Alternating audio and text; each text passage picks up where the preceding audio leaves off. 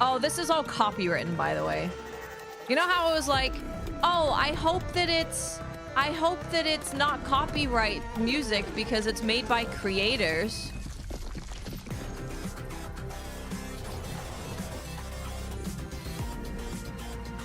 Well, bad news.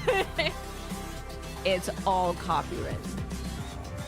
Okay, New Game Plus Showcase. Linktree.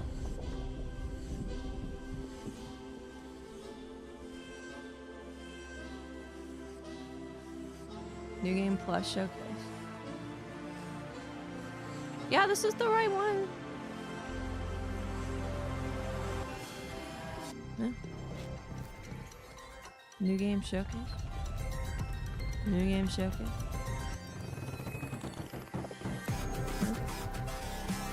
The bitrate is real bad. Yeah, it's real bad. So it's real bad. I don't know. I don't know.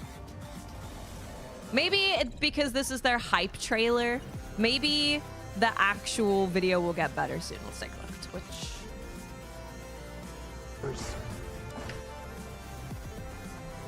Invincible. What the fudge, man? Would it not be the new...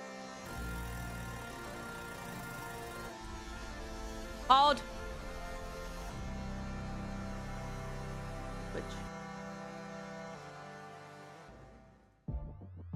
Welcome to the New Game Plus Game Showcase, a new initiative built by creators who love games for what they are and not just the games that pay to have them promoted.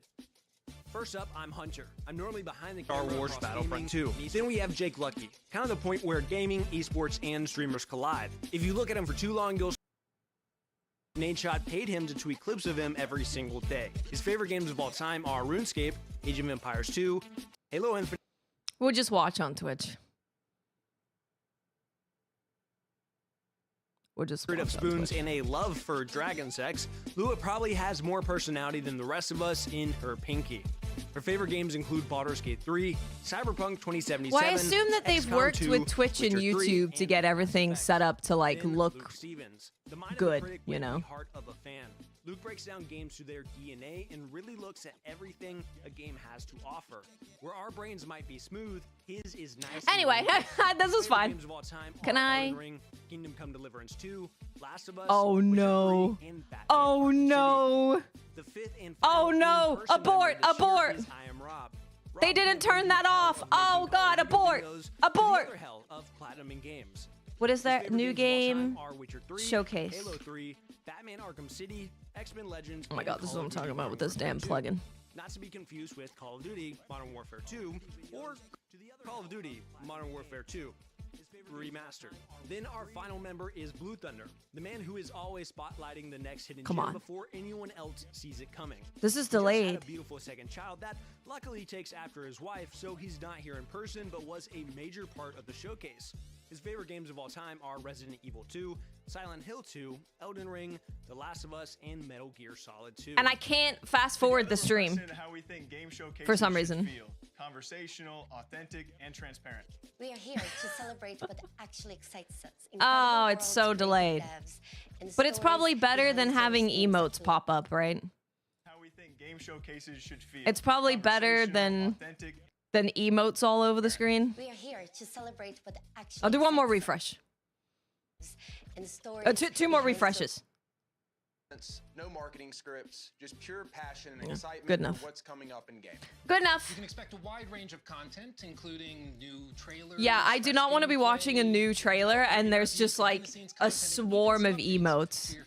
Because this is a game Grab your showcase. drink of choice and let's dive into some of the games that we think are worth. People are gonna be This is the New spamming Game Plus emotes. Game Showcase.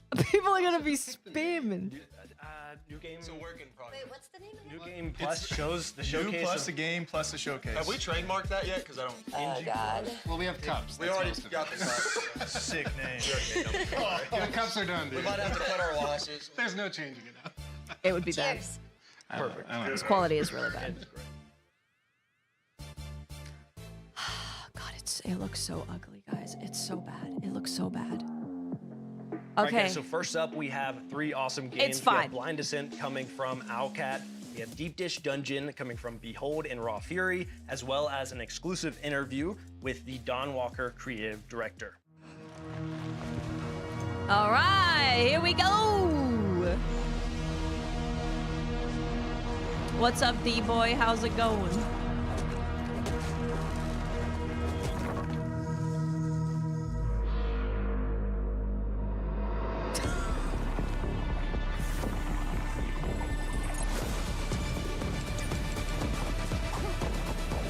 I don't think it looks better on Twitch, really.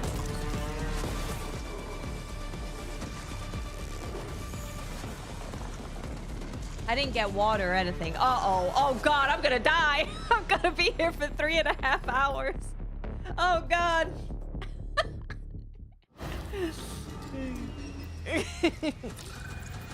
I'm gonna die. I'm gonna die. You got a new laptop last quarter. Yes, this is 3.5 hours. Yeah. Hey, Wolf. Oh, that's true. I can leave during the interview. That's fine. Because I'm not going to be yapping over the interview.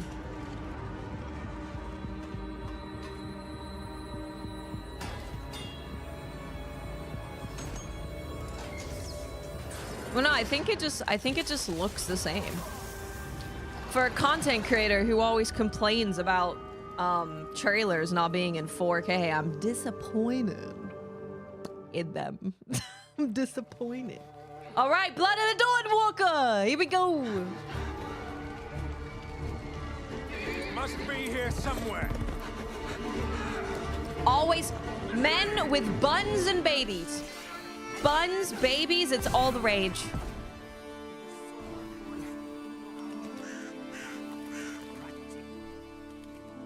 Exclusive interview. Is like a special kind of being in our IP. It's neither fully a vampire nor a human. It's something in between. What this means is basically that you, as a Dawnwalker, you have underwent a transformation. You used to be human. And now, during the nighttime, you do get all the powers and the difficulties of being a vampire. So you get the blood craving and so on. But during daytime, these powers are dormant and you still have to eat. You have all the weaknesses of a human, right? But also the perks of being human. One of the things that is unique to humans in our IP is being able to use magic, so casting spells. The Dawnwalkers are not very commonplace in that IP. They are very, very rare, rarer than vampires. So you as a Dawnwalker are kind of special in this regard. I would say the short-term things that have immediate impact on the character development are you have to feed on, either animals or humans on blood suddenly, right? So you get these cravings, you get these like weird, eerie experiences that you didn't have as a human. Brancis and his clique of vampires actually caught him on his low point when he was vulnerable. He has used this is impressively terrible. I'm actually flabbergasted. To cement his position in the valley. So bad. Because, as you might imagine, having a bloodsucker as your lord might be a tough sell. However, if the alternative is getting sick and, dying in thousands, actually it doesn't sound as such a horrible thing. He tries to kind of distort the religious beliefs in order to install himself as a savior of the valley. We do explore this in the game, so you might see, like, for example, statues erected to Brancis, new iconography shown in the local cathedral, for example, and in the castle and so on. There is this whole cult of personality he builds around himself. So he basically shows himself as something better than the old order, right? We do have a mechanic tied to shrines that are erected across the valley. And Brancis puts a lot of attention to kind of twist them to his own image. And these do have a functionality. When you play the game, we have assigned specific functions to them. Generally speaking, one of the things we wanted to achieve in this game is to have Brancis being this active antagonist. In a lot of games, the antagonists are out there to be defeated, but generally speaking, you have free reign. You do your own thing, and it doesn't really, change much in how they approach you. In this game, what we wanted to do is to have Brensis react to your actions as you complete different activities throughout the valley, as you maybe undermine his operations and so on. It's kind of like his seal of approval. Exactly. So it's like, so basically the way you can think about it is like the more you do in the valley, especially if you undermine Brensis, you will gain notoriety. The more notorious you are, the more edicts Brensis will pass in order to thwart you. So for example, he might send out more soldiers to patrol roads and villages, right? He might, cool. Okay. in some extreme cases, maybe even initiate a lockdown of the city to basically hamper your ways of traversing it, right? There is a number of these edicts we have prepared, and each of them is designed to kind of twist and change the general open world gameplay. It also has benefits. There are factions in the valley that dislike They're at Brensis, 60% of your average bit rate. The better standing with them you get, That like they explains a lot. actually like that. There is a number of plot lines that you can follow if you want. You can also cut them off because we have added these systems where, for example, you might lose control over Cohen when he's a vampire if he was hungry. You might kill off some important NPCs and then the plot line just cuts off basically, or you get some alternative version. There are some ways to enter the castle in the open world. You can ignore these side plot lines. You can level up Cohen and decide to attack the castle on your own, right? Out of curiosity, is there romance in the game? Romance, yes, of course. We have romance options, yes. Romance. We didn't delve deep into like with whom yet. Okay. And, I'll leave that for the future to talk about. However, yes, you can expect to build relationships with characters. Like I said, there is like one main goal, very varying ways to get to it. These different ways that you pick will impact, what happens with Veil Sangora in the end. And it's all up to you. And I think I really recommend experimenting with this stuff. And I'm not sold on the it. combat, man. I'm really not. First one, Blind Descent, Martian, Survival, Co-op, Adventure. I'm not sold on the combat for Blood of Dawnwalker, and I like the idea of things changing based on what you do, right? Like the game changes. People will say different things. You can approach objectives in a different way. You might have more troops sent out to you, or the city gets on lockdown. I like all of that, but I'm just not sold on the gameplay yet. I'm not sold. Okay, but I think it's popular right now. It sounds like a very cool world. Yeah. The world sounds really, really, really interesting. So I hope that the gameplay is enough to where you're like, oh, it's actually fine because this world and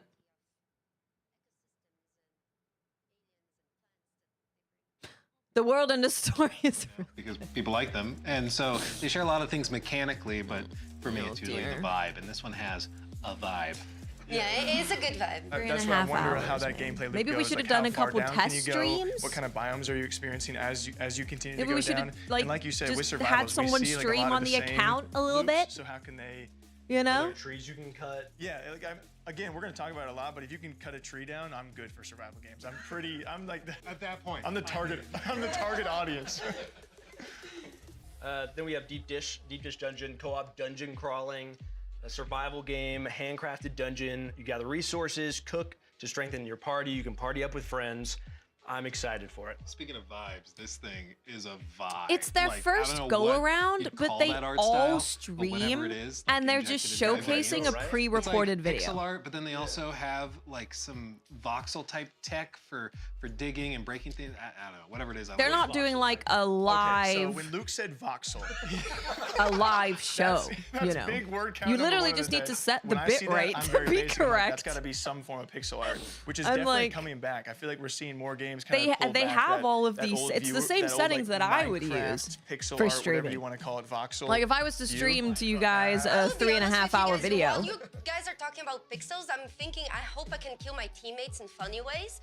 So sure, We'll go with the pixels. Yeah, we were watching the trailer together, and the first thing she was saying was like, "Hey, how do I so kill like the those video, on like I right mean, I there, have to her imagine audio it's a wasn't dungeon crawling game about wasn't that cooking in the great. dungeon. I can Surely forgive you're stuff gonna be able like to that. accidentally poison yourselves. Do you You think know? you- I can you can forgive get, stuff like, like that bad because it's like, ingredients you know, on purpose yeah, stuff like to that's gonna murder happen. your But the bet bitrate you're- of the stream, I don't You're gonna have understand. to find I out. don't. I don't. I wonder, That's though, like the with it easiest being, thing like, to get in right. Dungeons, like if they're gonna have an It's just in-game to set up your proximity chat OBS kind of settings. thing. I hope It's one of my favorite things in games like this when you're like walking through and you can hear your friend off in the distance. I wonder if they'll do something like that. The Lethal Company Yeah. effects, where they're like, It looks far like away. you can hear them that's meant to be screaming. Like enjoyed screaming with right friends, for sure. Yeah, like at Me least and Jake gonna be in their edition in that dungeon. like at least a co-op. He's across the world. I'm like, Rob, you there? I'm dishing, baby. I'm dishing. I'm dishing. Making Can you dinner. bring the carrot? What are you making? Lasagna. Yeah, no, but it looks very promising though. Next up, we have Dawn Walker. Lua had a crazy conversation with her creative director. Single player, vampire, RPG. It looks incredible. I think the 30-day This is system like- is awesome. And like you said, gives weight to things. It's like an And then the IGN whole- like there's so many decisions. pre-show What I find really baked interesting into about the game a showcase. is that, Cohen, the protagonist, is half vampire, half man, and even though like all of that sounds great by itself, I there's don't even know if I another love layer the where format. At night, of course, he can use vampiric abilities that he doesn't. I get think to it use actually would have during the been daytime. better His to combat skill, have he's not using a sword, he's using it be more claws. of a And in the traditional daytime, of showcase, course, but there's, like, curated these by walking them, right? around, and there's, Curated by them controls with games going that they're around, genuinely excited that aren't about there at across night, but AAA, there's still AA, ones and at night, indie. so And then have a separate video that they did that was interviews, right? So they could do separate it into here's all the interviews of from the showcase that we just did, where we're diving deep into all of these games that you just saw, and then they could have like another section or like completely separate video of them talking about what they thought of all of the games. Witcher 3 You know. developers working on this, and so much of that charm was prevalent there. The music. The music, just that soundtrack in the short. I little don't like snippet this. we saw. I love that simple separation between day and I night. don't like it. I think if you're a fan of all of these content creators, then you probably enjoy it more. But this is very much so like you're watching a content creator you like talk about a game rather than a showcase. Only at night for missions, you're just doing stealthy vampire stuff, and you're eating people, or you're drinking blood rather, not eating people. I don't know, maybe it's not a way. But Whatever you know, you want. the dark run through versus like the light run through in the daytime, the vegan run through. Feels like a podcast, yeah. Vegan sped run. It's very podcasty. Sponsored by Beyond Meat. The fact that they revealed a little bit about more Brinsis the Overlord is also a system. He really talks a lot about systems that they have not spoke on Like, yet at all. And if did it this with us either. section was scripted and instead they were like, in the interview we got to hear about this new system in Blood of the Dawnwalker, and then you just very short, like here's what we learned about a new system in Blood of the Dawnwalker. No, I don't. Oh god, this is gonna be long. But they do have some good games being shown off here. Protagonist is not just like pure evil, doing all sorts of horrible stuff. Like It he doesn't, is helping Adonis. I the really don't people think it in works. some ways, in order to get control of them. But he's like curing them of the plague. Like he offers them something they aren't getting elsewhere. So he's doing bad stuff, but there's nuance. This is what this should have been. Is a whole venture that they started with these content creators doing stuff together. You have the showcase of the games, similar kind of style showcase. You could have a podcast episode where they discuss the showcase. You could have a separate thing, or you can have it included in the showcase where they do interviews with the devs. Be a savior, right? All together feels very messy. For the next section, we have It feels messy. Again, I'm gonna have to not say incredible games every single time, but we have Prologue, Go Way Back Thanks, from Adonis, I PlayerUnknown, did. Beautiful Light from Deep Worlds, Our and Project Okonomiyaki was Shadow amazing. Glass from Starhelm Studios. It was so good. What's up, Jetpack? How you doing? It's just an infinite map generator with some game loops on top of it. So you have a survival loop, which is pretty hard. Get to the weather tower, we give you a map and a compass and not much else. Some basic survival mechanics, and it's a game against yourself more than anything else and kind of the decisions you make. Then we also have just objective survive, which is just see how long you can last in the world, and free roam for those that just like a hike. The differentiator, or the thing that makes a difference, is that we can generate essentially infinite maps of 8x8 scale. Like, we have a map editor in the game and stuff like that, but we want to be able to give you the ability to give a deep link to someone. So I can just send you like a HTTP link that starts up the game, loads a map and a seed, and I can share stuff I've built with you with just a link, right? So it's kind of, Go Way Back is just, it's a technological experiment that, or proving some technology we've developed. It's no longer an experiment, it's in production, so it works. Sonic but Colors it's also Ultimate. going back to my love of Nice. survival games and those kind of emergent, just, I'm not giving anyone missions to do, it's just get there. There's actually and how a you get good there is amount fully up to you. of Basically, if you play the same seed, you get the same news. weather. I'm pretty sure you get the same cabin layout, and you maybe get the same loot. So you and 4 friends could technically Dungeon-ish race to the one? weather tower and see who gets there first, because um, you have the same conditions. And while we don't have multiplayer yet, you have this The kind of first game asynchronous they showed? multiplayer that, as long as you can share the seed with people. And I thought, wouldn't that be a cool thing for events where you have 16 streamers and see how long they can survive in objective survive mode, right? Or see who can race to the weather tower quickest. Oh, was it or Deep we can Dish set up the Dungeon? weather That just to sounds get maybe progressively right. colder and see who lasts the longest. There's a weather tower on top of one of the higher points on the map. Deep Dish It's Dungeon. generally Yeah, the other yeah. side of the map. Deep We Dish do Dungeon. have prompts now that tell you what to do in the world. But yeah, there's some simple give you survival a mechanics. Steam Keep link. yourself warm, keep yourself dry, light fires, board up windows, keep your body in a good temperature, get across the map. And we don't tell you where you are on the map, except when you find a new map in the world and it updates your position. You're left for basic navigation. It's kind of set in the 80s. I'm so trying to pay attention. you don't have digital GPS, stuff like that. I want to make sure that the worlds we're generating have enough it's depth really that when we hard. add Why do they story have and music mission and going on in the quest-based background? content, that the worlds feel like coherent and real enough that it makes sense. Like, I want to have pathing. I want to have like infrastructure, like telephone lines, this kind of stuff. So the cabins aren't just random cabins in the forest, that there seems to be some like, logical placement of stuff in the world.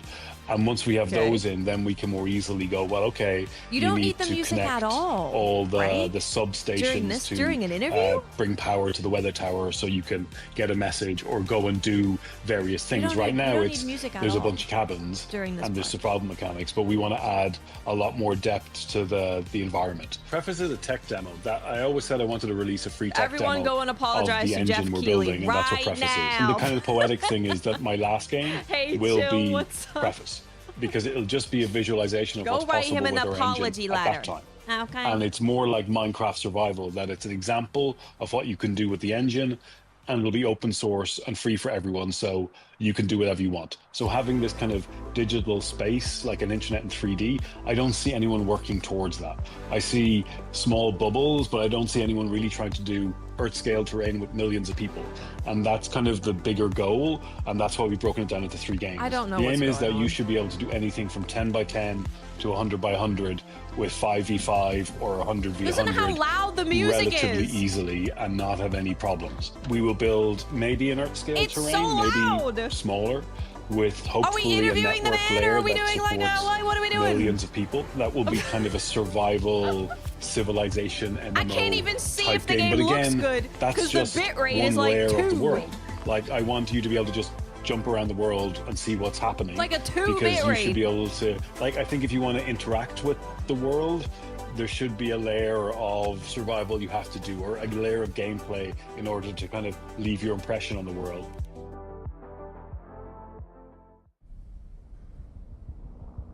I have the stream in picture by picture. Hey, don't nod! Wait, no, Deep Worlds, I lied. I thought it was Don't Nod. Never mind. Wrong logo. Sorry. Different D. Different Ds. Different Ds.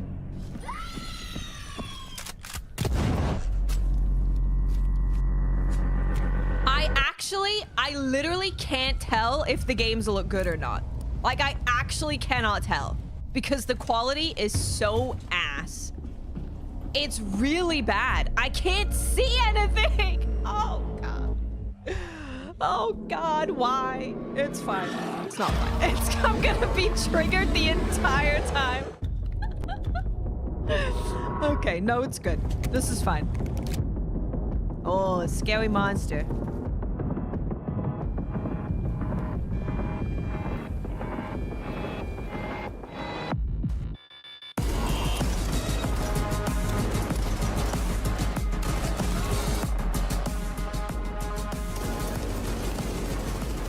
A fireball! I saw that. What in the goddamn bit rate? Sorry.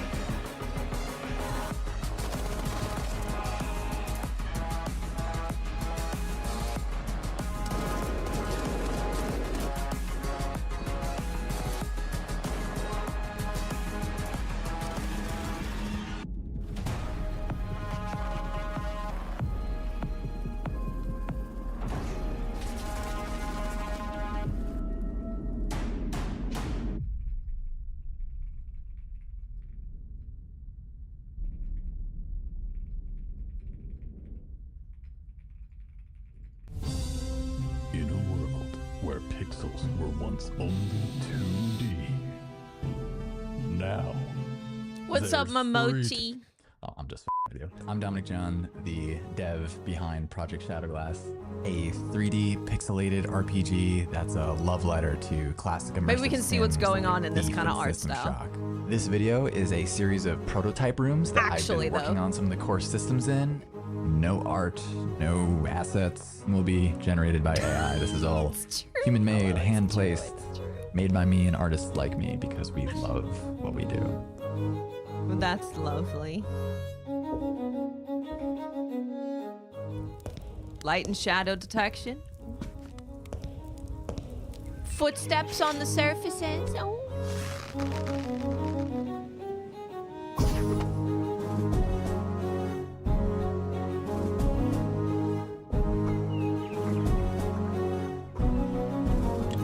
If you have headphones, I would highly suggest wearing them. All the audio in Project Shadowglass is going to be 3D, and not just 3D, but simulated.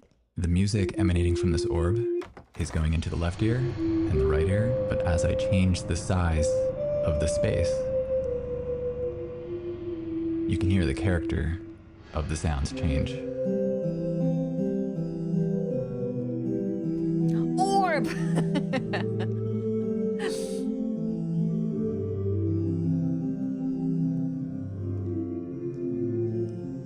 And if we go around the wall, we can still hear it coming from the opening in each ear.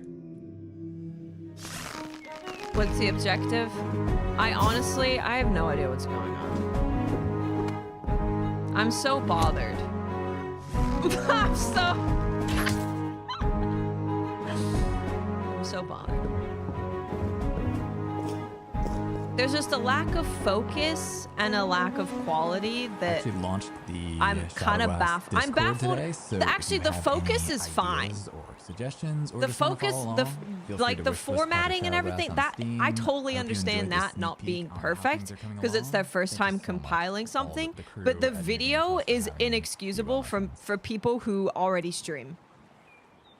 Like, whose computer are they streaming the pre-recorded video on? Prologue, go way back, another survival game that we're seeing, and we were talking, it's a bare bones survival game where there is no common enemy. Your enemy is the elements, where you just have to try and survive and make it to that point. So if you guys don't know Brennan Green, he not only was behind the Battle Royale mode of H1Z1, which we talked a long time about, he was also the creator of PUBG. So people have a lot of faith in him and what he calls his 10-year plan. And he talks about his ultimate goal being he wants 1 million players on a server. He wants the internet to be made 3D and for all of us to actually truly be able to play together. Which I know is a crazy transition from us talking about a survival game. Single-player survival game? Like we want to cover their survival game because I love survival games, and they're gonna be branching out in this game for the next few years until they have multiplayer, until they have weapons, and they have PvE and animals to fight against. But it's also part of a much Also bigger story. He mentioned they will be adding also a story to the Things world. to do, yeah. Yes. That's got to be like the most ambitious, one of the most ambitious projects out there right now. Yeah, I mean, it's crazy to What's so think funny about. about him is that he's like, yeah, I want like millions of players to be playing together on like a gigantic map. The But, game looked cool, You know, yeah. not to undersell it. Shoot for the stars, brother. Shoot for the stars. I think also Next game we talked about was Beautiful Light by Deep Worlds SA. That's a PvPvE tactical Well, this extraction co-stream shooter. of There it are is a 6 high three-person bit squads, rate. And there's also a lot of Oh, like her anomalies and stream? monsters and stuff that we saw in it. Looks like I'm gonna be scared. It looks very scary. I mean, I appreciated that it was very immersive. Like, Yeah, her the stream's sort always of Pip-Boy looking fine. thing over there. Yeah. And speaking of big words, I actually looked up what that's called. It's called diegetic UI. Oh, did you say diegetic? Diegetic. Thinking the same. Diegetic.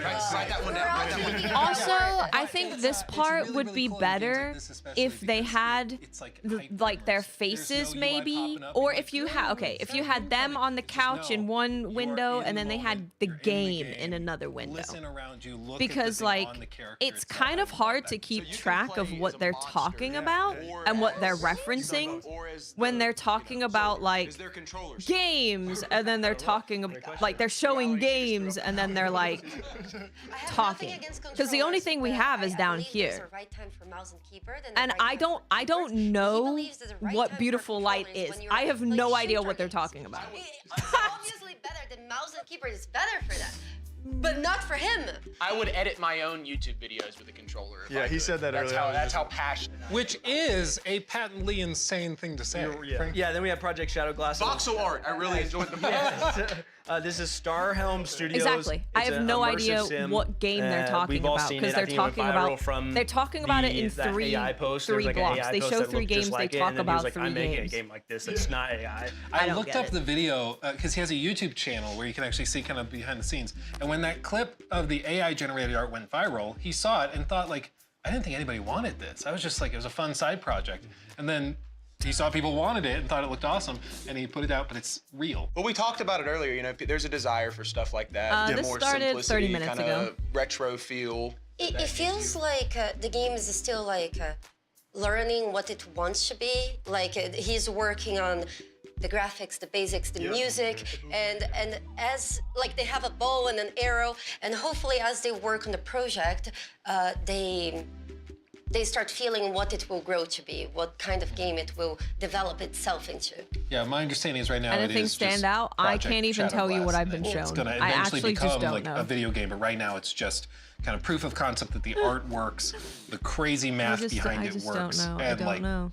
it can grow to a game. I but it's I certainly legit very- I have wish no him idea. nothing but success. Yeah, he seems like a because it seems like I awesome just dude. love a good passion project. You can tell there's a lot of heart in that. And I feel like I initially, like everyone else, why I went so viral, I got attached to that same artwork, but then when he further explains and shows you Was some it an concepts that you weren't extraction shooter? expecting I out of legit- a game with that artwork or that design, when he's showing that you said the R6 lean in there, and you I'm gonna yeah, need that to threw me get. off, I'm the gonna need little to bows chug the behind. I was like, highest "Is that a rainbow caffeine six?" coffee ever to you threw walk that in in. there, and then of course they got the wall grapple, and then with the whole audio design as well. I mean, I'm definitely. I remember seeing that clip that went viral. I remember seeing it. I was like, wow, that looks incredible. Like walking up to the castle. Aphelion from Don't Nod This actually, expands. Okay, we got some what I good would games consider here. kind of Let's sci-fi lock in, games, everybody. a little Pay bit, attention. But we have Look Aphelion beyond from the Don't Nod, pixels. which You we can have an do it. incredible look behind the scenes of the music with the composer themselves, as well as the Fill in Expanse the of Cyrus pixels. Reborn from Owlcat. If you're familiar with the Okay, Expanse, okay, lock super in, lock exciting, in. and also Distant Shores, Brittany. Lock in. Thank you. So first up is Don't Nod's game, right?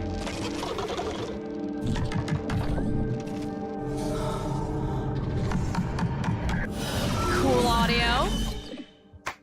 My name is Amin Bouafa. I'm a film music composer. And I am the composer for Aphelion, the video game. I remember having a message from Talal saying that he loved the score of Summit of the Gods and they are working in a new video game, and inviting me to come to the studio and to meet the team. It was very important for me to understand how the music would be interactive. So how to compose, how to write music that would be interactive, with models, with stems, with separating the different elements, and at the same time, how could the music, how the structure of of the music would be an evolving structure. It was very important for me first to have the story of Ariane and Thomas, like that the log line is the story, both of them. So there is a theme that conveys this emotional relationship. I like this. Between them. And then the frozen aspect of the music. I mean, for me, it was very important first to feel the cold in the music, to feel the wind, to feel the ice. I noticed the audio right away. Invented by it was very good. The Bachet brothers in the mid 20th century. For me, it looks like an alien instrument. When you see it, you cannot even predict that it's a musical instrument. To play the instrument, you need to get your hands in water and then rub crystal buttons that are in this metal structure. Could convey this frozen identity of the score, and at the same time having this magical sense of in the score. Damn, okay. They got a whole ass big ass organ. Oh. There is a sacred feeling also to this planet. It's a huge planet, but I wanted to get this huge instrument and that it could also just play when very I get soft. excited, they piss me off again. It could be very soft, it could be very aggressive, it could be large, it could be intimate. For me, it's the planet. The planet hey, Ethos. Very welcoming and suddenly very, how to say, very dangerous and very that looks sacred cool. at the same time. So I thought that the organ could give this majestuous feeling to the score. Beautiful.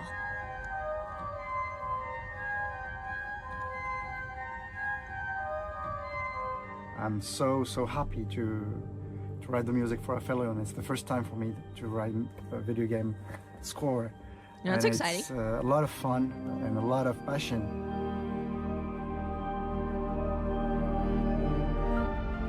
This game definitely looks like it could be a really cool experience with the care that they're taking with the music.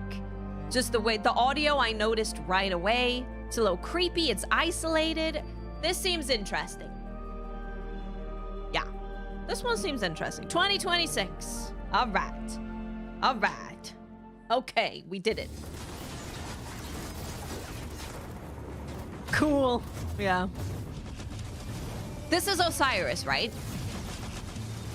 This one? Yeah. Okay, the Expanse. We had I'm some ranked. discussions at the early stages of the production, to be honest, whether to go fully class system or something else. And again, we started with sitting down and lining up what are possible ways that the player might perceive the game. The power fantasies, how he can express himself in combat. So he might want to be a sniper, he might want to be a hacker, maybe an engineer, something else.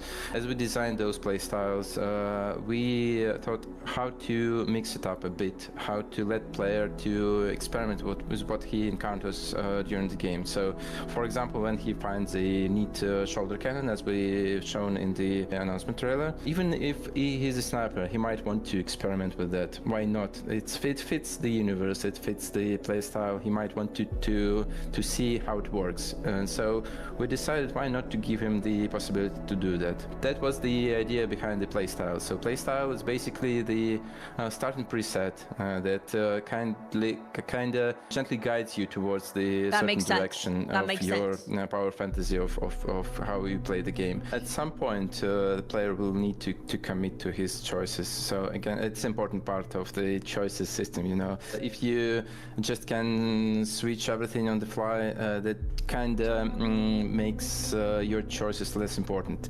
This so is true. At some point, you need to stick to particular guns, particular gadgets, and you just build around them. We give you some time to experiment, but you will need to commit. During the character creation, you will have to choose between three major factions. Your origin, so you'll be either Belter or Earther or Martian. Facial customization, appearance, you can choose your body type. So you will be playing as a Pinkwater mercenary with different type of origin that you would create. You will have your sibling with the same identical one. They will look a little bit different because they're their own person. They have their own personality. These events are set during the first 3 books, I think. You will start on Eris and witness basically the events from a different angle, and this part will be to some degree shown in your character creation. Every companion should belong somewhere in the universe, and they have their own background. I'll talk about it after they're done. Affection, Why I'm annoyed. They have some background story, their own struggles. All this stuff will influence how they perceive the situations player encounters. So in every major plot event, they will have their opinions. They might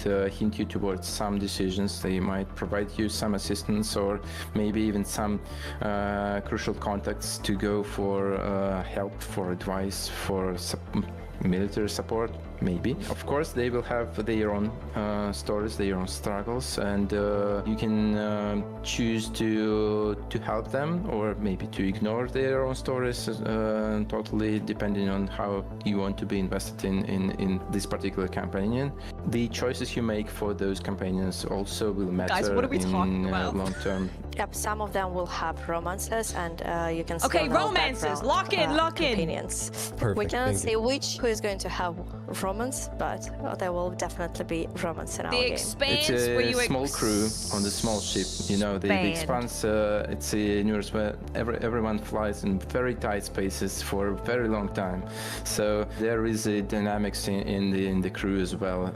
We have a few layers of the combat system. First of all, it's obviously the gunplay, a few classes of weapons that you can use, and mostly you do it from the covers. So it's a cover-based gunplay game. And the second layer of the combat system is that's your abilities. That they might be more like offensive ones, maybe something like a grenade or a shoulder cannon, or maybe something more defensive like a shield, or maybe a protective drone. A lot of gadgets that you can choose from depending on your play style. And as Julia mentioned, there are some play styles that are mostly focused on using your gadgets rather than using your weapons. Third layer, but still very important, that's obviously your companions.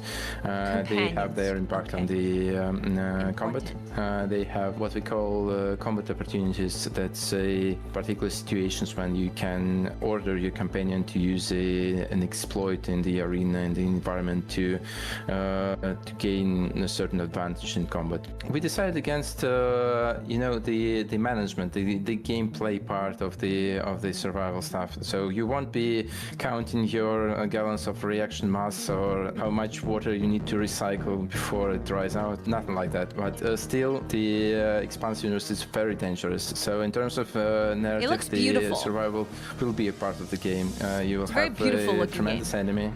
You will have a lot of very dangerous situations that you will have to get out somehow. There will be a lot of survival in terms of your player experience, just not as a particular mechanic. You will be able to fly around the solar system. Nice. You will be able to visit various planets. You can fly? We mentioned it before that we have Luna, Mars, Ceres, Io, and some other cool places to visit. And some of those places will be like major social hubs where you can just walk around, meet other people, drink at the bar, shop for better equipment and stuff like that. So you will have plenty of places to go and to visit and to look at. The Expanse universe is cruel, and some characters might die. Looks very because cool. of your choices.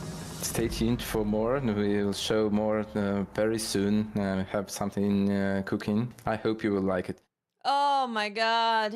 This is... We're talking about video games, and I feel like I'm being tortured. I feel like I'm being tortured. Slowly. We'll talk about it when they're yapping, because they don't say anything. They don't actually say anything. There's a lot of words, but a whole lot of nothing. Hey, Aaron. It's like, oh yeah, that song. You know, cool, your brother. huh? You said you would visit me here, but you never did. That song was nice. Look, bygones be bygones. Just find me in the West Zone. I'll be waiting. Okay. We're smushing and pushing. Push. And grab. And jump. Oh, that was cool. A little jumpy grabby. Sometimes that I was dream nice. about what's under the ocean. I appreciate that. A distant shore, waiting to be explored. Cool interactive sandbox, perhaps? Interactive sandbox magic parkour video game. Okay. Okay. That's interesting. I can turn it down a little bit. Just music. What's up, Giddy? With Naruto hand signs.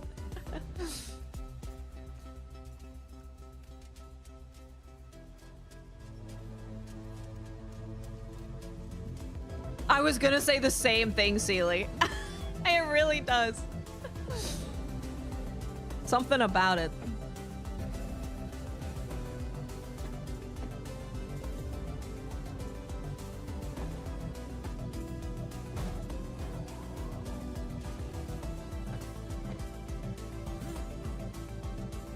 Parkour!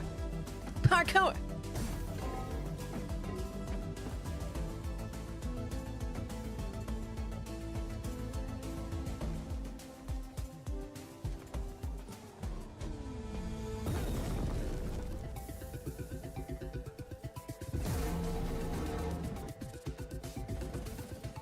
Okay, solar panels. Smushin'. Smushin', pushin'. Plugin.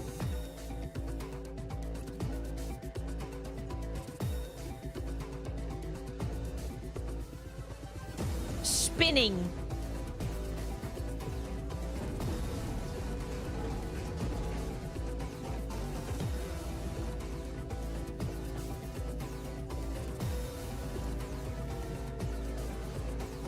Finally some gameplay. See what a difference it makes? To introduce your game with like just gameplay? Amazing.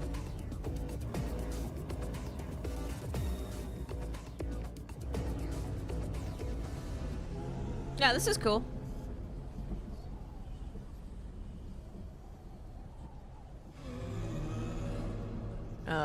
Creepy.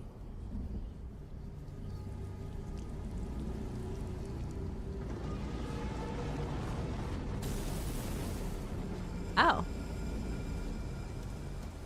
We're dying. Okay. We're back. Oh, I lied.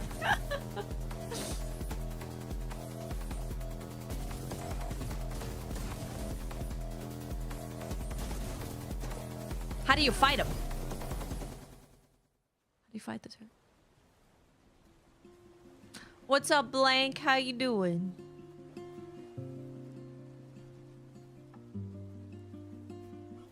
You smush 'em, true. That's right. That is right. Slipping boats on the faucet. Such a peaceful place to be seen. It's a wonderful way to be free. Fantastic. Oh. Okay, distant shore. Distant shore. Let's start with Aphelion. My understanding is it's dual protagonist. protagonist game, so you'll actually be swapping back and forth as they sort of work together. And I'm sure there's parts where you're separated, parts where maybe you're together, working together. Very emotional story. I'm gonna run the There's ad so much now. potential for stories At like least I that, could the run the dual ads during when they're protagonists, talking. merge in the end. You know it's going to be an emotional game, especially when they put so much emphasis in the music. I feel like music is a tool. Okay, so the reason that I got annoyed. The reason I got annoyed, but please add, during the Expanse game is they were talking to a developer and they were talking about character creator. And then they just mentioned that you have a sibling. And then like didn't explain what the sibling, like anything about the sibling. They're just like, yeah, you get to make a character, you get to like make you get to choose, you know, your base play style. And you have a sibling and like they look different. What? What do you mean you have a sibling? So I feel like the dev was explaining something that they had actually touched on earlier in more detail, and they slotted it in there. And because of the way they slotted it in, it felt very like, it's like, imagine if there's a brand new game that you really know nothing about, because The Expanse, we actually don't know much about. And they were just like, let me think of a game. Yeah, you get this whole other Blood Raven form, and it allows you to use a drill weapon. What does that mean?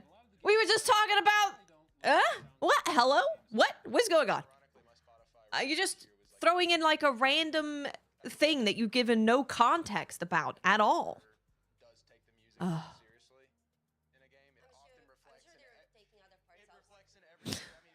Oh, God. Oh, God. Oh, God. You said The Witcher 3 or whatever. I mean, all of these games would be better off if they just showed the game. Probably one of the most anticipated sci-fi games for a very long time is The Expanse: Osiris Reborn. Let's see what they say which about is from it. Owlcat as well. It is a third-person action RPG, obviously set in the Expanse universe. The Expanse is a book and a show, so they're taking inspiration from both, but at the same time, it doesn't require previous knowledge of either for you to be able to enjoy this. In this game, you're going to be living more or less through what happens in the show. However, from a different perspective, from a different side, with your own group of people, with your own environment, that you got to make your own choices. I think an important thing to frame all of the Expanse game with is that coming from Owlcat, they are a studio that did like Rogue Trader, for example.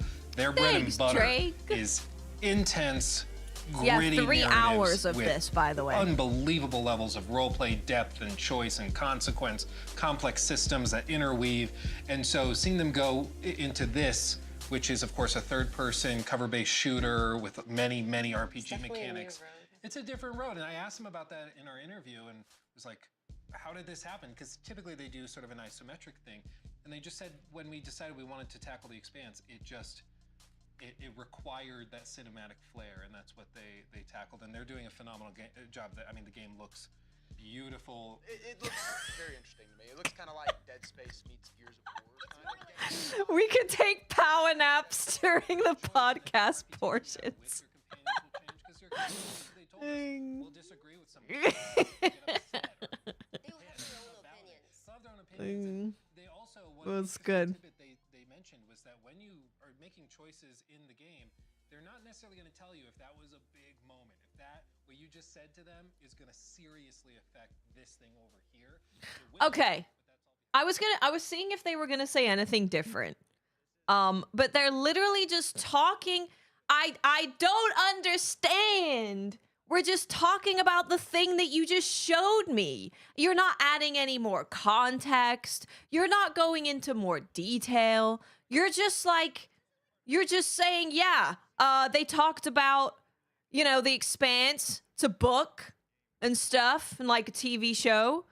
And, you know, choices matter. And there's like deep RPG stuff. And that looks good. Okay, That's literally what you just showed us. What are you talking about? I don't understand. Listen, I know it's their first go around of doing this. There's some things that I think are unforgivable, like the bitrate. I think the bitrate is really bad. And there's also no excuse for the bitrate because it's not a live show. Doing a live show is very complicated, and even if you've done something for a long time and you're doing a live show and it's not great, I'd be like, you know, live shows are hard. I'm exhausted. Holy moly. Go and build on that with a story, boss fights, all sorts of stuff. Yeah, if it's not just reach a destination or do a final thing, but it's actually a narrative, like you said, that's really cool. I think it's one to keep an eye on. Yeah. Avowed and Grounded. Next up, we have two very exciting updates coming from Obsidian, that being some updates for Avowed as well as Grounded 2. We also got exclusive time with them and had some interviews, which were very exciting.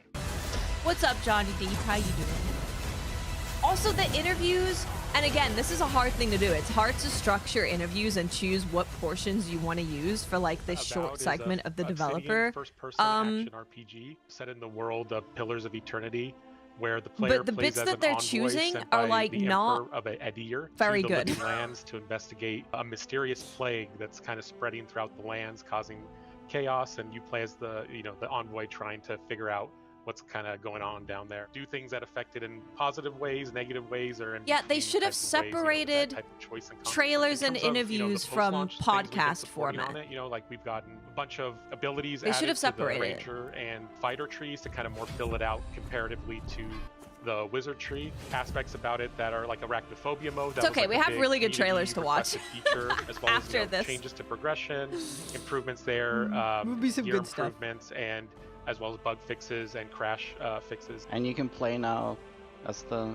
different species. Yeah, we've added different species. Yeah. The Amauin, Orlins, and dwarves are And I now appreciate hearing A lot from of the our devs, we make are but their bad microphones. Really closely with our community management team. We get like a spreadsheet. You can only do so much of, you know? You can only do so much listening to bad audio. We wanted to feel like more like a wizard, right? And it ain't 3 hours, I'll tell you that. I can't handle it for 3 hours. I think players just were bummed that we didn't include that in the base game. So I mean, it really comes down to like the time and what the community wants. And Bad that's kind of mics how and we music decided to being go too about it. loud. We notice Oy vey. like players really roleplay their characters in the game. So we always want to give them as many options as we can to like customize their features or character, to kind of have this fantasy in this world as they journey through the story. We just The wanted magic to was give fun them to use as many possible options as they can in to really this game. make the character they want to make and just make it just their own. Stuff like all the playable races, we discussed it early on in Avowed. It's something to both previous Pillars games had. It's a lot of work and a difficult thing to really nail Dude, down, I don't know especially in how. Avowed with its parkour I don't know systems how and its people who work from home deal with talking to their coworkers for 8 hours a day on a cereal box microphone. unique game experience. I don't know how they do when it. you play as each one of them in a first-person game specifically. So it was something like I'd new go to mad. Wrangle I'd go for Avowed. insane. We had no time to finish it as we're making Avowed, and now we can give it to the players, so it's a more rounded experience compared to the original Pillars games. It should be a whole new way to play the game. If you pick an Orlin or an Amawa, it makes you feel completely different in the world, especially if you use third person or first person. It why changes I it let it again, how you feel and present in this game. So it's pretty awesome that we can finally bring that. New Game Plus allows the player to bring over all their abilities, all their equipable gear. It does reset it back to level 1, so it's not like you're That's just true, outright Saywall. OP, That's basically. true. But you'll have the end game gear with all its like enchants to be able to just start the You're new not game, as well listening as to we your have, like, coworkers while modifiers it's on enemies that kind of, either make them more resistant to some of the elemental types, or modifiers that make them more resistant to Yeah, being it's good. just unlocked That's or good. get reacted. And that kind of This gets is sprinkled Avowed. in kind of somewhat randomly This is throughout Avowed. that New Game Plus experience to kind of get that added challenge, but also let the player still feel somewhat like they're accumulating their abilities over the course of multiple playthroughs. So. We notice players like to take photos of their envoys, but it's very difficult in the game. You have to get the camera just right to get a certain distance from the character, or capture the shot in a conversation when you see your character. So this allows you to really Hey, they're get adding into photo it mode. and That's capture good. some awesome shots or some scary shots, depending which way you're going. We're super excited to announce that Avowed's finally going to come out to PS5. There you Pre-orders go. are going to be live today. PS5. Keep an eye out on our socials, Live. and we'll announce when the store page is open. Live today. Live today, Avowed PS5. There you go.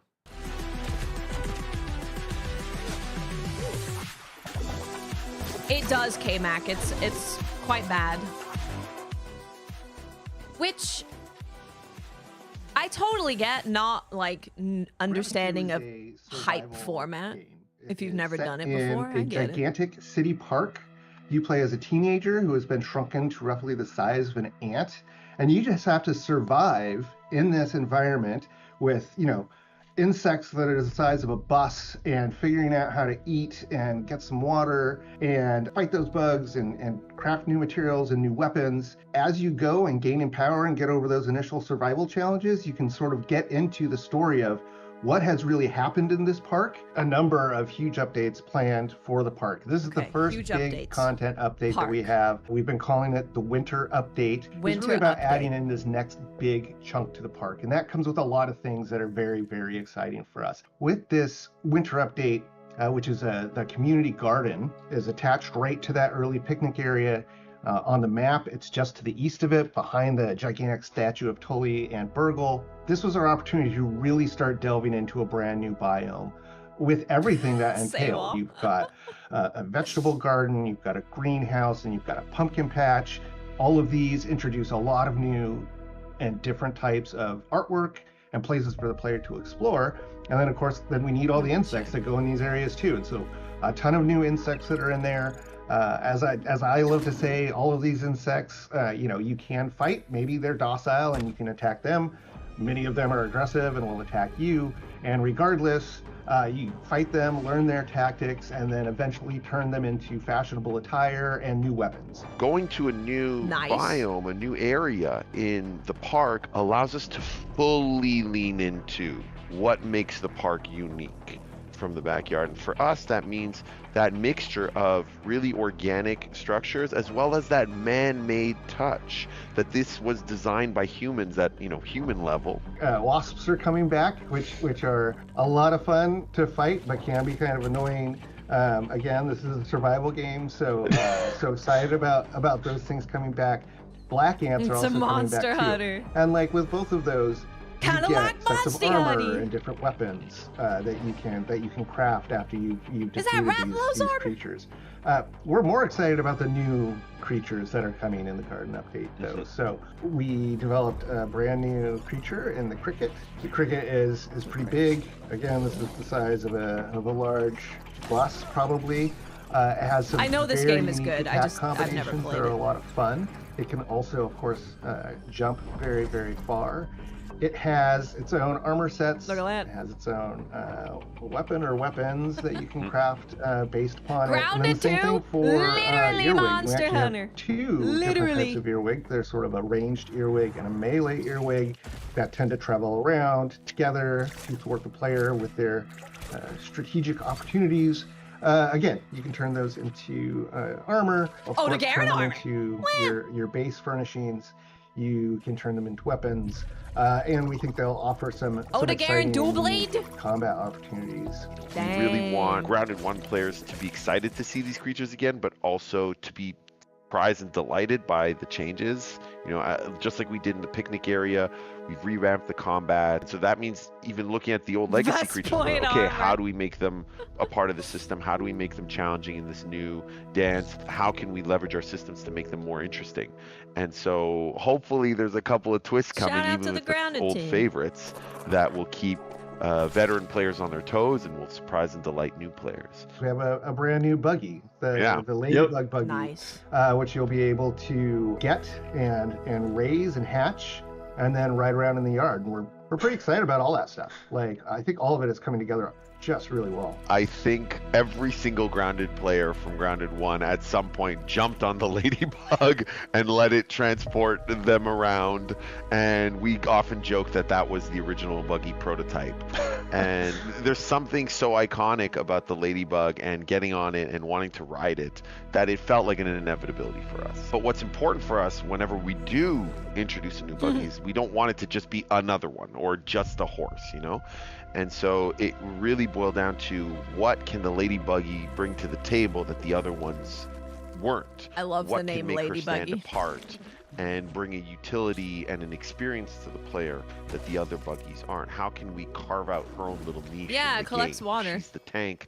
She's the tank. the one who can get into those really tough fights and withstand those large swarms I'd feel of bad that they'd insects. be And beating that's up where my the idea of Ladybuggy, the though. water cannon on her back, and Water cannon. players being able to shoot at their enemies, and that ended up providing a ton of gameplay opportunities and a really unique experience. Being able to shoot down the aerial insects that are often a bit more challenging and a bit more frustrating for players. Well, now you have this ranged weapon that you can take them down with that feels super satisfying, almost like an anti-air gun. For us, as soon as we crack that, it felt like, okay, there she is. That's her niche. And now it's just about bringing that experience to life and finding moments in the garden experience to really highlight that and let that shine for the player. That looks great. Looks like a great update. So we saw Avowed, great interview that you did over there. Yeah, Grounded 2 now is that we really have New good. Game Plus coming. There's a photo mode. New I've weapon heard type, nothing but new good appearance. Personalizations There's new they character can do. presets. You got new races, which I'm sure, yeah. Lua will have a lot of fun with. Yeah, they're doing a lot, and I mean the game, of course, launched earlier this year. Very busy, yeah. And Lord. they're doing these free updates now. But as we were saying, yeah, it kind of just, it's not doing any of the games any justice to have a fairly long yapping segment where you don't really learn anything about the game, followed by an interview.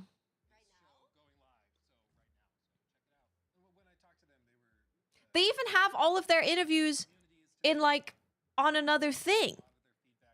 This is like you have to keep the energy up, that there's a reason why all these showcases just do game, and then maybe they have a section where they interview a developer. Game. Because people just tune out. But they could have done this. I think they just needed to separate it. Have a showcase with the games, have all of the interviews going up so people can find out more about the games, and then have a podcast post the showcase for them to talk about all of the games.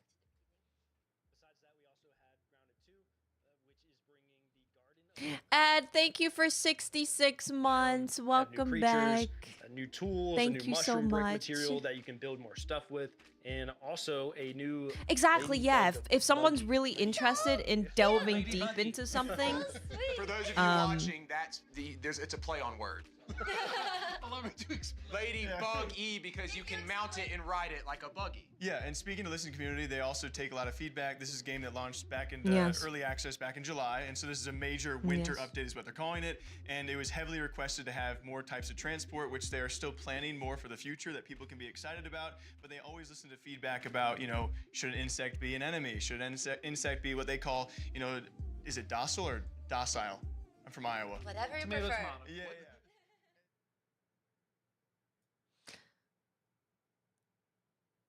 When you ask. Well, yeah, I'm not looking at you. And so with this update, they're doing this throughout a lot of the timeline. Like they're gonna give you a lot of these big updates, and you're gonna be kind of surprised. you're gonna get updates, and they're gonna be good, guys. There's updates coming, and they're listening to feedback and doing updates based on the feedback. On their roadmap, but because of the Did you know? oddly scaled down, I didn't know. I had no idea. Shrunk the Kids, Did you know that Grounded takes place where you're shrunk in a garden? Yes. Yes, I did. I did know that. It turns around and like... You're like, wait, what's he doing? What's he doing? I gotta give them credit. Like, Obsidian's been so I did know that. crazy busy. Like, I apologize to Miss Piggy specifically. and a bunch of updates for it. And it seems like they were cooking something huge, right? Because That's what I'm saying. Yeah, it's like it's very different audiences. It's legit completely different audiences between game showcase, developer interviews, and streamer, content creator, podcast opinions. Right? Like these are different audiences entirely. There's people who want to see a showcase with new games or new gameplay from those games are not the same people who are looking for an in-depth developer interview for every single game that you're showing, or any game, really. Those kind of interviews actually don't do very well, numbers-wise.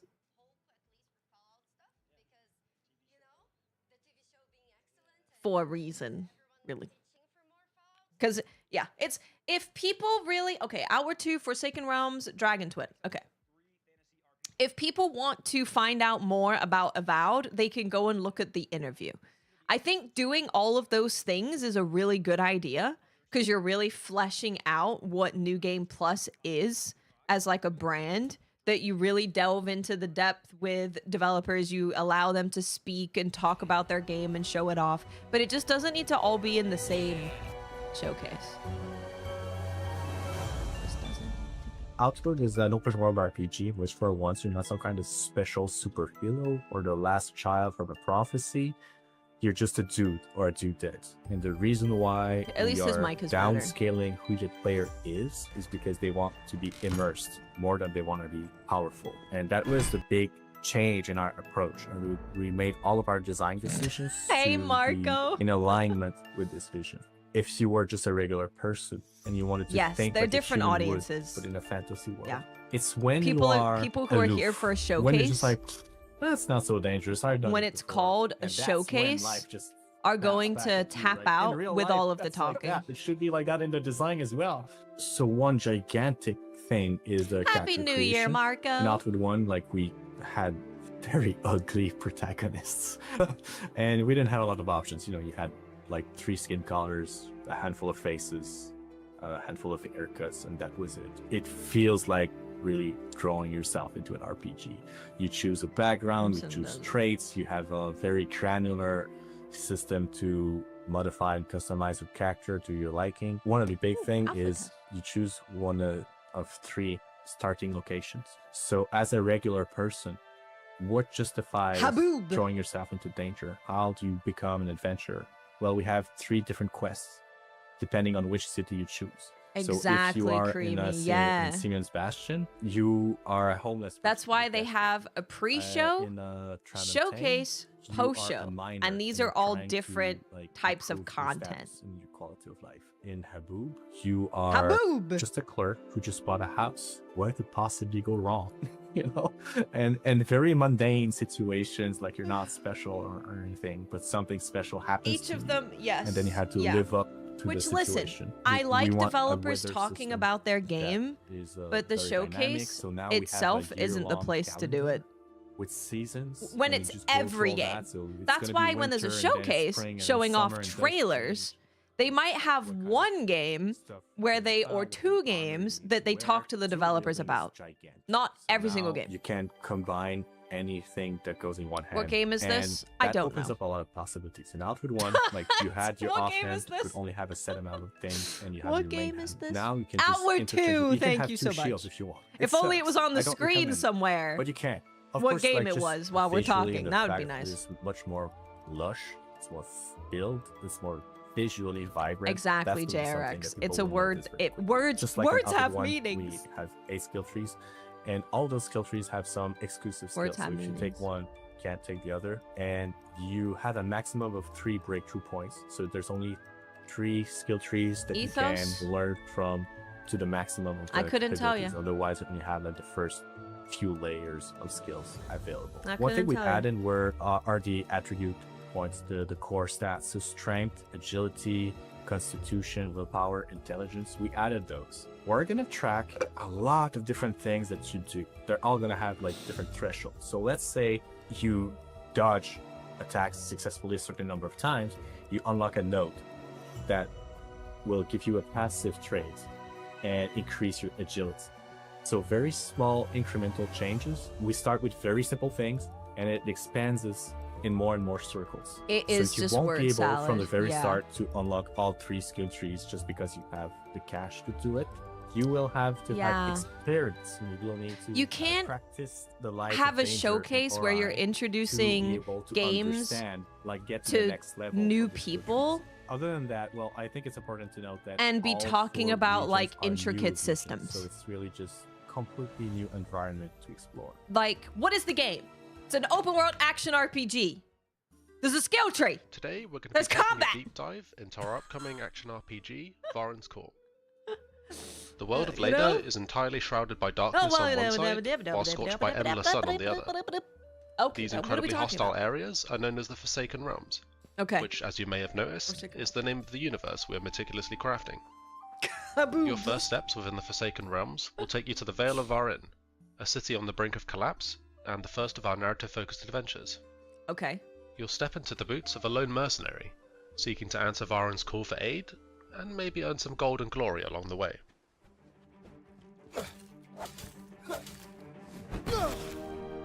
It's clear that Varen needs a hero, and every hero needs a way to slay the countless fantastical beasts they'll encounter. Varen's Call aims to cater to a I wide know range what's of happening. playstyles, offering you the freedom to combat the unknown in a variety of ways. Whether you prefer to be a nimble-footed archer, flinging fireballs between arrows, or face your foes toe-to-toe We'll talk as an while they're talking. axe-wielding whirlwind of death, Not the the choice is yours. The game's classless system means you're never locked into playing a specific way. You have the ability to adapt, alter, or completely switch playstyles midway through your adventure. Unlock and spend perk points to obtain new skills and abilities, and level up your mercenary's core stats by gaining character experience. Hidden chests throughout the world will reward you with a range of weapons, armor, and unique trinkets, some providing unique effects to help you gain an edge in your next combat encounter. The local hamlet of South Vale acts as a hub, a safe space that provides various amenities for you to further develop your character. Use the forge to upgrade the weapons and armor you find throughout the world, and the dismantling bench to deconstruct items for materials. The spell crafting table can be used to increase the power of your magic. Everything from an area of effect freeze attack that stops the enemy in their tracks, to ripping up the ground from underneath their feet with destructive force. Use the trap making bench to upgrade and unlock new traps and gadgets. A nice complement to your arsenal, allowing you the opportunity to catch your enemies off guard. And finally, the alchemy cauldron.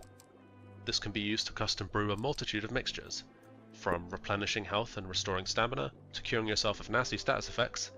These concoctions are sure to aid you on your journey. Okay, great. So you've equipped that shiny new helmet, Nice. purchased that slightly overpriced magic spell you always had your eyes on, and upgraded that new polybuster barrel to the volatile variant. This that has this is even more fine. boom. Yeah, this is fine. You're ready to get back into the fight, but maybe you want a change of pace. Yes, you're supposed to be the hero and save the city, but heroes need breaks too. Besides, there's a whole world to explore, and quirky characters from all walks of life need your help with their problems. Then you've come about the job. You might find yourself involved in a murder mystery, helping a local peacekeeper catch the criminal behind the death of her beloved friend. Or maybe you're on a mission to rid Varen of the Gnomi scourge that plagues the city, all because a crazy guy in an outhouse called you a hero? I know the truth! Maybe we should stick to the main task at hand after all. Varen's Call is soon to Feels release like on PC Fable. with Oh, full it's controller Fable. support, with the aim of releasing on consoles at a later date. Our game is inspired by classics like Fable and The Elder Scrolls, so if this sounds like your kind of adventure, consider heading over to Steam and adding it to your wishlist to stay up to date with us. You know why this worked? Until then, Because this developer created a video with a voiceover and gave it to them. All of the other ones are interviews, and then I assume they're maybe editing gameplay into it or something?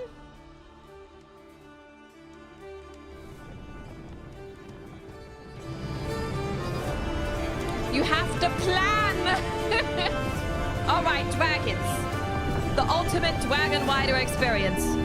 Create your dragon, take the skies, and ride into battle and command armies. Command armies is dragon.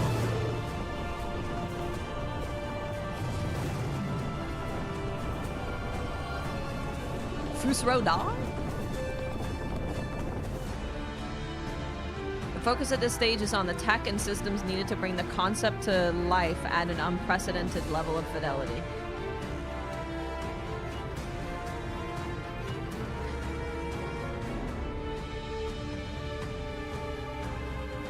The full scope for this game will become... what is this? More clear over time as it depends on future funding and the shifting nature of game development.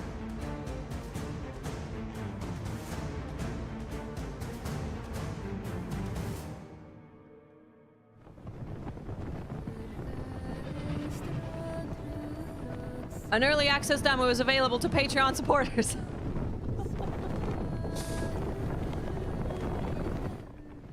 This is why when you're putting together a game show, you need to like help, you know? You need to like curate and help, and like if they're not doing a voiceover, maybe you do the voiceover for them, you know? Damn, look at that dragon creator though, that's crazy.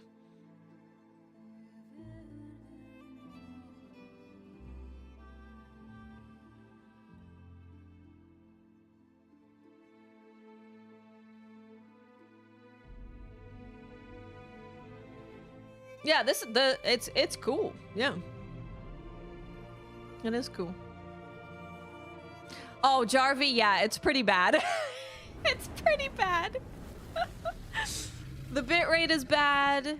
The formatting is bad. The pacing is bad. The amount of yapping is really bad. Going to be, because the most common question about the original Outward was, okay, this is like, okay, does it have to be so I'm gonna give them a I chance. actually got to play the game in the alpha version, and I got my ass kicked. I'm glad.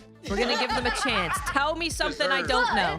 But it's actually amazing. Like, I actually really enjoyed it because exploring this game felt very rewarding, and there's like a camping system, so you can camp like right outside like the enemy zone, and then you prepare like your weapons and everything to wreck the enemy, because if you don't prepare, oh, you're in trouble. It's known to be a very, very hardcore survival, and when I was talking to Guillaume, he was like, if you die, it is likely your fault. And we all heard him say, like, it's not hard, but it is demanding, and they always at all times want to live up to those words, which is really awesome. And they will have a pack mule, which he said, of course, shocker, can die if you don't take care of it. Of course.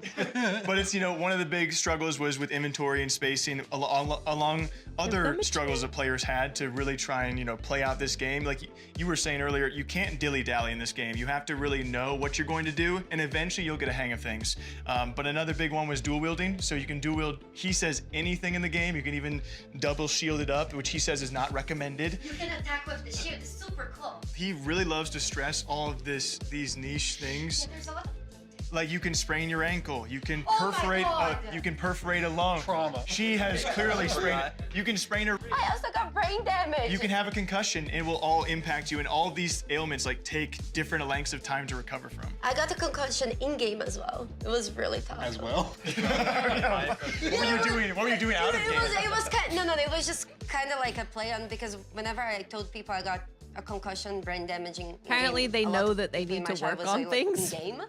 Sounds like the most hardcore of hardcore. Are they like survivals? It was really fun, and saying you it's can also bad play with while friends, it's happening? and then things become a lot more bearable. They've showed the split screen. Yeah, and so it you looks can play awesome. split screen with your friends, and it's really nice. Especially because then, like, you get beaten up, and then your friends get beaten up, so and then you know. can get digital concussions together. Yeah. Next up, we have Forsaken Realms, Baron's Call. We were all sitting here saying it looks sick. So yeah, the big problem is all of these things need to be separated. They all need to be separated. And this is a showcase that's put together by these people that you see on your screen, by the way, if you don't know. This is their first showcase. I totally get it. But I feel like as YouTubers, especially like Luke, I've seen the way that he formats his channels. I think you know that all of these audiences are different audiences. The people who are watching the showcase, there's going to be a lot of people who don't know who any of you are, or they just know who one of you are. And they just want to see the showcase. They don't care about what all of you have to say, or any of you. Not everyone wants to have a dev interview. Yeah, I know, I know, Ethos. I know. But that's what I'm saying. He's such a... He absolutely knows. On all these systems for Dragonflight, and he knows. It's still He knows it's different finding audiences. the game and what it's going to be based on funding, Patreon See you later, support, Johnny things like Deep. that. But I mean, just like imagining the vision of a kingdom builder where like you're in command. Well, who's of they let dragons, streamers do it? like This is their whole like, enterprise. Inject that into my veins. This It's is another their one of those games I didn't know enterprise. I needed or wanted, but Never even came across your mind. You're like, wait a second. well, you see, and you're They like, made of this. course, They did Of this. course I need that. I can't wait to see how it progresses because it already looks amazing. But they left the combat pretty open-ended. Like we saw some battle scenes, we saw some just like with other not, dragons maybe it's fighting not- and how that's going to come into play. It's I'm not ready for good to have you're gonna get yapping, some yapping, battlefield yapping, fights. Cinematic yapping. shots you're gonna get Oh, with there's that a dragon, it's speck of gonna be crazy. gameplay. Oh. Next Okay, up, we the have some cube, exclusive Atomic content coming Heart. From Munfish, These are a some more comparison pretty of the big twins games. from Atomic Heart. Now in the cube, a very exciting game I think we're all looking forward to. And for Atomic Heart, some new screenshots from their DLC number 4. On top of that, there is also Immortal Gates of Pyre that we had let's an see. incredible interview with that Jake hosted, where we talk a little bit about the making of the game, the people behind it, and RTS in general.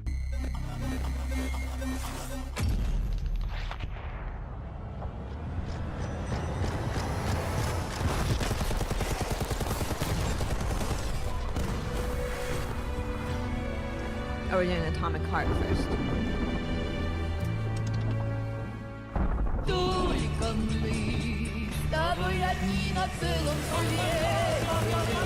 Don't you hate it when your robot girlfriend grows a laser from her forehead?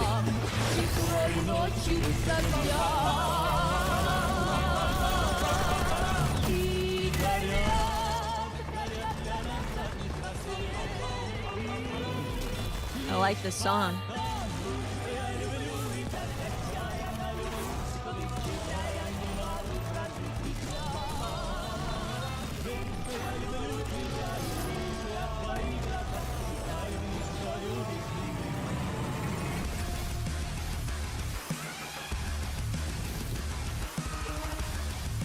Oh, the final DLC's coming soon. It's coming. Okay, this is the cube. Is it recording? This is the cube. It is. It's in the sky, a giant cube. I can still barely believe it myself. When it showed up, I was in the lab. Yeah, didn't this even is see the trailer we've seen You know? before. Yeah. I felt that Maybe they have an same interview fear, though. or a a release terrible date. sense of my own powerlessness.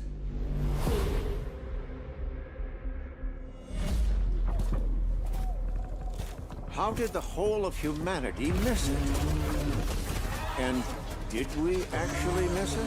What if the cube didn't appear, Hey, but JT. revealed itself? What if it was We're just always rewatching there, and trailers. we've only just started to I like see the it? character designs. Yes, I like them. They're nice.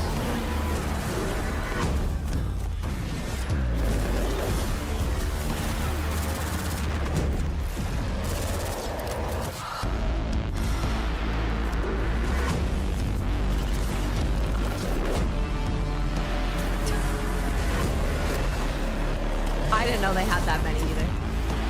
I had no idea. Coochie! Sorry. I did it last time too. I did it again. Okay, do we have any more information? Oh, they're having a collab! Oh, I get it. I get it. That's what's going on. Okay. All right. Okay. Maybe. Probably. Yes. The Cube Atomic Universe. I mean, it's the same company. So that makes sense that they're doing a collab. All right, nothing new. Got it. Great.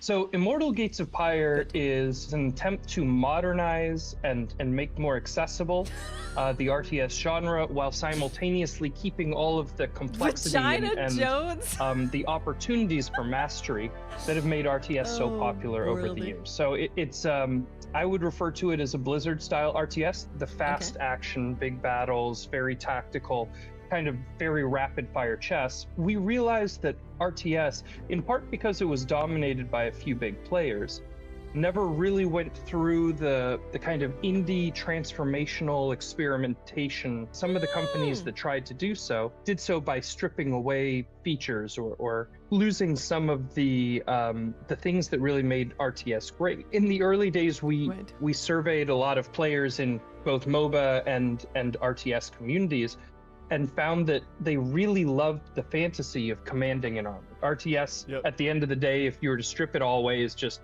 you're commanding an army, another guy's commanding an army in real time. Yeah. Right? Because you get individual unit control, it can be very overwhelming, and because you're also building those units, because you're building a base, because you're having to do so much macroing along with the microing simultaneously, that for most players it just gets overwhelming and complicated. And so we worked through it line by line, trying to figure out what are the rote tasks, what are the things that players are required to do that are not really decisions, that are more just chores, right? And how do we make more and more of the complexity in the game, but optional? Apparently. Opt-in. We refer to it as opt-in complexity. They were like, and then simultaneously, it's how do we about create 3.5 a world hours. and experiences and game modes that people want to be a part of? We want to take this genre Like real and world show hours? people this genre isn't dead. People want this fantasy. They want this experience.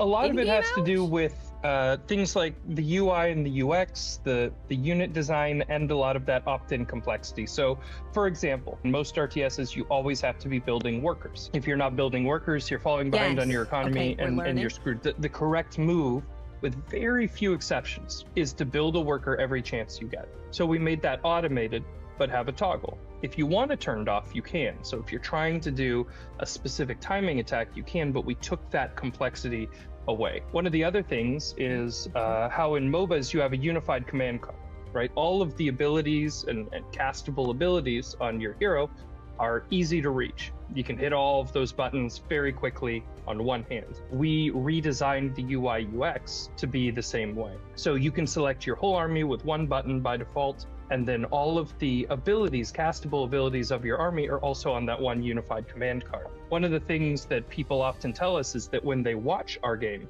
it looks like an RTS, but when they play it, it almost plays more like a MOBA in terms of how they're commanding their army. Our early idea was if we bring the top, 10 modders within generally the strategy gaming space, we bring them all together and we say, if we were to come together and build a game that truly is the next generation of RTS, what does it look like? And that's what we set out to do. The 1v1 or 2v2 PvP experiences, they're similar to a StarCraft or a StarCraft 2. Maps. We did redesign the maps, and we redesigned the mechanics in a way that 2v2 is actually really, really fun. It's a core support gameplay mode. Any input? And players, including pro players, have actually really enjoyed doing 2v2 tournaments. But the ultimate goal is to destroy the enemy's town centers, and so it's kind of a tactical back and forth with counters and strategic snipings and using immortal abilities in clever ways. So it's great for mastery and laddering and skill gain. Ultimately, or at least the goal, is to have other PvP modes that are more casual or more playful, kind of some chaos modes, auto battler modes, things like that, where if you just have 10 minutes and you want to have a beer while doing it, and you want to do something that's a bit strategic, but you don't want to get that sweaty, we want to have those experiences too. That's a big part of the target market that we're looking at, is people that like to be challenged mentally, but don't necessarily want to try to do the crazy APM and I don't want to so. get too invested in the competition. Like, I actually don't think we've learned anything new about any games, or how we see the ideal campaign. If the we can build Grounded it one is was very interesting. Similar to Dark Crusade. Grounded we learned it's a little grand bit campaign. about. You can be kind of any of these different factions and conquering territory. I could and learn building more by new and just unique watching stories. a trailer. One of the better trailers that I think we all saw back around SGF last Not year. a new trailer that we're showing with this. Of course, the twin comparison is new, which is very cool to see the twins for the first time in this universe, if you like Atomic Heart. But the trailer The itself church was for the cool. Cube, So nothing new. unique. So unique. The potential for that game is like unmatched. It is a They're crazy so concept. good at cinematics and also just like the concept of playing a game like that with the map constantly changing, the biomes changing. It like breaks my brain to think about, but in a fun way. I think. We already different saw the terrains, cube. different weather. Yeah. They show that sliding clip where she's sliding, and then as the cube is We're apparently just rotating, now we they're don't know just how the mechanic even reacting to a works. trailer I'm assuming you can from fall off. Like 7 months if you fall ago. down, you just like that's. I'm sure Or you're get dead. crushed. And by, they've like, taken zombies, so many you know? gameplay mechanics Nice, already. okay. We saw from that. I'm short sure trailer. you saw also wall reacted running, to it saw just, 7 like, months traditional ago. Gunplay. The first The other time. cool part to me is that it is set in a universe that people have already been a part of. Somehow. The world of Atomic Heart's very interesting. Can you as well. explain it a little It's bit? kind of like it is Soviet Russia in an alternate timeline where they've mastered robotics. I'm but then gonna there's, get like, coffee. evil robots. And in terms of vibe, it's kind of like Soviet Bioshock. And There was it's a nothing vibe. new, Good way to Rask. put It And was what's the interesting same is that trailer. From the original game Atomic It was Heart, the one same of trailer. the primary things people loved about it were like the I'm boss leaving. fights. I'm leaving. And then like the outdoor environments and the art direction. I'm leaving. Good and luck. that is just the cube. I'll see you and then later. they're adding in this multiplayer component as well with like, it seems like PvE elements with bosses that you'll fight against together as the cube rotates. I can't wait to find out more. I love how open-ended they are. Munfish are like, we are all curious because we don't know the exact direction they're going and where it could end up. And I was trying to pinpoint like what game I was looking at because we are gonna flow into Atomic Heart and I love that tie between those worlds. But I honestly saw a piece of like the finals and the first destructibility and cube movement we saw when the finals first released. There was something about that aesthetic that I also saw and I was like, okay, now I'm instantly locked back into this. The DLCs people love. There's already Atomic Heart 1 and 2. This is their 4th and final DLC for Atomic Heart. And when we saw the trailer, we saw the screenshots, it adds new environments and it looks good. Yeah. You know? Then the third game on our list with that one was Immortal Gates of Pyre by Sunspear. Jake, you had a great conversation with Ian. My boy Ian. It's a game that's been in development for a long time. We're gonna probably talk about how it's a group of modders, and so they've hired a lot of modders, and they have that DNA for this game and a lot of the concepts they want to plan out for the future. They've had hands on this for almost 10 years, but they've been working hard on it for about 5, is what they would tell you.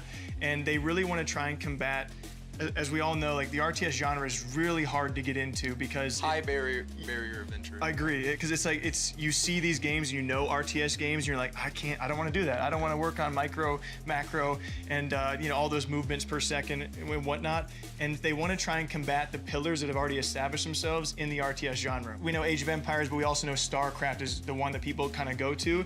And he was saying they've had these games in the genre that blew up so early on that it's been hard for companies like this to make a new RTS and survive and branch out and be somewhat unique to what we already have kind of attached to. I do like that they're kind of emphasizing accessibility because I think it is pretty intimidating for new players. That's why a lot of people don't want to, are kind They of turned seem to off have a by good strategy. RTS. It's just so overwhelming to look at. It's awesome. I'm one of the people who haven't played RTS because I don't want to go against Sweaty Joe who's been playing this his entire life. I have no. He lives for I don't have any clue how to do it. I live for micro, macro movements, This is bro. cool. And then you can have the sweaty experience if you want, or you can have the experience where you just sit at home Jake and said, "I do." have a beer. I did, when he said that, I Natty was like, Light. that's my guy. Exactly. My vibe. This game was made for. But I do want to really support him, and when it comes to cracking through whatever the current going on?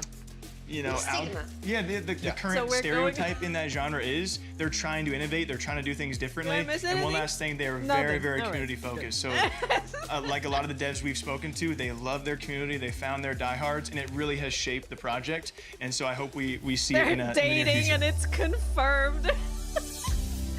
Okay, Erosion I'm Next up, we interested in. have what I'm calling kind of a Western section. We have some new footage from the game X Killer. That's going to be Paradark Studio. There's Far Far West from Evil Raptor and Erosion from Plot Twist. Okay, Cowboys, yeehaw, let's go.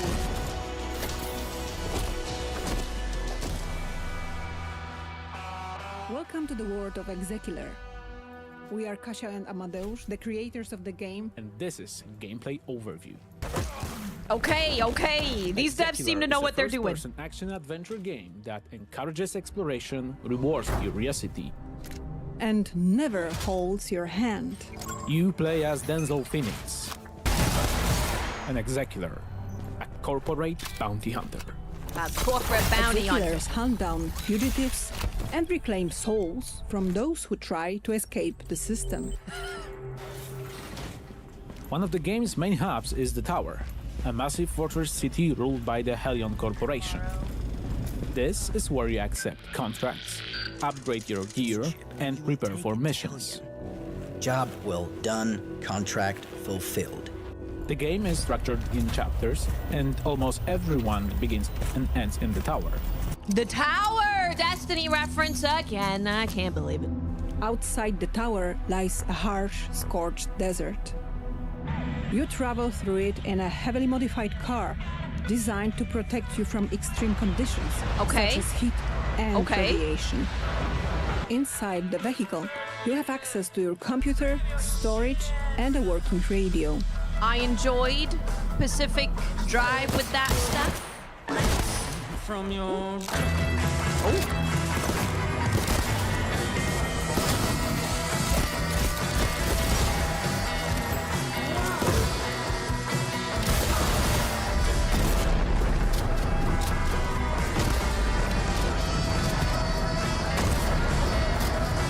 Yeah, this looks cool. Okay.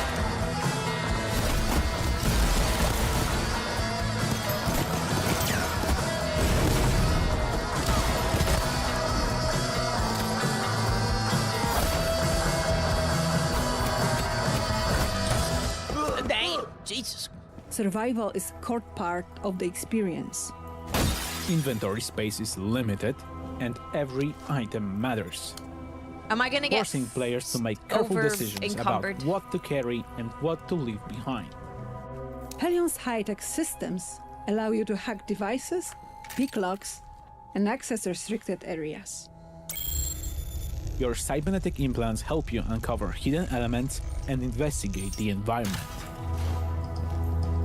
Yeah, that's the thing. How well a game is shown is purely down to if the Missions and devs level design are fully made a non-linear. good walkthrough trailer. There's no single way to complete There's the like no guidance or curating. dialogue and combat are all valid approaches and can be freely combined. In Execular, every decision matters. What's it What's gonna this be? game called? Plata or muerte? Ooh, muerte. X-Killer. E-X-E killer. Wishlist Executor on Steam. X-Killer. Sorry, apparently I said that very Hi wrong. everyone, Robert here from Fireshine Games. I am the Senior Product Manager for Far Far West, Write that developed one by down. the incredible 6-person team at Evil Raptor. Far Far West is a 1-to-4 player co-op PvE first-person shooter where you play as robot cowboys in a weird western world. Work together to kill bosses, collect bounties, and cleanse the lands of the evil enemy invaders. Today, I'm going to talk you through a short, single-round session of Far Far West. Okay. Here, we're exploring the Far Far West hometown, an evolving space where you can upgrade your weapons, spells, and character. Once the team is geared up and ready to go, we can pick the bounty we want to hunt and drop into the game. Okay. Monsty Hunty. Okay.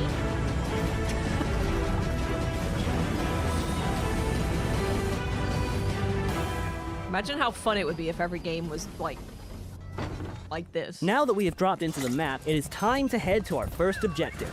We can travel around the map much faster with the use of our trusty horses, which you can summon with the press of a button.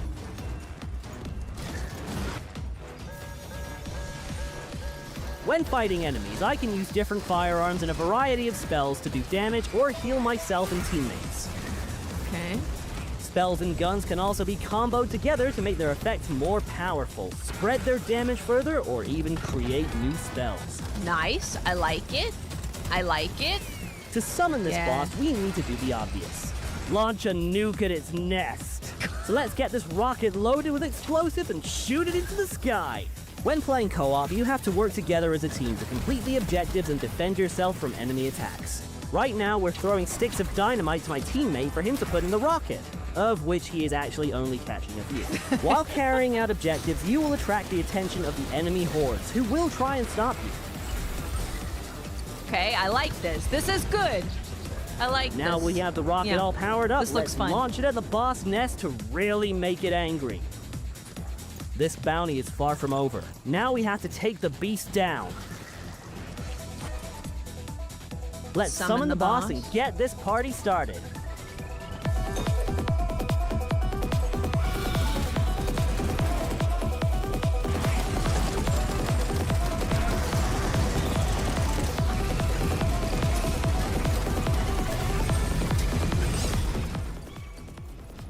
Yeah, I think this could be fun.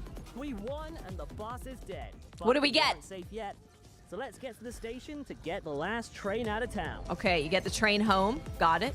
When the train is called, we have to stay alive for its arrival. Which is easier said than done when the whole of Protect the your far train west extraction aren't point. dead. We made it out alive. Well, some of us. Which means we get to keep the resources we found along the way. Okay. These will allow us to upgrade our characters even more and be stronger for the next bounty. This was just one simple game of Far Far West. There are multiple bosses, maps, objectives, weapons, spells, upgrades, and cosmetics, all unlockable through play. You can play the playtest with your friends right now. Okay. All right. Some devs are cooking, and that's one of them. They're cooking. As a parent, you've got one job. This game's on my list. Protect your family. I'd be down to jump into the play test, like, Whatever now. happens, Not right now. But you know what I mean. do it or die trying.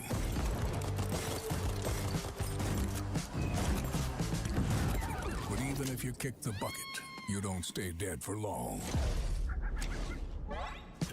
You can't stop it, but you can. You reminded me of it this morning. My father, he looked on by. He passed on to the next life. Oh, yeah. Ooh.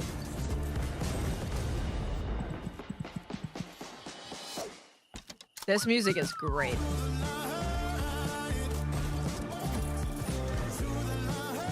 That's sick.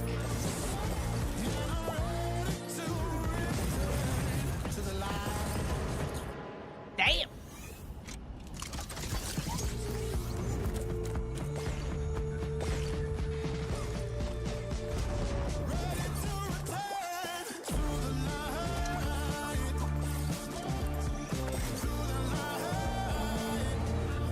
You can race? That reminded me of Micro Machines.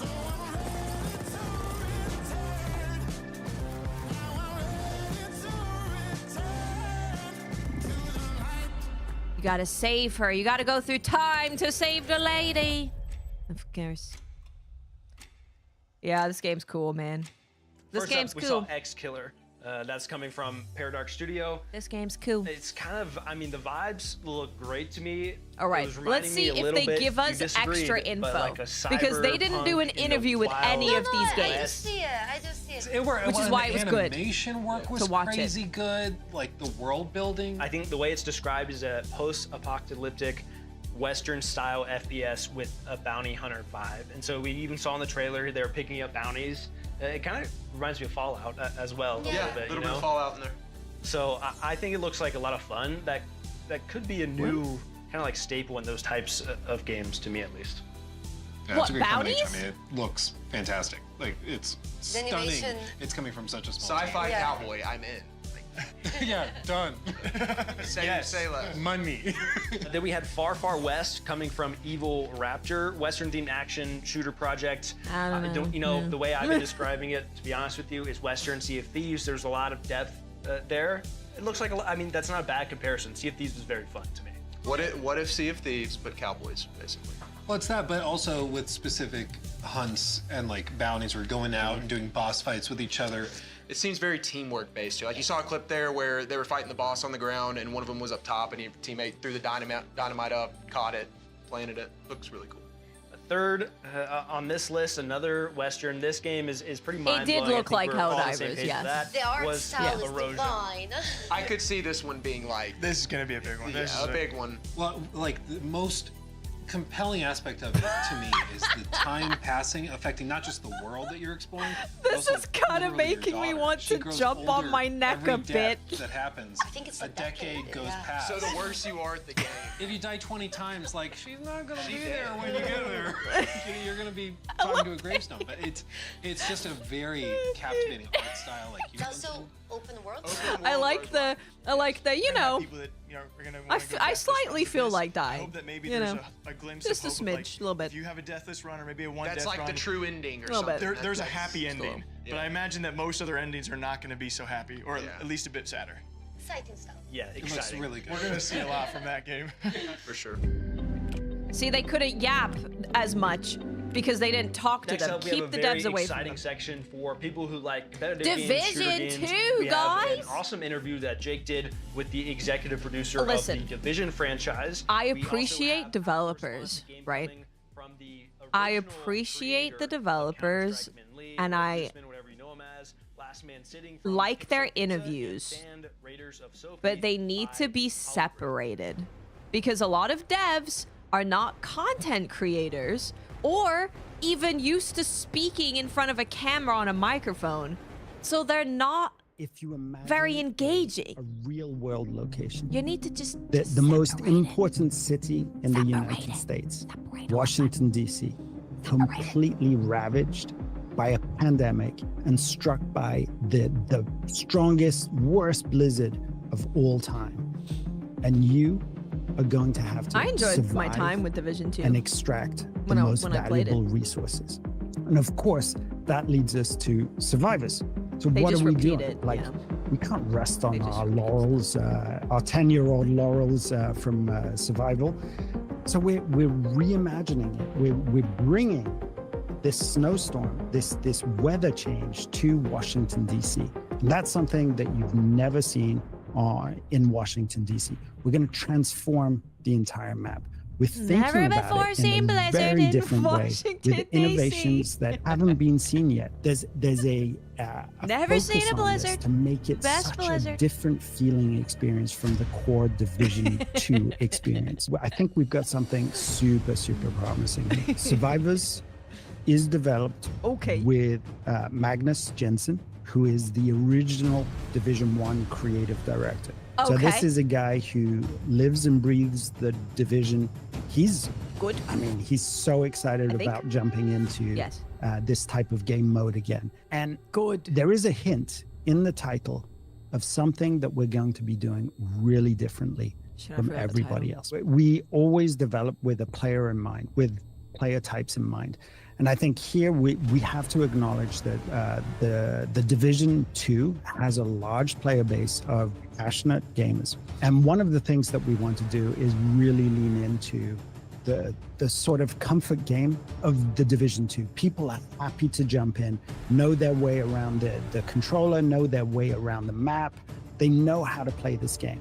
So we're going to take that and subvert it a little bit and change the map and make sure that the weather has an impact on you, which it doesn't have in Division 2.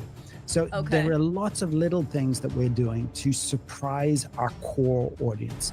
Veteran players, they're going to be surprised. All of these locations that they know by heart, they're going to be transformed. So the Division 3 is in production, right? Oh, this is okay. not I didn't know a that. secret. Oh. It's been announced. No, It's okay, my bad. shaping up to be a monster.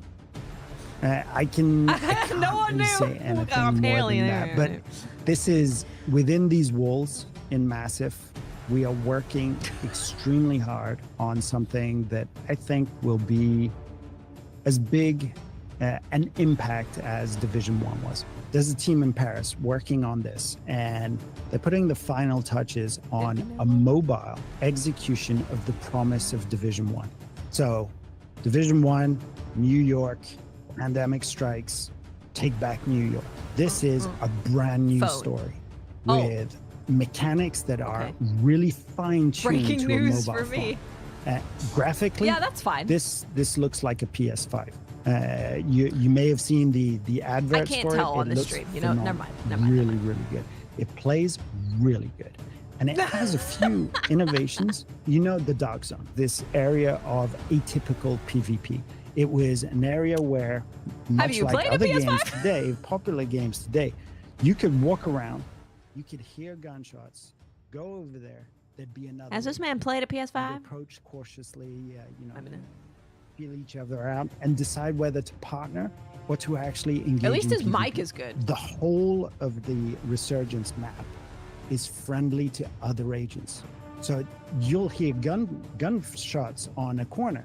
You won't need to be in the Dark Zone. It could be anywhere, and you can group with those people. So PvP is off by default, but being able to group up and to see other agents in the streets, that's never been done in a Division game before, let alone a mobile game.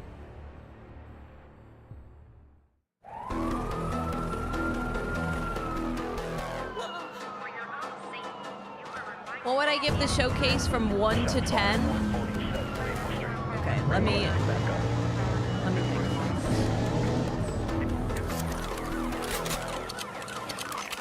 Maybe a 3. Maybe a 3. Like there's been like maybe 2 sections that I've kind of enjoyed.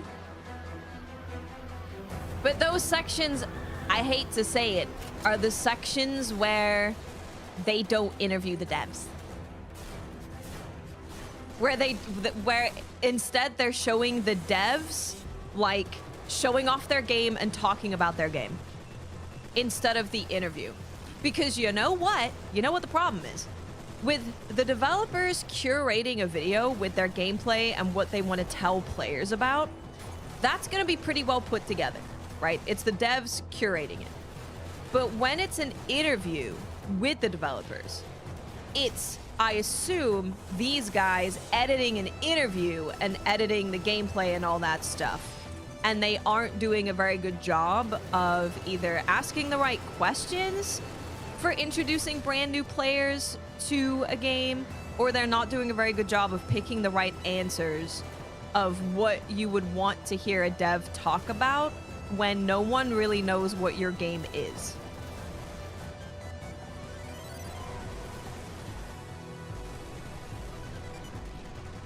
Wait, I played this game like 10 years ago. What's up, Darkman? How you doing?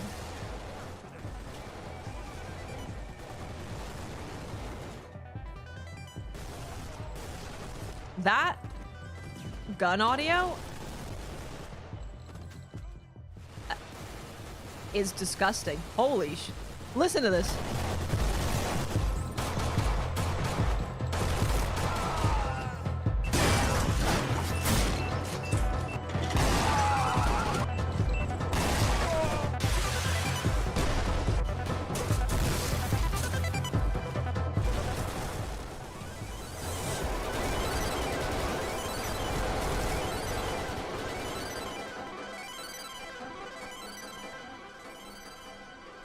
See, now if I had a showcase and you sent me a trailer that the audio wasn't good, I would help you fix it, or I would tell you to go fix the audio.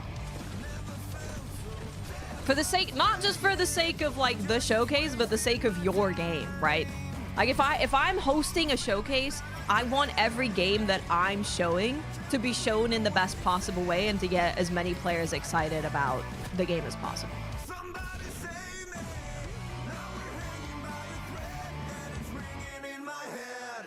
Last man sitting. Ha!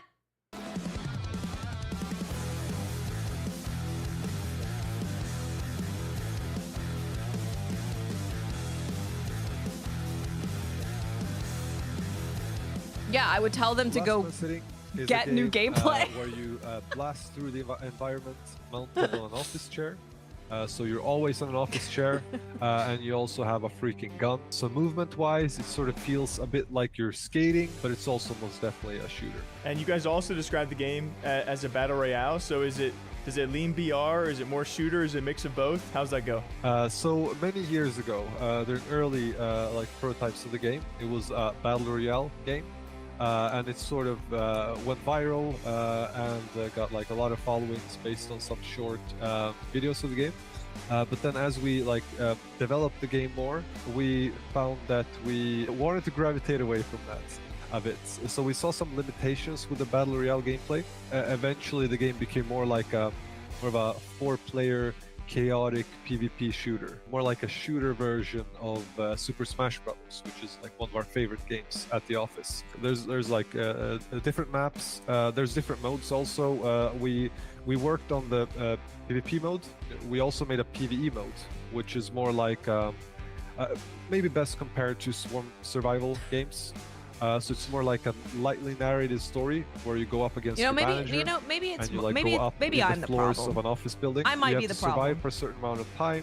There's I can't focus. more and more enemies That could be a me coming problem. that become more numerous and more ridiculous as time goes by. There's mini bosses, there's main bosses, and you level up, you get power ups. And this is where like you can get even more power-ups when playing the PvE game mode. So that's when it gets really ridiculous. Okay. Then you can unlock, of course, new weapons, new characters, new abilities. You can upgrade your chair, so you can. That was one of my questions. So we looked a lot Chair at this like upgrades! early 2000s aesthetic, which we thought was like really cool, especially like when we The started music, designing the user dude, the interface. We music. felt like, Oh my God, you know, it's what the if music. The whole user interface just felt like The music. Windows Millennium Edition or I've got a Windows low XP, quality and mic you have, you and know, that, music, and they're those just little, fighting each square other windows, and you have the in my font head, that we dude. all remember. And I'm just like, so eventually the game sort of became I don't more know of what to this, listen like, 2000s nostalgia type game. We also have a lot of like Counter-Strike players at the office. So that's definitely something that I think has had its imprint on the game as well. Imagine it's 2002 and It you're doesn't listening look to punk like music and you're Counter-Strike playing to on your me. Windows XP computer. I'll be honest. That's sort of the feeling that we want the game to have.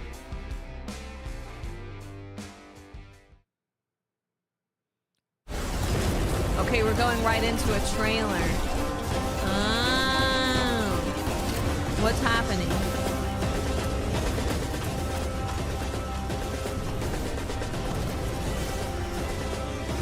Sand. Ooh.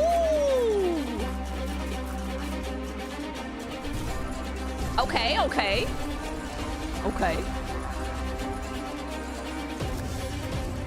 Fix the broken legs, loot. See, now this is like Sea of Thieves. This is more similar to Sea of Thieves. This is cool, yeah. Getting your tank and upgrading it and going out and looting stuff. This is cool. I'd play this. Is it co-op? Or is it just solo? Solo PvP. Sand Raiders of Sophie.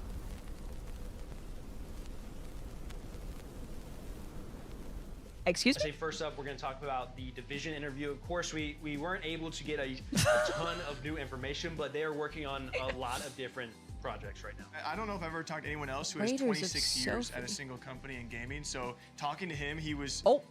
I was doing a bit of glazing because everything he said felt like a storytelling experience. And so we're talking about Survivors, and this is the kind of Not my redone homegirl. version of Division 1's original Survival. And so it's a snowstorm Yeah. impacted. So they're hits taking Washington, Division DC, Survival, and it's which what he kinda they also dropped alluded the to as, ball like, one on, of the and they're original making a game extraction that shooter is that. like games. But yeah, you have to fight for survival out, and I'm gonna run the he says ad. is really, really shaping up. I do And apologize. also, original players of Survival are going to experience. He couldn't tell me everything, but they're going to get to experience, remastered things and things that are updated from the Sorry. original that they did want. But he couldn't tell me too much as to what it was. Besides that, it's really shaping up. And it's really interesting, and both new coming players, you don't have to play. The dev Division couldn't or tell me Division 2 to anything, stumble across this and but love it it's just as good. much. I think Probably. with the success, obviously, of But games it's a like Arc secret. Raiders right now. You even mentioned But that. it's good. It's an interesting conversation around. But it's a secret. Do you try to chase those things and copy stuff, or not even copy, but take inspiration from it, or are you having to come up with your own ideas that you've been They working on leaked for it. 10 years, Dude, or apparently however long is? Division It's 3 just people already interesting knew how about it.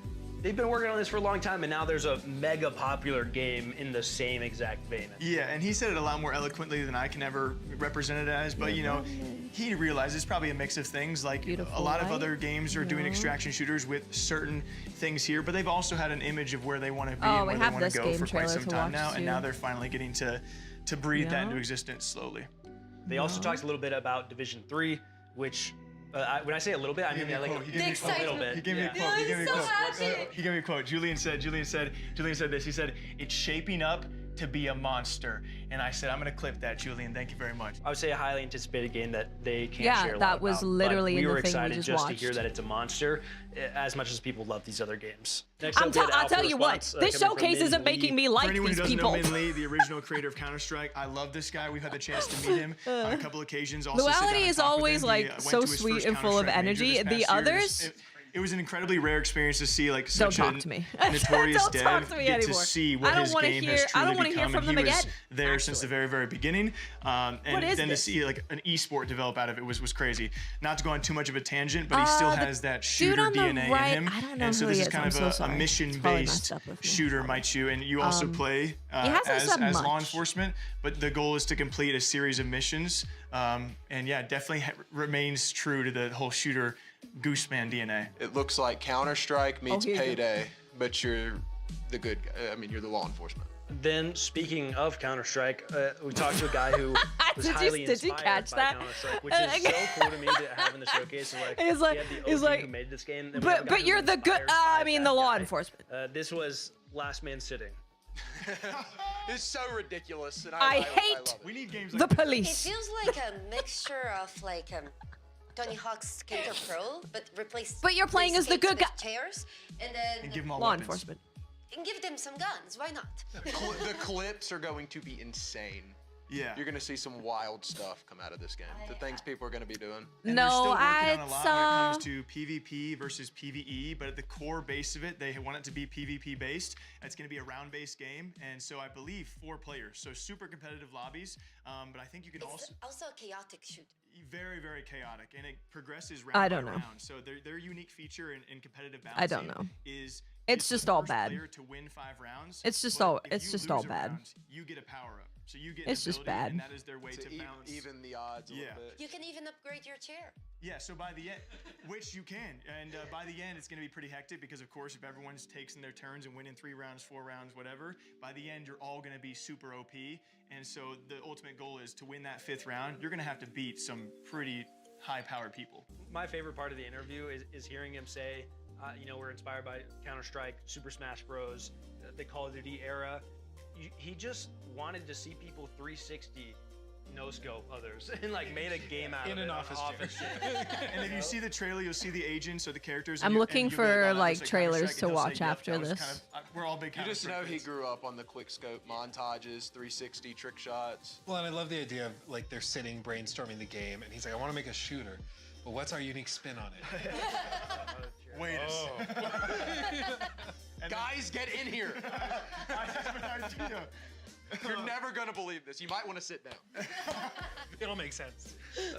Then finally, in that section, we had Sand Raiders of Sophie. The developer is Holly Griff as well as Tower House, but the publisher is Tiny Build, who we're all very familiar with. This is a co-op action. What have they adventure. done before? You're in a desert world. Honestly, it reminded me of another. Tiny Build I don't is remember. making They were like some sailing in the games. desert in some other game, but this. It's just, you know. My favorite part about this is that you could see them building your ship. That you're then. This like, isn't doing traversing any the desert. favors for like Base building. content creators suck Kinda at reminded me of Sea of everything Thieves besides meets sitting Base in front of their Builder, computer. Where you're like, yeah, you're building your own ship.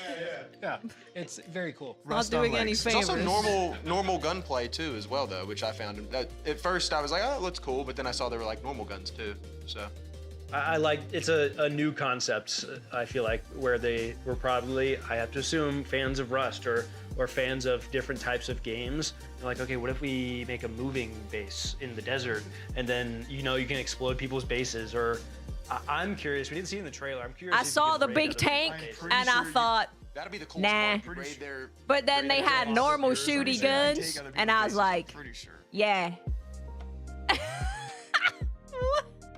What? Next up, we have a section that a couple of us are definitely going to be very excited about. What? This is the 25th year that Jagex has been making RuneScape at this point, which is extremely FC, impressive. I know Jake and I have been playing it our too. entire lives. We've got They old should school make a RuneScape, podcast. We've got RuneScape Just make a 3, and we podcast. have Dragon Wilds. The Trinity. Right, so 3 Make games, a podcast massive where games you that make have been a around for a long time, YouTube a lot of channel people where have heard of. you guys get developers and you interview them. Like, This just is my do favorite that. part for all you RuneScape fans. When we Just all do arrived that. here, the first thing I saw was Jake That'll on his be fine. laptop and RuneScape was that'll be pulled fine. up next to Twitter. Sometimes you gotta do what you gotta do. That would make sense for what they're doing. He does this. Get Really? exclusive interviews. Yeah. These guys are real fans, though. Yeah, I'm north or of use your 1800 now. billions of dollars. I knew that's why I didn't want to answer because I knew you were To going to lead hire into a it. Anyway, producer, Jagex yeah. has given us a variety of exclusives across Hire all 3 someone who games. is familiar with gaming They've done a lot showcases. of very impressive things over the past year, I would say. They did Varlamore with Jake's favorite, the Gemstone Crab, just AFK there. It's awesome. Has the Delve with Doom. Hire They Fran. have, Yeah, let's get Fran in there. The Gridmaster this year, which was super fun. I played that one. He'll They also do added great. sailing most recently, which Set is me off. the first new skill ever in old school RuneScape. Had a lot of back and forth. My favorite part about it is the fact that they listened to the community a lot with the release of it. The exclusive they gave us was this new logo reveal for the next league season.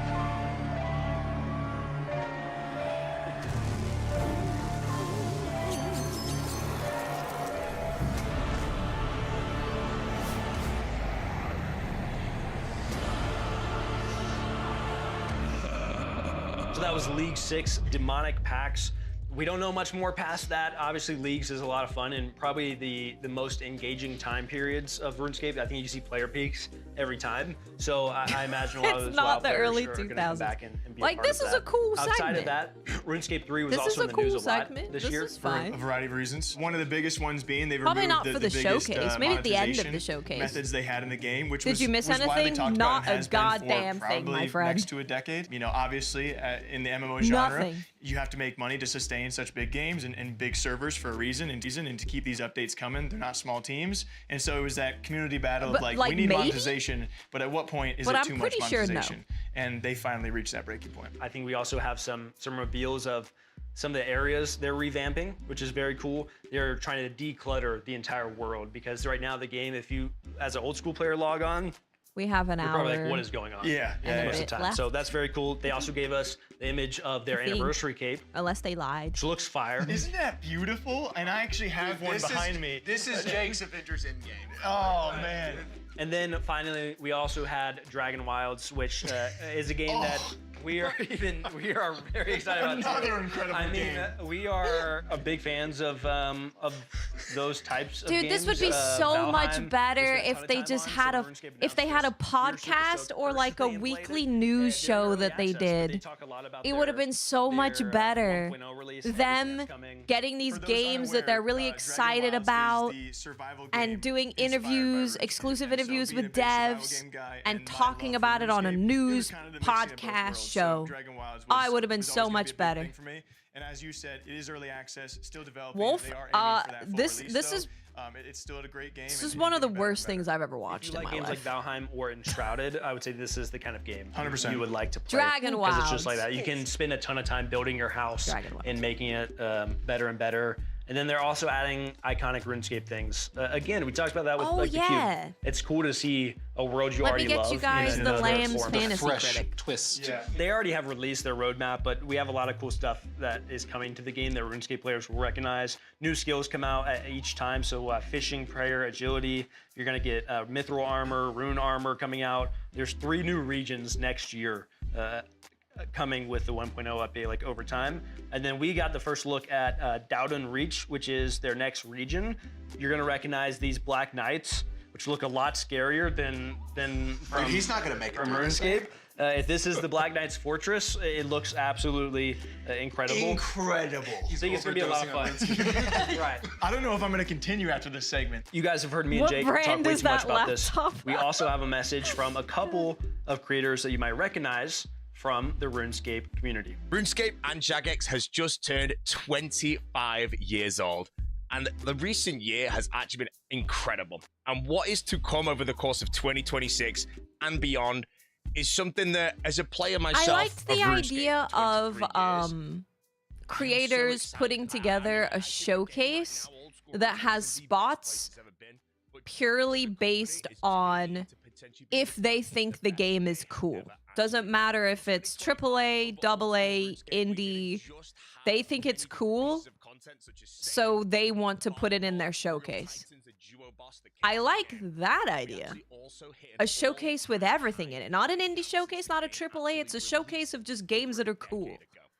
But this is not a showcase. This is like those small indie dev streams that happen that you never want to watch all of. You just want to catch the trailers after. The thing that I am the second most excited for behind Raids 4. Now, Raids 4, I know nothing about right now, so I can't really say much, but that is the thing I am the most excited for and have been the most excited for. You're like, yeah, I'm not going to watch that. It's going to be like 5 hours of just yapping. Not everything. We have Leagues 6, and I know one thing about League 6, and that is League 6 demonic pacts. All I can say. That's all I know right now. But League 6 will be coming most likely in Q4 of 2026. Can't fact check that. I do not know.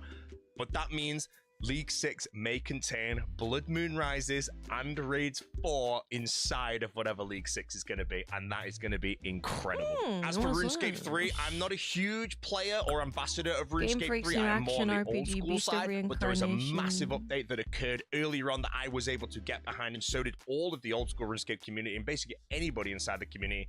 The Xbox showcase is on like the 23rd, right, or something? Called Treasure Hunter. And finally, RuneScape Dragon Wilds. I played it when it first came out with I'm having deja vu. And then the most recent expansion, Fell Hollow. I recently Oh. have played that one as well, and I have completed it. And Dragon Wilds is a game where it's not even fully released. Hopefully no one reacts to my 2026 to my reaction. To everybody, completely done. But And you then I can have to play deal it now. with being a You can only friend just get and those people first two yelling at expansions, me. and the first two expansions as a standalone game is incredible. I cannot wait to see. Don't the yell at me. It's not my expansions, the fault. It's your entire fault. thing When we get the entire world, the entire universe of what's going on there. Oh, the So far, the 22nd. gameplay is Okay. incredible. Whoever's working behind that team. Honestly, I feel Dragon Wilds Caster, when it's released later this it's year, I actually don't know when insane. again. I was like, we're gonna be a get massive so piece many when it's shorts fully done, when you from can having a start new showcase. It's gonna be character, so go fun. through We're gonna have Ashendale, all go these through trailers to Fell react Hollow, and to, then go through the and we next can just third. put out a bunch of shorts. And I would be surprised if I have one. Maybe I'll just use me going coochie from a trailer that was like 7 months old. Yeah, maybe that might be the only one. I mean, hey, they were sitting on a couch reacting to this old ass trailer. I could put up a short about it. One of the greatest games of all time. Next up, we have a group of 4 games, that being Darklight Survivor coming from Mirai & Co., Okay. Tape 101 coming from Subversa, and Unawake from Reality Art Studio, Nested Lands from 1M Bits Horde. Oh god, how is... Oh, I remember seeing this game, I think.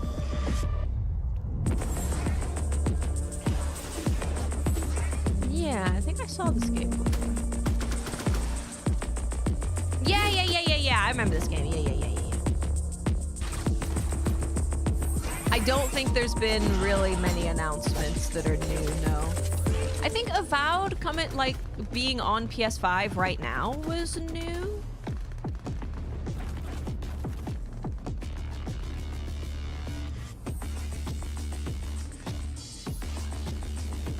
This is the New Game Plus showcase.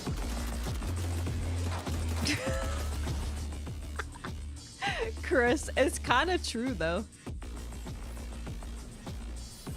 Kind of true.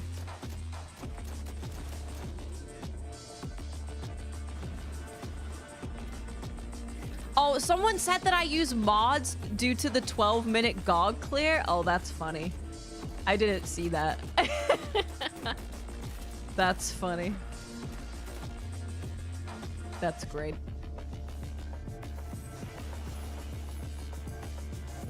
Oh yeah, I remember seeing that art of that woman and being like, damn, that art's cool.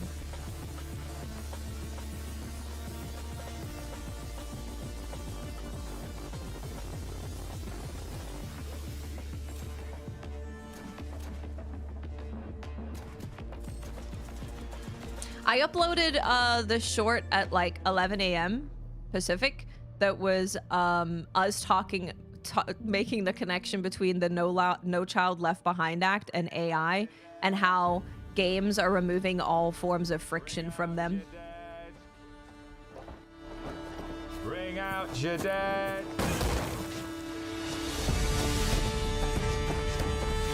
What are we doing? Oh. I thought we were like a dead man collective. Oh, we kind of are. Maybe we kind of are. Oh.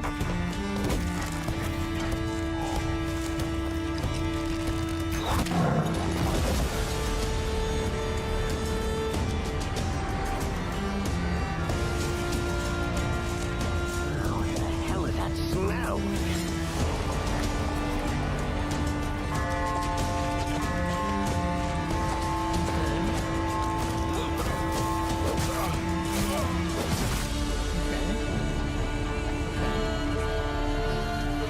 I love that movie. Oh, did we turn into a vampire also? You're a village chief now. Bring out your dead. Bring out your dead. Early access, January 23rd. Okay. Why didn't they mix and match the part of the show where they had a bunch of interviews and the part of the show where it's just trailers? Why didn't they like interlace them? Why was it like interview, yapping, interview, yapping, interview, yapping, interview, yapping, interview, yapping, interview, yapping, and then it's like, here's a bunch of trailers that's just trailers. What a curious decision. Because that would have made it better too if the interviews were throughout the 3 hours instead of all in the first like 2 hours. I don't know. They do like 3 game segments and then they talk about the 3 games. But then when they're talking about the 3 games, I can't remember like what it is that they're talking about. For eternity. You know? I'm like, well, what game was that? Because they don't have any gameplay. Freedom and honor. Hey, hydration. We're having a great time. We're having a ball. We're balling. We're balling. So much for the glory of angels. Glory of angels. Oh, okay. Let it burn your flesh. Let it burn your soul.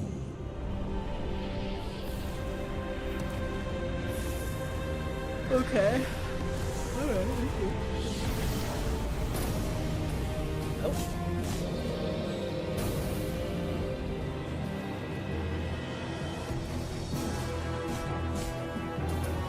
I won't judge this game until I can see the trailer at not 480p.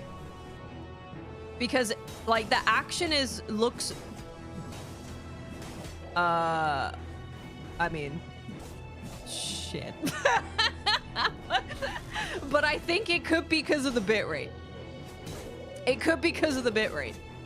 Because like there's a lot of effects going on when you're that close to them, and the bitrate is not gonna be helping. The bitrate is not gonna help us here.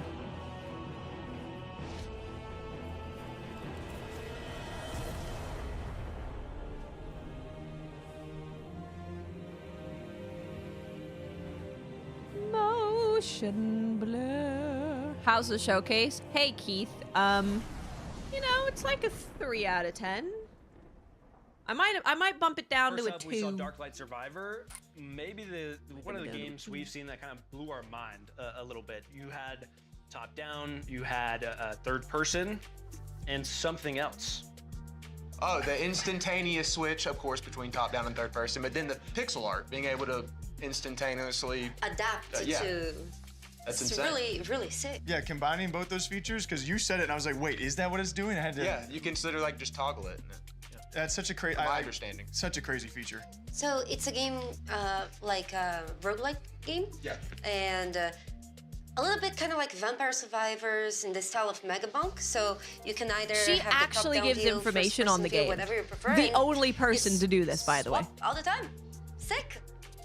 I think it's interesting. Everyone to else think is about just the like- strategy element of that. Yeah, probably there's that like comes into a- play, like when you're fighting certain things. There was like tanks Because on the and some surface, guns. it seems like it's just like it's a personal preference Yeah. thing, but it might actually have Pretty its cool. place in like the gameplay loop. Like Yeah. if you're in a Yeah. certain situation, like, I should go top down. Or maybe real quick. depending the skill that you use.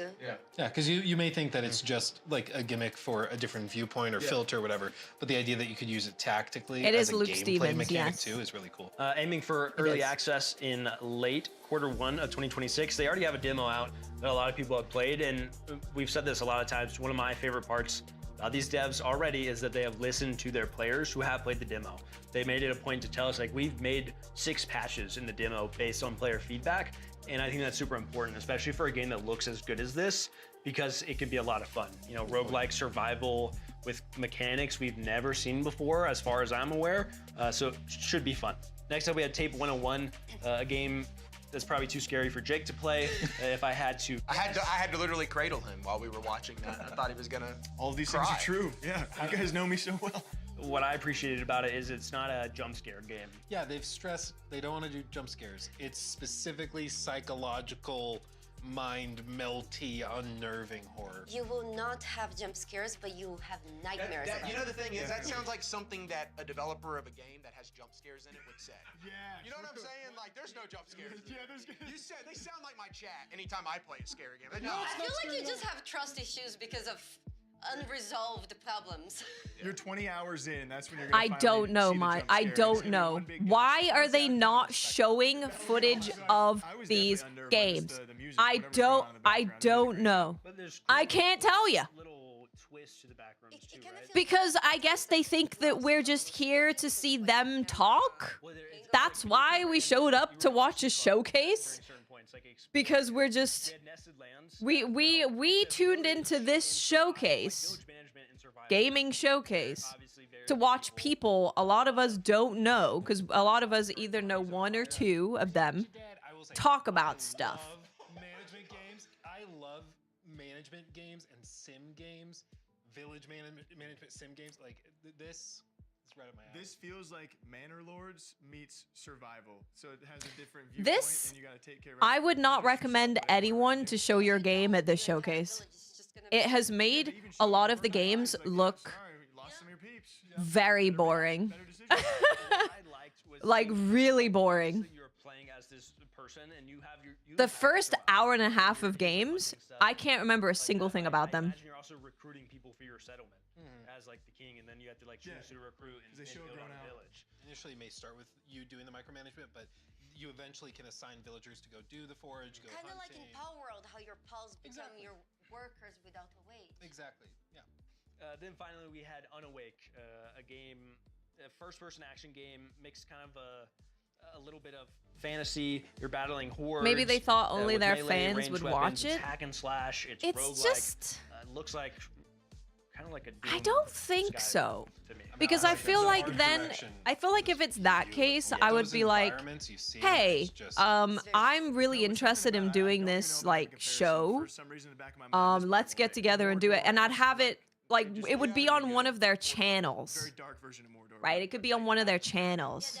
But this, they made a whole new brand and accounts for this Some notes thing. they gave us: expected to launch early access late 2026 as well. They are. I remember there was a game with like normal Which I guns. think is really cool. People who like That's when I was really in. Yeah. When I saw the normal guns, I was really interested. but more approachable. So, it's not gonna break Expect it. a skill forest instead of a skill tree. Skill force lots. They put quite loud music over the interviews, so you can't really hear what they're saying. It's gonna be a game for people who really like their builds of things and like, okay, how can I specialize in this? Oh, dude, I'm doing this all day. Just Did you know that It would be better if the devs could get them access to their games and they just stream it on their channel over this. Additional levels, boss fights, romance. Unironically, you could add that if you wanted. Like lots of potential. I think it's The world is too dark for that stuff. Well, with that attitude, yeah. But maybe with romance, it wouldn't be so dark. Love can exist anywhere. A mod can brighten the world up a little bit. Warhammer. We have a very exciting segment where we Oh, actually all got to sit Warhammer. down with the executive producer over all of the Warhammer 40K series, as I understand it, Anatoly Shestov.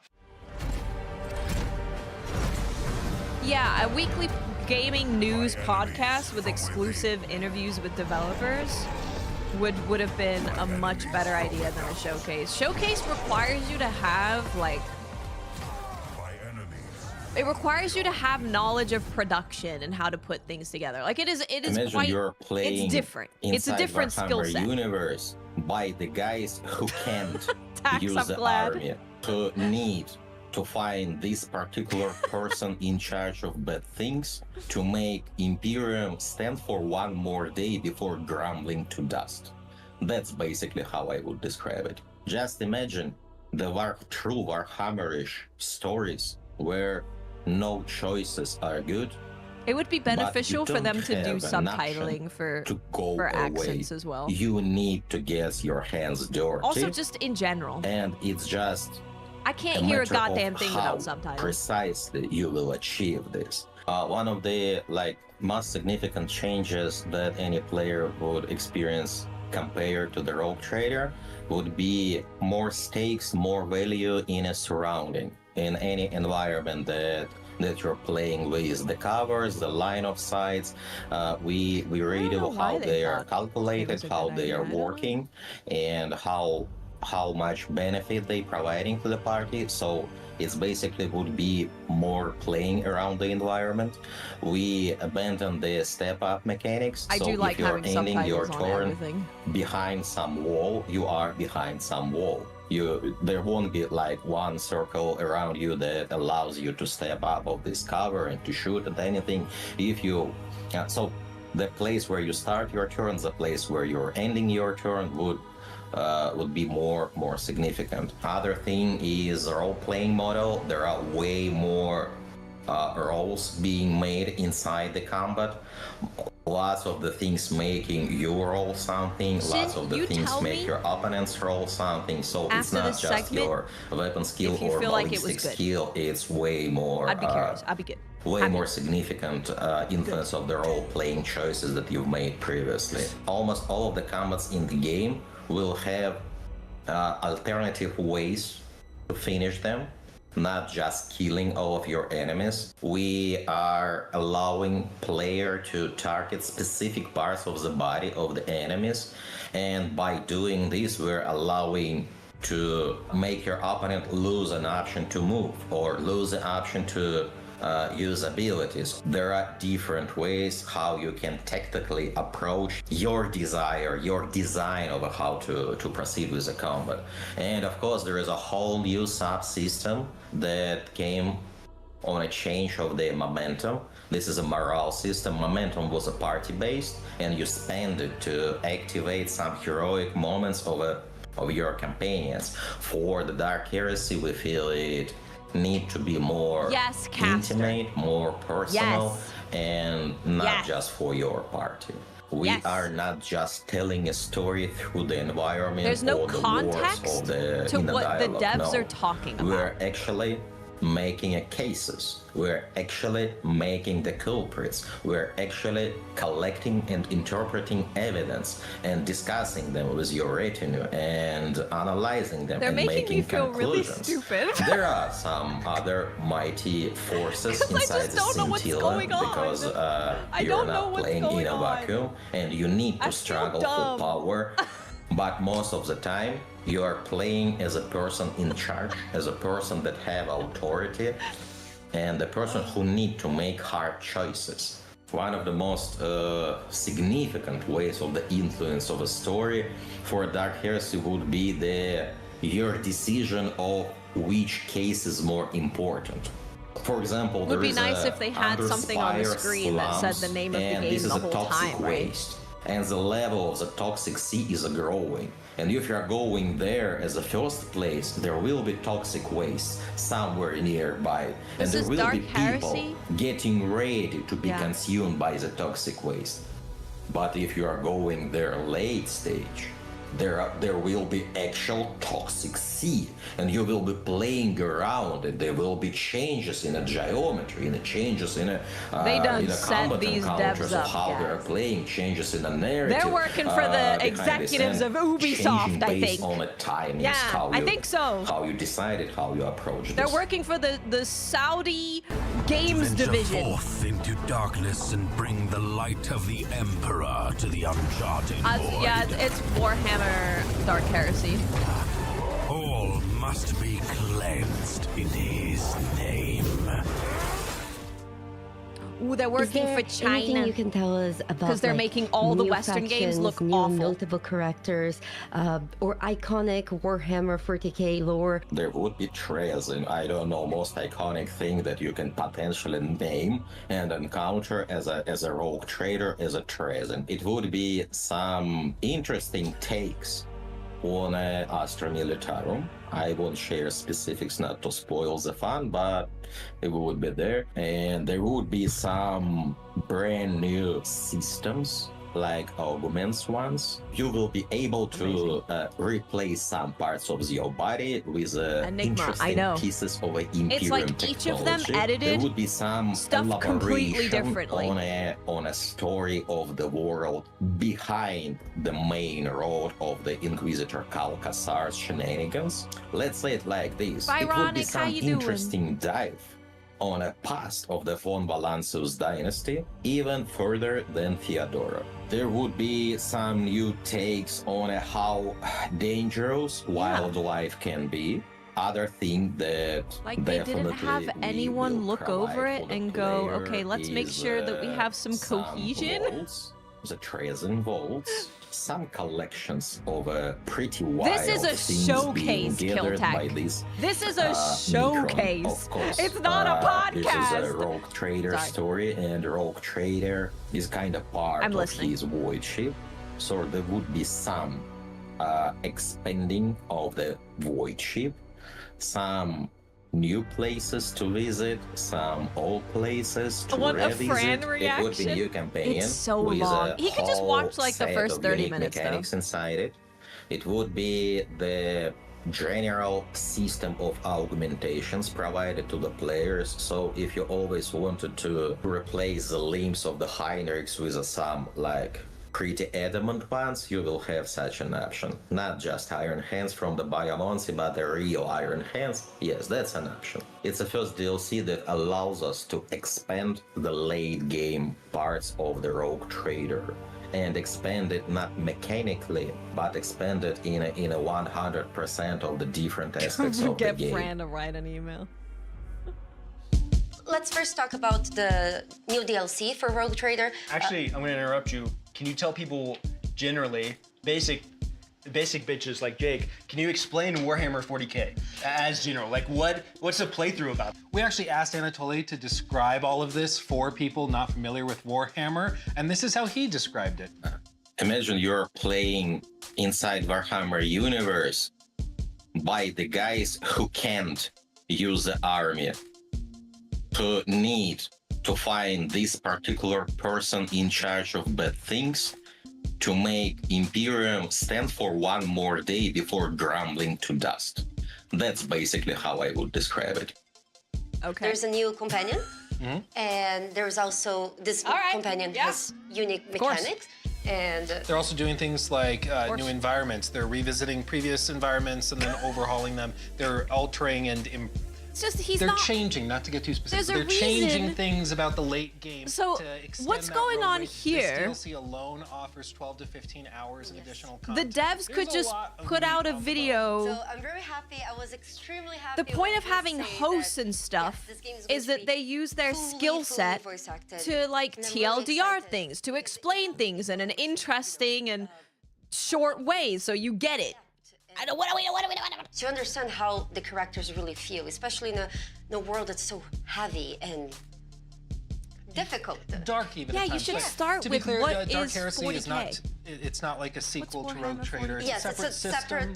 separate- It works different mechanically. There's different things going on, but my understanding, Hey, Manny. speaking with Anatoly, was that it's going to be a very narrative focus, that's the primary concern. Not that Rogue Trader was not a focus, but that's where a lot of the effort is going with the voiced cast throughout the entire thing and many other aspects of it. The narrative is like the central component. One of the things that I really enjoyed that he mentioned was you can target enemies specific. Yeah, we're gonna be body recording a parts to podcast on sever them Sunday during fight. Ethos will yell about it too.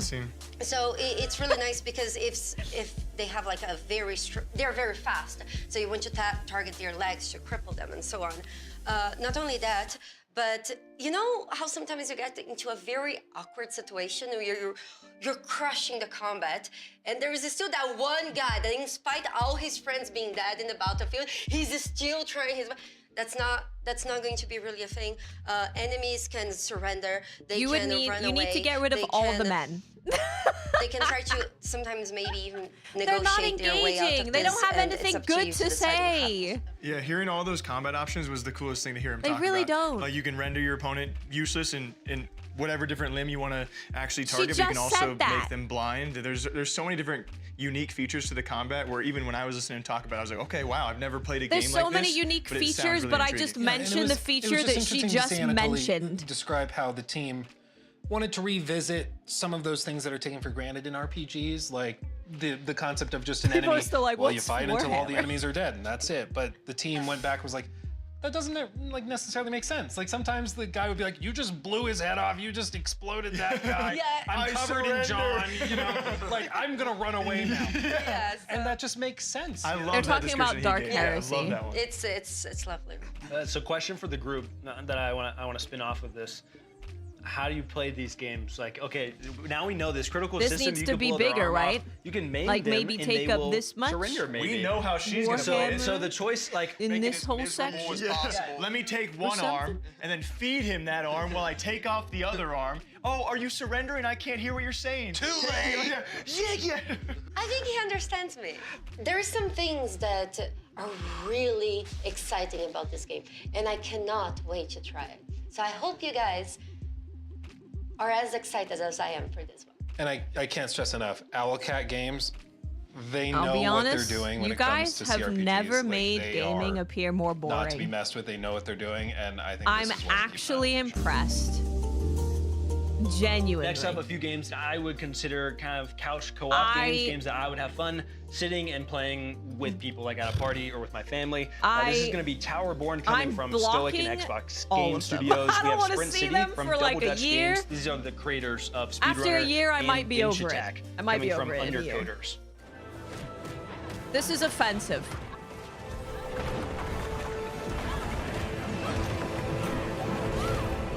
I'm offended. It's offensive. I would describe this as a brawler meets action RPG. This is an awesome entry into the brawler space as somebody who tends to play a lot of RPGs and MMOs. So I have a lot of brain space and like I want to make really cool builds. A little less I so hope in they like, never do it again. how do I actually dodge and get out of things and find my Or they openings. completely Early on, I was able change to kind the of compensate for format that by entirely. finding Like, finding nice little gear and completely little different. pieces to put together to eventually build my brawler skill set in. And I find myself kind of going back and forth as we play test between like, oh, I'm finding something that's a little difficult here. Well, what can I do with No, with they my need a gear set in order to producer or tweak something things, if or, they're like, gonna do it is there again. different skills that I should need a pick up for producer. this particular encounter, and then be able to go dive right back in. The player is an ace, which is a deathless defender of humanity, which is currently sequestered away on the Belfry. Which is the player's Right. background over there. Yeah. It's a tower that was set up Yes, for the mysterious name of the game purposes, should but, be here. Turned out to be a Yes. pretty good haven for folks after the fall of their stronghold, the City of Numbers. This is The why you can't player trust is children. helping humanity as they can. They're too getting young to refugees understand safety, production. Too young. battling the beastkin that have risen.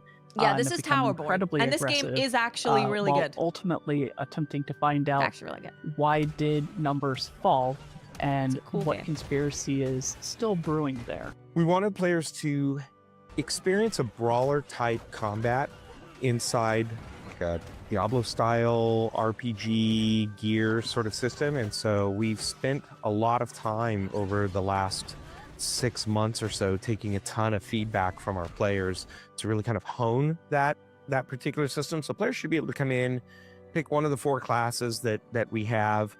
They'll see a whole new set of skills. They'll find a whole bunch of new equipment. And the idea should be that they should feel like one of several heroes going in and just beating up a bunch of like awesome monsters. We've tried to add new enemies, new lieutenants, and new bosses. I think people are gonna feel like quite the adventure as they go into the updated version of Towerborn. Stoic has always tried to be player first. When we decided to do early access for Towerborn, a lot of that was born out of we had a vision of trying to evolve the brawler into something bigger, something that hadn't really been done before. You can see other games have taken different routes. You know, some have taken kind of the roguelike route. They're making an updated Golden Axe. They're making a new Golden Axe. We wanted to kind of expand it to more like the true action RPG. And in order to do that, early access was very, very important to figure out. No, I think you're right, Adonis. Like the bitrate, in my opinion, as having a bunch of people who stream, there is no excuse for the bitrate being this bad. Especially on a non-live show. It's literally a video. It's literally a video. I feel like if you've created any content before, you would know that having like the game on the screen would be a good idea. They have space for their show, but no space showing us what game they're talking about. I haven't. It's a HelloFresh. Yeah. Put your head down, focus, and create an experience that there's so many things wrong with all of this. Like it's just people should look at that and say like, oh, okay, I see why you did it. I can't give you one good thing. Worth it. Actually, I can see a clear night and day difference between what is in live right now. Maybe the concept and what I'm receiving when you go into the 1.0. One of the big pieces was of having a showcase that shows all types of games. Just are they cool? But there was no cosmetic version of that, and so you had to make the choice of like. But everything from there. Do I want to look good? Everything from do I want to look a little janky? Post it being written on a whiteboard is and bad. So we added the ability to be able to create a cosmetic version of the gear that you earned through writs, which are earned through completing adventures. It is a disservice to the games. It's real. It's genuinely really bad. Beat them up with a light story in the background. We weren't really going to lean into kind of the stoic narrative. I don't think I'm crazy. Strength that we have, and we just kind of wanted to I don't want to influence how you guys think about it, but I really feel like it's really bad. The community would see it for what it is and be okay with it. But it turned out a lot of people were like, wait, you have something very interesting in the background here. You know, we actually how many showcases have you watched? How many showcases have you watched? Spent a very significant and what made you like them and what made you not like them from the jump.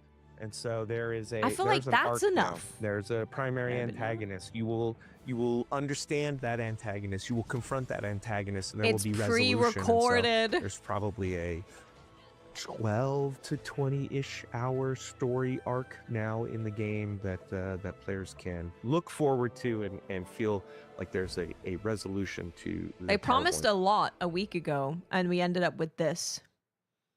Damn. Yeah, I was excited for a showcase. I really was. I was like, oh, this is gonna be fun. We're gonna see some like cool trailers.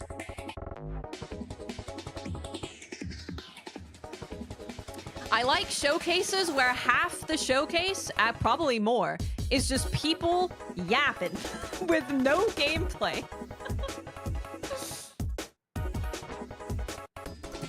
Hello, we're Undercoders, and in the studio based in Barcelona. Recently, we've been focused on developing 3D platformers, but our studio is heavily influenced by arcade classics, Japanese culture, and extreme sports games. And Dense Attack is our dream project, a step forward for the studio combining everything we love. That should means train.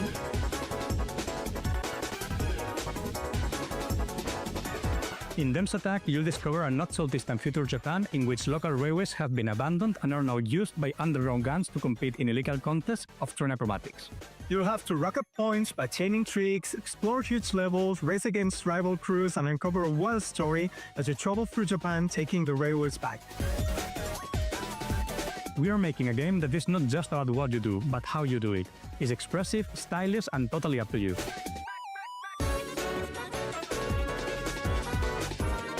The only From our good first trips in the late videos 90s, are when we've the been devs obsessed make by them. traveling across Japan by train and being able to dive into the local culture, getting to know the architecture, the landscapes, the folklore, and we're always captivated by the sheer contrast of their peaceful countryside and the high energy of its I've huge been cities, there. which somehow I've feels been to connected all and these part of the same places. cultural rhythm. It's a never-ending source of inspiration that has been fueling our creative energy throughout all the years and has now materialized in Densha Attack. Cool. On your adventure, you'll find a variety of challenges to move forward, from trip-pack arenas to compete for high scores, to objective-based exploration levels, and even racing circuits. The world is packed with a bunch of unique characters from different gangs and personalities that you will have to face characters are on your cool. journey through Japan. And with every new challenge, you will grow as a Densha We attacker do and have an further add to the Xbox chaos. Direct. We've handcrafted With every Beast of stage from the ground up, Reincarnation pulling in it. from real-world locations to make Oh, every landscape thank God. different but recognizable. Praise be. You will go really fast, but if you look closely, you'll catch references to every corner of Japanese culture. You'll be fighting wild boss battles against gang leaders, which will test everything that you've learned. Oh, that's These sick. are always full of surprises. You'll never know what secret See, technique now your rebel that- hides, so you'll have to get that's creative cool. to overcome them with your train. I like that. They're a mix of spectacle, personality, and challenge that one could expect for an anime-style showdown made game. Densha Attack is a love letter to anime, skate games, and Japan's iconic train system. If you like Jet Set Radio, Tony Hawk, or Densha to Go, you can't miss this train. Pun intended. Wish Nice- list now. nice we job, can wait guys. to show you more. They put subtitles because the devs put them there. I guarantee it. Hey, what's up? Welcome to Densha Attack. It's the best game in the world. See us. Hello, we're Undercoders. Hello, hello. Wishlist now. Wishlist now. We can show. Wishlist now. We can't wait to show you more. What's up, DCG? What's up? What's up? What's up? What's up? What's up?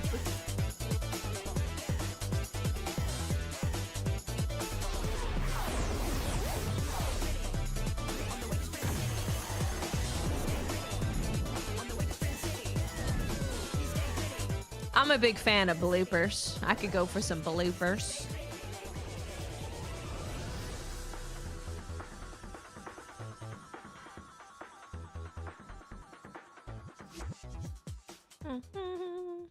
I talked to McLaren and Shayna, and they were awesome and very chatty about their game, and for all good reasons. They were an early access game. It's they want to focus more on the RPG side of things, but technically speaking, looter, brawler, side scroller, like you said, meant to Kind be. of like Castle Crashers. Yeah, that is definitely the most common comparison they get, but along those lines of couch co-op, you want Dust to play with a buddy or Force. play with whoever's next to you, and they are actually an early access game, now going to full release.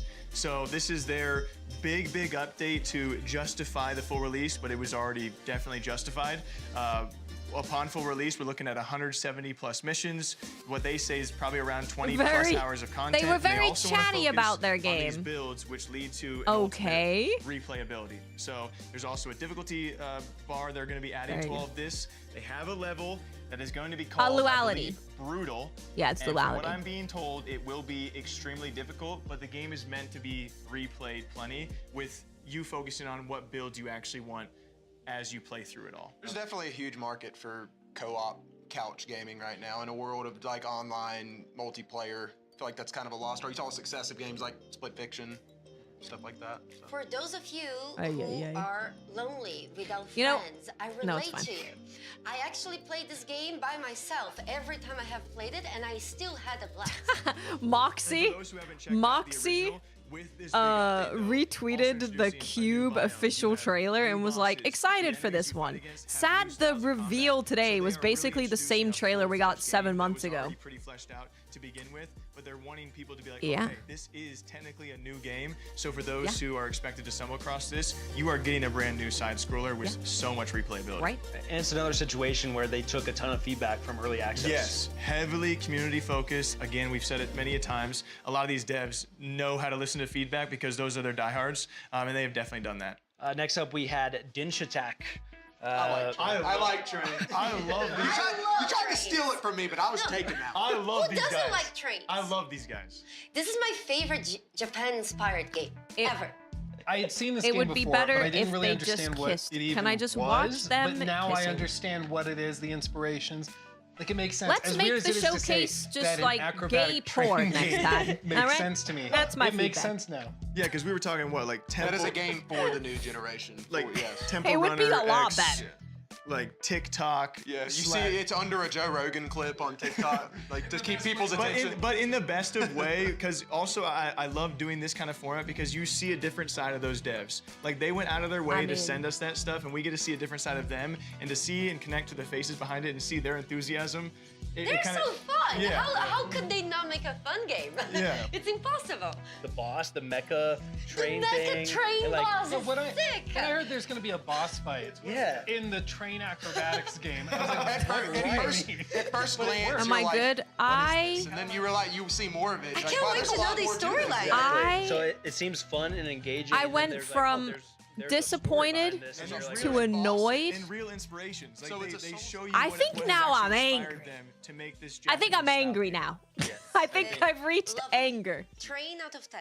Next up in that group, we had Sprint Get City. these that is coming people from Double out of Dash, my which video was the game. creators are speedrunners, which is another very They're doing a popular, disservice to couch all of game the that people have developers played that are for a in the very long time. showcase. They have And they speedrunners should who be are coming out. ashamed of This themselves. is a whole different game, but from the same creators. This looks like a game that, in a good way, would really piss me off to lose to other people. At. It looks like a game that would ruin friendships. I would. like It looks like one of those side scrollers that I would fall so far behind where you can't even see the others, and it just kind of leaves you real The upset. first jump, and you're like, I'm gonna get it. turn the console off. Get a bigger Start over. Get a bigger TV so I can see where they're at. To me, Sprint City is the game that you are over at like a party. You know, it's like the Super Smash Bros. Effect. Yes, It's, yes. it's like we've played a round of Pong or something, and now we want to play a video game together. We're gonna go play this, and people are gonna get pissed, and Jake and Rob are gonna get in a fist fight probably, and like. He doesn't want that. And who do you think's Did gonna you win guys that ever fist play- fight? We already had this Who do you debate think today. would win that? Just look at the size of the feet. Pretty close, aren't? Yeah. Did you guys ever play Overcooked? It's 3.5 Yeah, but I've watched hours people, and I've seen it long. ruin relationships. Like, I don't want to It's attach the personality communication. In types this to case, my people, understanding is the game is much but more I can competitive. only think that they thought that people would want to hear them yapping for 3.5 hours because they think that they're super fun and awesome and special and amazing. Because I would never. I would never say, hey guys, I'm putting together a game showcase where you get to listen to me yap for 2 hours. Never! I would never From do that. Appy Studio and THQ Nordic. Because that's we have not what Dustfade from people Weird want Beluga from and a Fireshine, showcase. and another Fireshine game with Pugstorm called Core Keeper. Rochi, thank you for 18 months. Welcome back. Welcome back. Oh, I get to be an old man. Okay, okay. Grandpa gaming.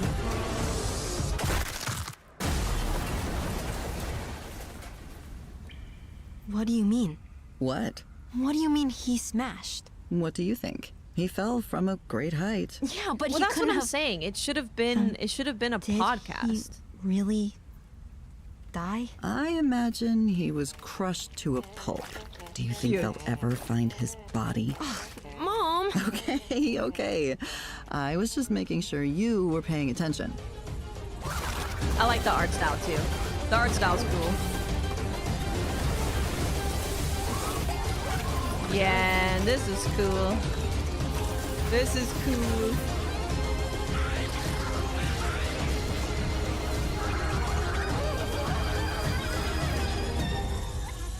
The Eternal Life of Goldmane. Free demo in February. Nice. Nice.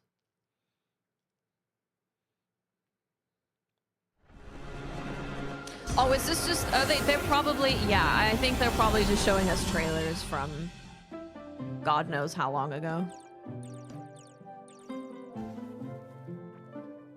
Yeah, yeah. Every single showcase that has a lot of talking, we constantly hear that we just want to see gameplay. Like, we're in a game showcase or a car showcase or a movie showcase. You're showing up because you want to see the thing that it's about.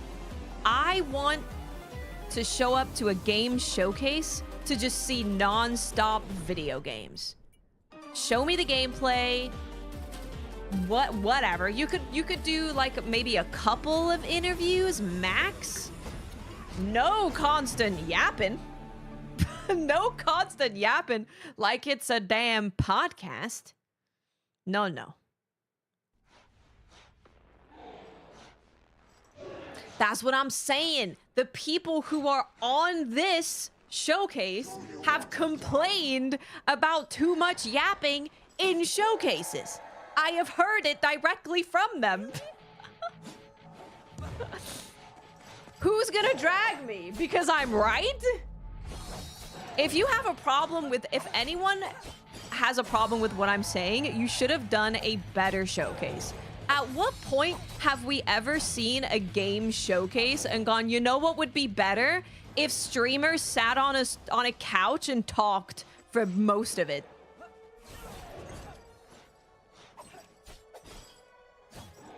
I can guarantee you there is not a single person on this planet, unless they are fans of every single one of these people, who think that this is good.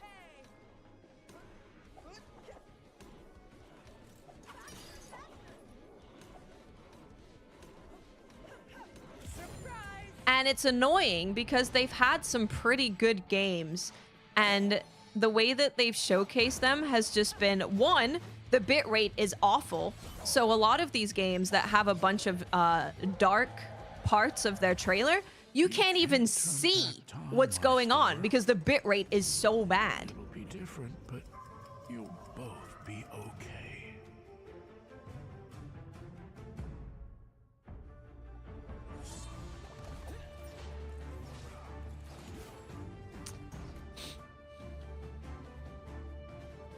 And this is the thing, it's not a live show, guys. It's not a live show. They're streaming a video. Yeah, this game looks great. I'm gonna check out the trailer that they probably upload or give to IGN or something so that I can see what it actually looks like. Instead of in this. Who led the showcase? It's the people that you see on the couch. No, it's not a live showcase. This looks cool. Dusk Fade. I'll check that out. That we just watched that trailer. It looks art style is crazy. I love the hand-drawn vibe. Oh. So It looks so good. they said that they wanted to put together a showcase, a game showcase, where everything that's being shown is there purely because it looks really fun. No one's paying for segments. No one's getting there because they're like, hey, you know, here's some money, put our trailer in this showcase. They are there because the people here, the content creators here who play a bunch of games and know a lot about gaming, supposedly, although I think that's a goddamn lie at this point. We're picking these games that we think are cool and we're showcasing them. That is a good premise. Like, having a showcase that has indie games and AA and AAA, and you're just letting everyone see it who maybe wouldn't see those games. That is a great idea. How it has been executed is truly terrible. It's real bad. It's real bad. Really, really bad.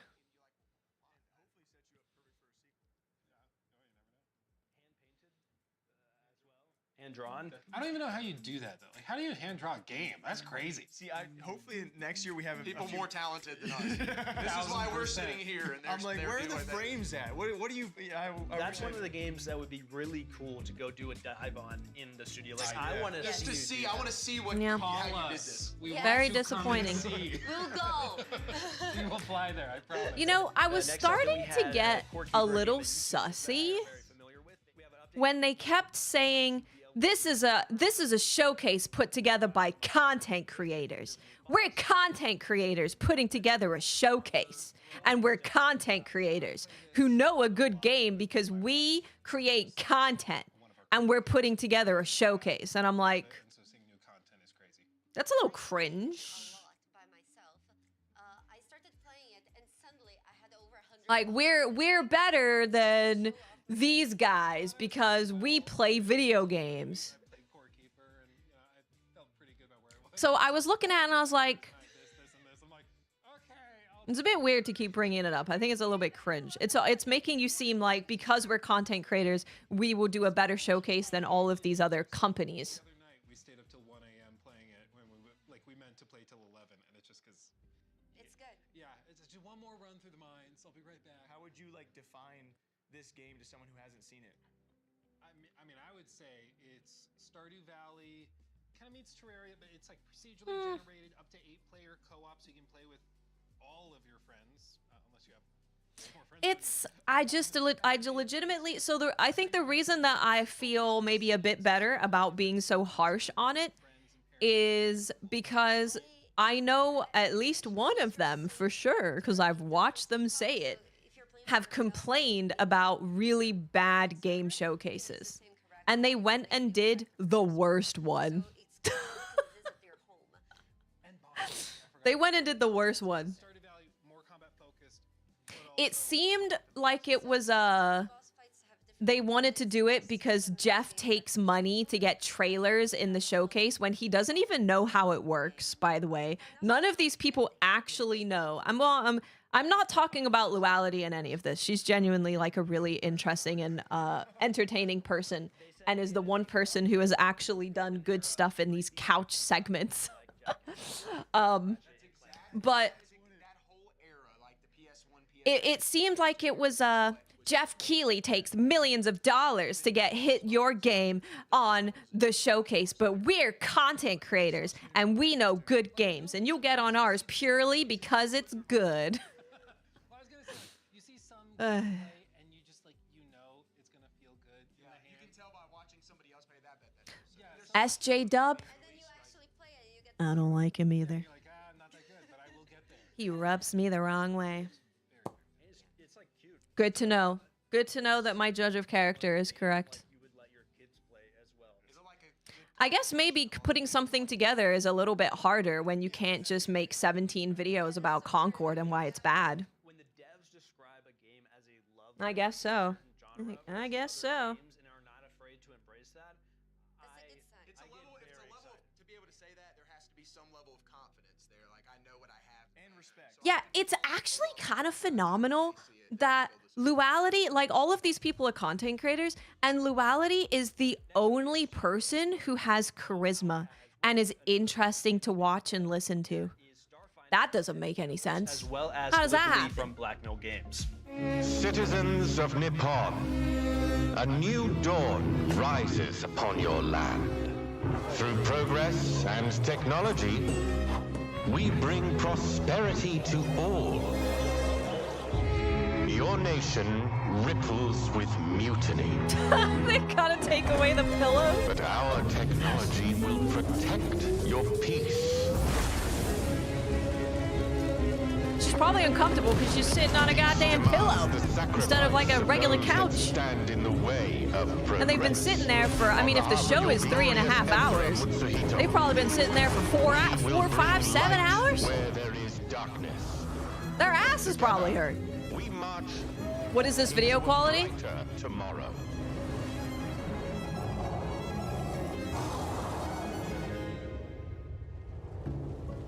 For peace. I don't know. For progress. I don't know. For I don't know.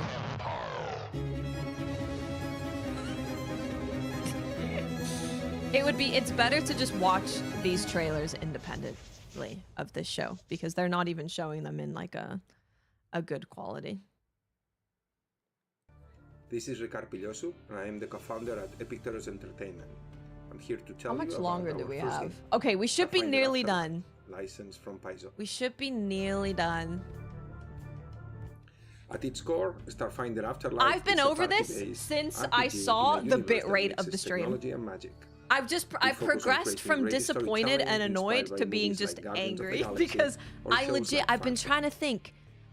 Why would you think that any of this is good?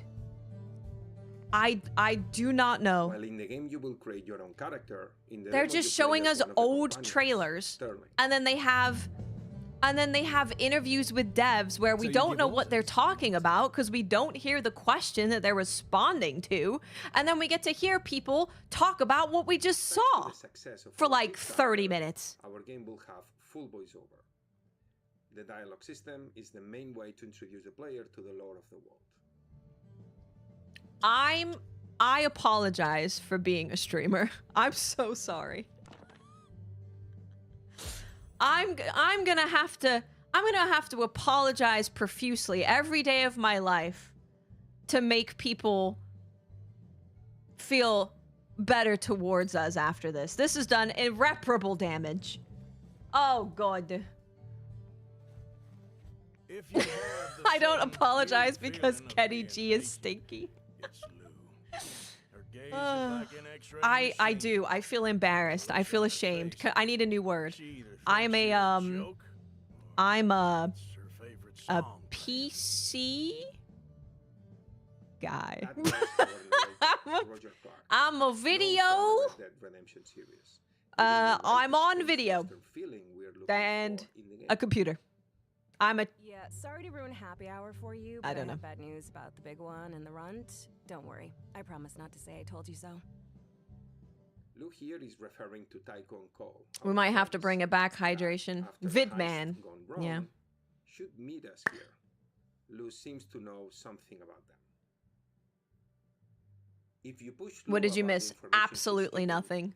she's going to be annoyed. And You that were will you lower were your missing approval with her and limit your potential romance options. I don't know. Going insane. Hold on, hotshot. I own the info. I choose how to deliver it. All right. They were ambushed at Secubot offices. They knew they were coming, so now the odd couple needs our help. Happy now? It sucks for that. I mean, so listen. Ultimately, this is a showcase that is put together by We start the combat these content creators, right? They weren't hired by some company to make a showcase and, you know, they showed up to something and they didn't know what it was like. I'm sure every single one of these people has seen this video that they were going to show during the stream, right? So if no one at any point was like, guys, what do we always say when we watch a game showcase and there's so much talking? Stop talking, show me the trailers. Show me the good stuff. Why are we doing that? and then shoot again. I'm flabbergasted. I will never watch another one of these or anything by any of them ever again when it comes to showcases. Unless they tell me they've hired a producer. Ay, holy moly. What game is this? Good question. Wouldn't it be nice to have something on the screen showing you what game we're currently looking at? We decided to stay away from a that'd be nice. system that gave the feeling of a tabletop simulator.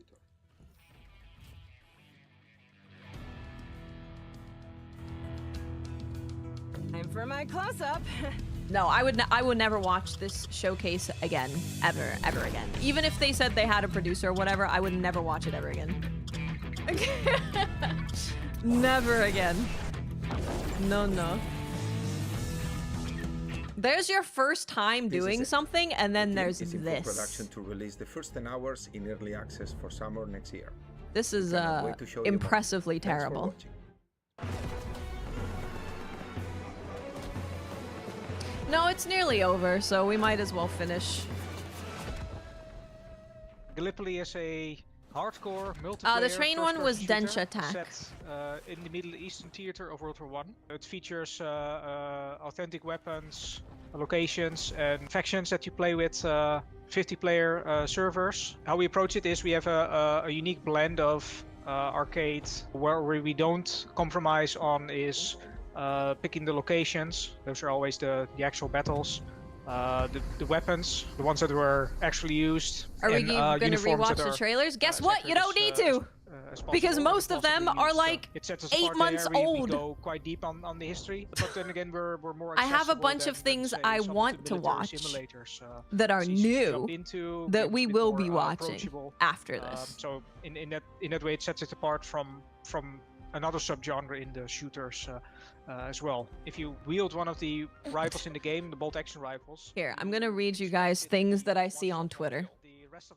New Game Plus Showcase, where the game isn't competing for attention with dozens of sponsored slots, but instead is competing for attention against 5 people's unskippable commentary. 1 second, so especially multiplayer, the concept must be adhered to. So the game is built sort of around making sure that the game feels I'm saying this now. This New Game Plus Showcase is ass. Stop with the nonsense talking. We want to see the game.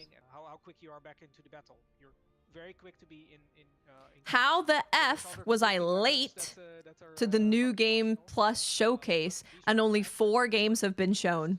Streamers and creators, no one wants to hear you yapping. Really disappointed with the New Game Plus Showcase. It's literally nothing but a round table of people talking and nowhere near enough game showing. 3 games, 30 minutes, and too much talking from the hosts. This thing is cool and all, but I don't need to see these content creators talk about every game for 30 minutes. Thoughts on the New Game Plus Showcase? Supposed to be games and not all the talking? We all got baited. What is this crap? I'm reading every single comment, by the way, that I'm seeing on Twitter. I'm not even just picking the bad ones. This is literally every single thing that can be seen about this showcase. Mad King, thank you for 34 months. Welcome back. Thank you so much. Guys, first we looked at Shadow of the Road there. Story tactical driven. New Game Plus Showcase is 4 hours long because the hosts actually think every viewer knows them and wants to hear them speak as if they're streaming normally. I would like to hear the developers speak about their games, bro. Save your random thoughts for the after show. The New Games Plus Showcase lost me.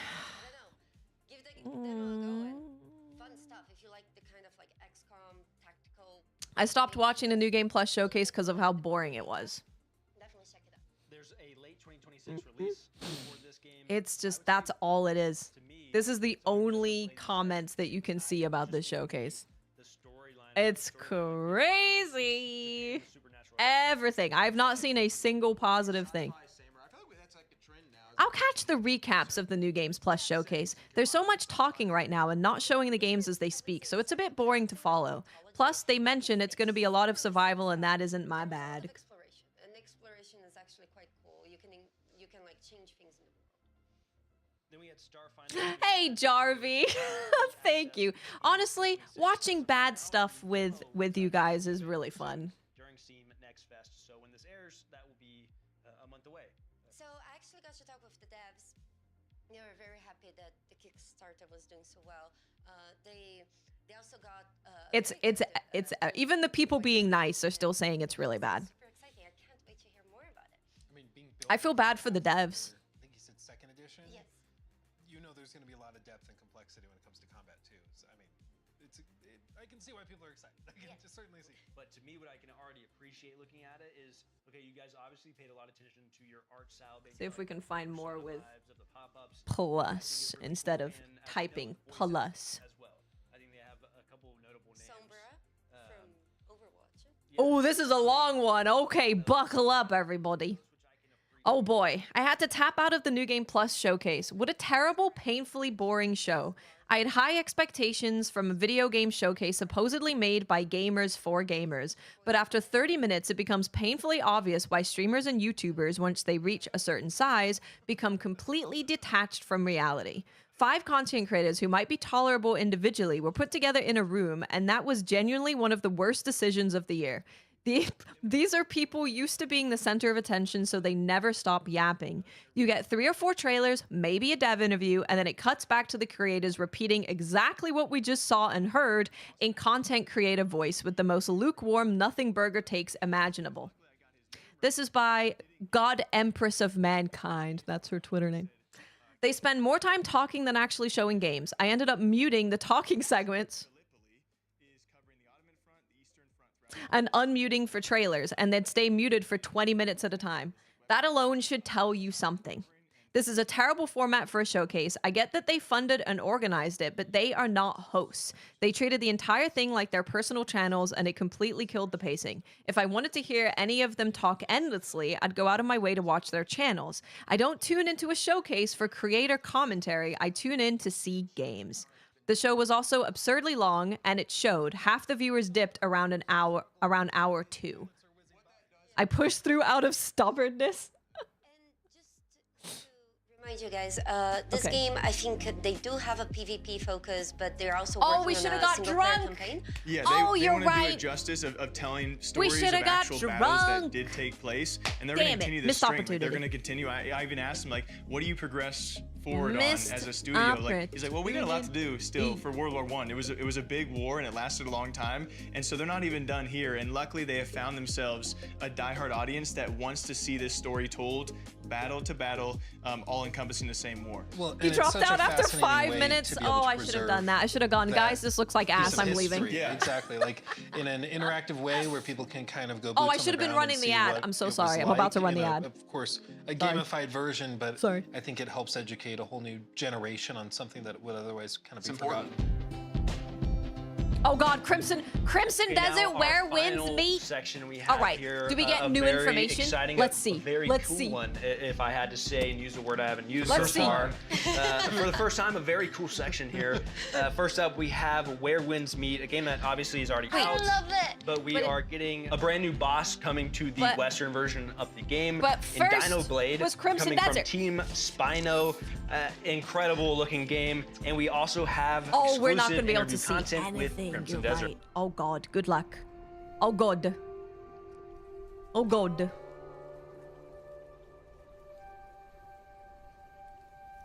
Does the moon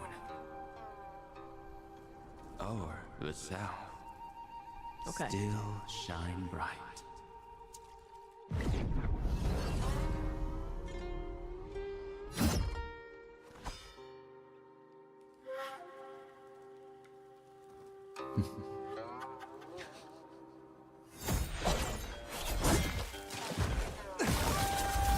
Yes, Enigma. Yes.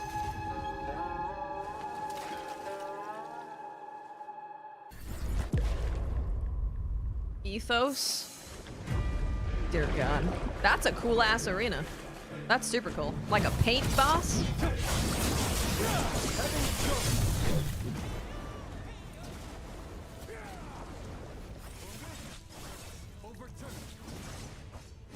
Did I see this already? Let me see. I feel like I saw this already.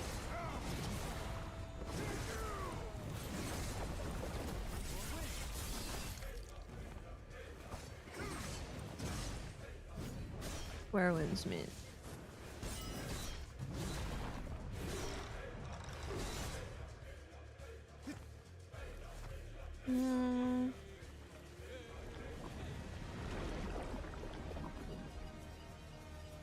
Maybe not.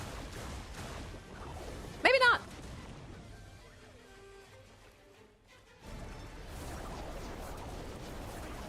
I like the paint stuff. That's cool. That's cool.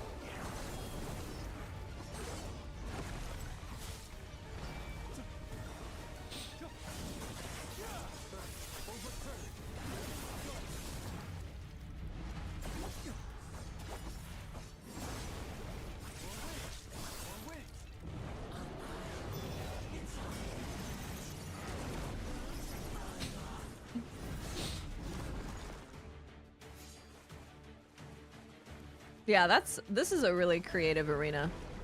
This is cool.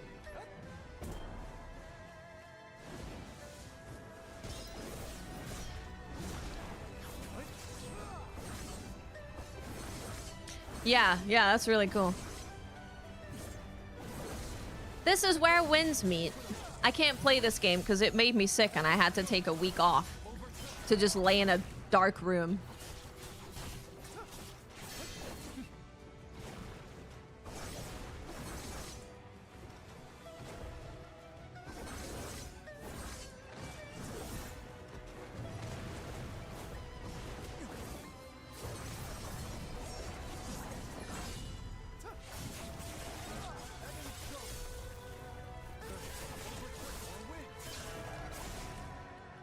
Yeah, it triggered my CFS really, really bad. And the AI voices grated on me so much.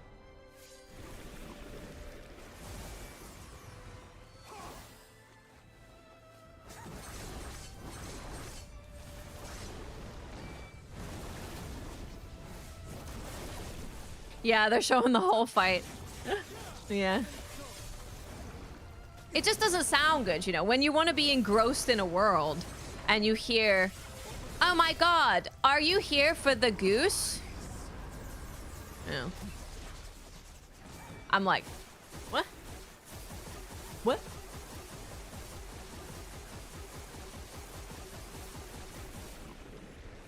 Damn! Look at the paint going across the thing right there.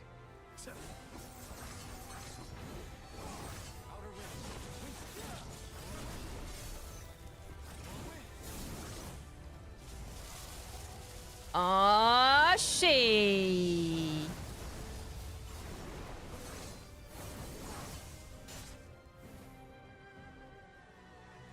Oh, that's cool.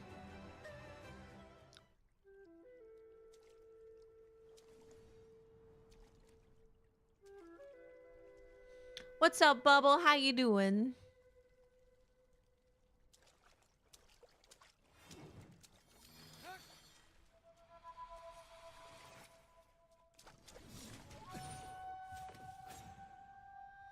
There you go. January 9th. That's tomorrow. Boss will be there. Okay, Dino Blade.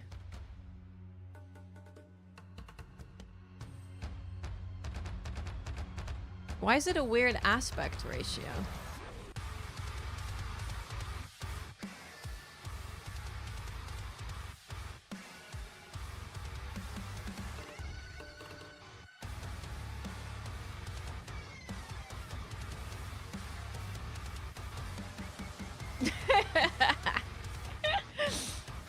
Dino Blade! Have you ever wanted to have a Souls-like, but you're a dinosaur? Dino Blade. I like the music a lot. The music's good.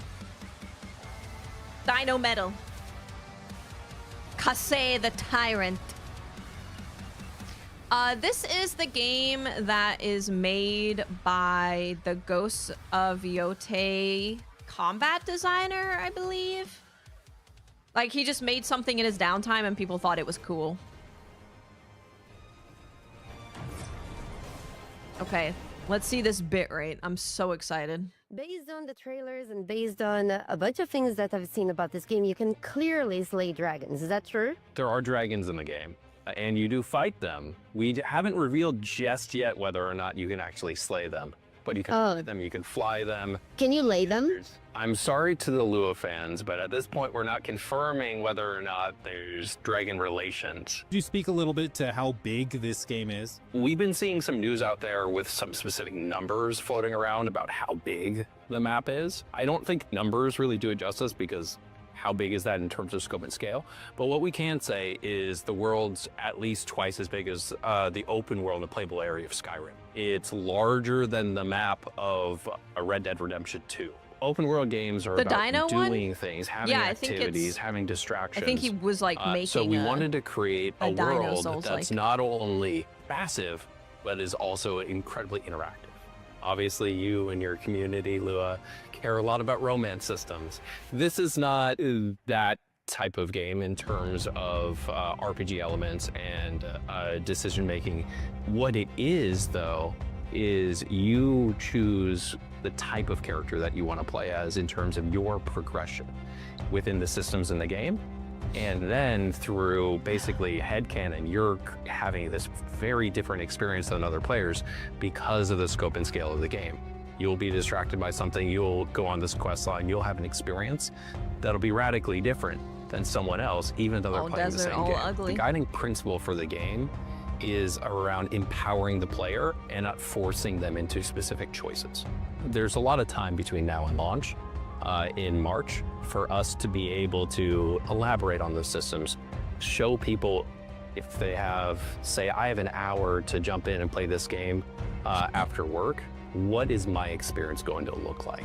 So we've done a little bit of showing when you're not in combat, how you're taking advantage and interacting with the world, Dragon's harvesting Dogma resource, 2 gathering done them right. for a whole crafting system that we have in the game for equipment as well as You can build your house, apparently.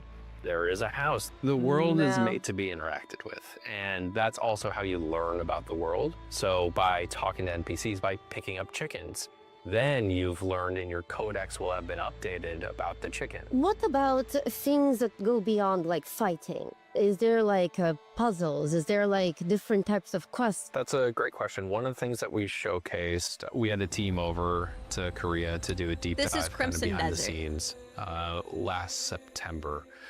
They came out and we showed them No, you have to a play as glimpse this of a guy. bunch of different systems. The most One of the milquetoast systems that ass we man showed you've them seen in your was life. in what we call the aerial abyss. It's those sky islands that you see there. That's a very important and pivotal part in the story and quest and mystery surrounding the world. In those sky islands, there The showcase are was nearly puzzles. over. They all have a different vibe, if you will, and then treasures and rewards for completing them. When can people get the game? Where can they get it? What does that look like for you guys?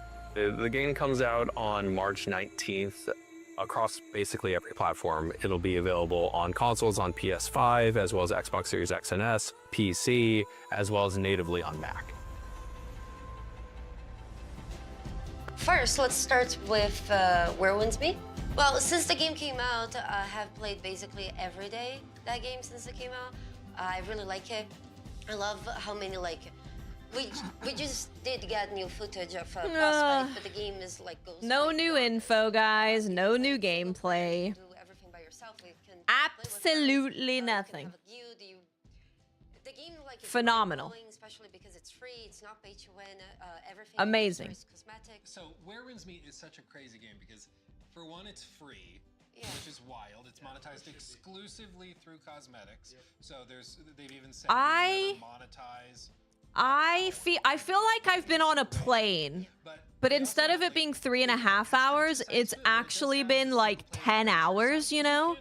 And you're just like, you're sitting there, you feel kind of uncomfortable. You're like, I wish I could take a shower. Oh, I'm getting bored of this freaking TV screen. I got nothing else to watch. You're watching like something that you don't really care about just so you can look at something. You've ordered another round of peanuts for the 18th time. You're tired of eating peanuts. You're all contorted in weird ways to try and be comfortable to make the plane ride a little bit more enjoyable. There's a kid kicking my chair, and I just want it to be over.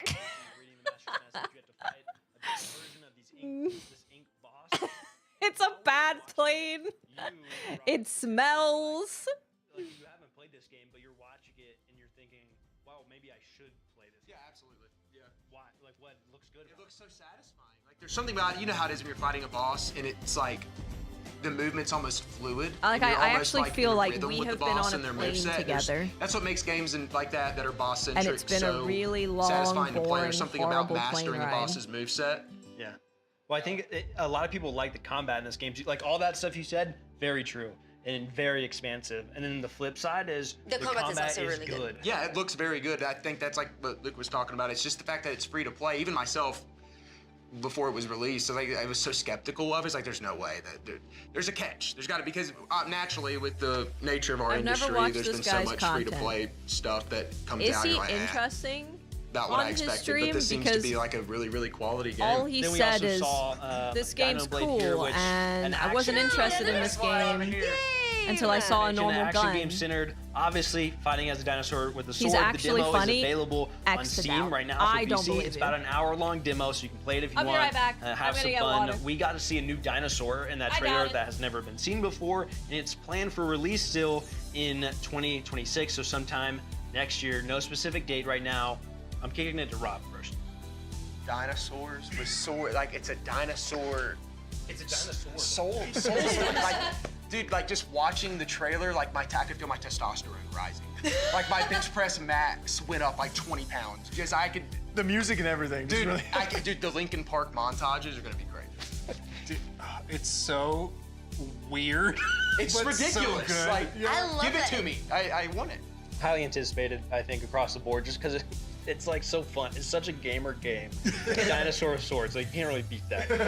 Yeah, I love it. Then to end things off, we have Crimson Desert, a game Another crazy good everyone looking. familiar with. I would say it's been marketed for a very long time. People know it's coming. It's coming from Pearl Abyss, which is Black Desert as well. The entire game is built on their proprietary engine, which it was fascinating to hear how they've broken it down, because like, you see Crimson Desert and so many things about it look too good to be true. They look crazy. They have hundreds of enemies on screen. They have all of this physics simulation. They have crazy stuff where like they have sky islands you can jump down from straight down to the surface. Can I just just to explain in the physics simulation that he's talking about? So, for example, if you have like a siege weapon and you throw a boat at a house, you can actually see the destruction starting from where the boat hit and everything else falling through it. Well, and people see that, and from our frame of like, you know, standard open worlds in Unreal Engine 5 or something, not that that's a bad engine or anything, but like, we see that and we assume, okay, it's gonna run terribly. Okay, it's gonna have frame drops or it's gonna stutter. Okay, this or that. But this is an engine that they have built from the ground up with this game basically in mind. And it's just absolutely crazy because we've had the chance to play it, and that just is what the game is. It's ridiculous and crazy. And what's even crazier is that Will even shared with us some very special information that we are breaking here for the first time. The size of the game is 2 times Skyrim. We didn't even rehearse that. Nope, that just happened. It's twice the size of Skyrim. It's actually bigger than the entire map of Red Dead Redemption 2. Which is crazy. Which I love that Will follows up by saying size doesn't matter, but in our game, it kind of does. But like, we're bigger. It's crazy. Well, I saw from the first gameplay clip that you could ride a dragon and a bear. Like, quite honestly, Did I don't you know how learn my body's something? gonna keep up with this level of God. testosterone. Between that It and is not the first game. It is not If there the was a first dinosaur to game. ride, we'd be in trouble. Next year for the next show, and you're just gonna be walking around. Put on Guys, 40 it's not pounds the of first game lean that you can mass. ride a bear. Huh? Huh? What'd you say? It's not the first game you can ride a bear. What Might just be true, happened? but Different kind of ride. Baldur's Gate 3 right? But also, when you drop a line like that, you mentioned confidence. Like you don't drop a line like that without knowing that you are confident in your game. They are you putting mentioned that for a themselves reason. in the same bucket as Skyrim and Red Dead 2, and I think that tells you all you need to know about their confidence level of where they're at. coming March 19th. Coming March 19th. Let's go. Thank you, those of you who stayed with us from beginning to end. We really appreciate you. did. This has been a blast to work with on the background. Those guys have been amazing. I think there's a thank you in a few different directions. We would all probably Let's see what feel. they say. One, obviously for like myself, thank the team, production team as well. I think this is awesome. Very cool that you guys were all down to try to do this. It's like a new thing. Also, thank you to the audience, right? Like whoever is watching this and trying to engage in something new, it does mean a lot to us and the developers. Thank you so much to the devs for taking us Yeah. seriously and, you know, being excited to share with us what you have shared, to talk with us. Our goal was to really try to lower the barrier for a lot of developers to be able to showcase their games, even if they don't have a crazy marketing budget or they don't have some big publisher that can, you know, brute force it. And I mean, the crazy amounts of talent that we saw put on display today is wild. And I think we're all very humbled that we had the chance to check it out and share it with you. Thank you for having us. It's also something that we can look forward to a little bit, where we did this in a pretty small time frame, I would say. Yeah, you guys have no idea. Yeah, we started talking like 3 or 4 months ago. Well, maybe a you lot should of have people taken that we longer. spoke to, publishers and devs, again, thank you again, because they worked very Why are we hard to get this rushing? stuff to Oh my us God. And out and participate in it. And a lot of Wait. people we talked to that Hold didn't on. I think- participate because they had other Hold that thought. plans. It's like, well, we didn't know about Hold that this. thought. But hopefully for the next one, we can plan more in advance and people can be a part of it and like, hey, let's go travel to people, right? And do interviews in person. Let's go. Yeah, we want to grow on this. We want to do it better, Dope. but we got to get the first one out there. I can't even stress the amount of times we brought up a game. I was like, oh my gosh, I had no idea that game existed until you explained it to me, and now I'm interested in that game and the team behind it. Like that's the beauty of this show. Like that was our ultimate goal. We want to expose you guys to didn't do games that! you either Sorry. did or did You not made know me about. hate my and then career it also and give video you guys games. a different show of like, this is the team I behind hate it myself. and the personalities you can attach yourself to for the I hate future of these myself. games. I hate video It games. was I great hate the putting internet. faces to these developers as well, because this industry naturally we're very critical of developers, but I think sometimes we forget that those are real people. Bitch, you better not be. You better not. You They better love it. not They love what they're doing, and I think You that's awesome. better Well, to all of you guys out there, be this has been the critical of first ever edition of anybody New Game Plus. It's ever been again. an absolute honor for all of us to come together, and Ever hopefully much more You coming better in the not. future. We all love, at the very core, we love freaking video games, and we got to show you guys so much today, and hopefully more in the future. It's been You an showed absolute more pleasure. of yourself And here's to than the that video future. games. Much more coming. Cheers. Cheers. I don't have any. Cheers. Nothing left after 3 hours.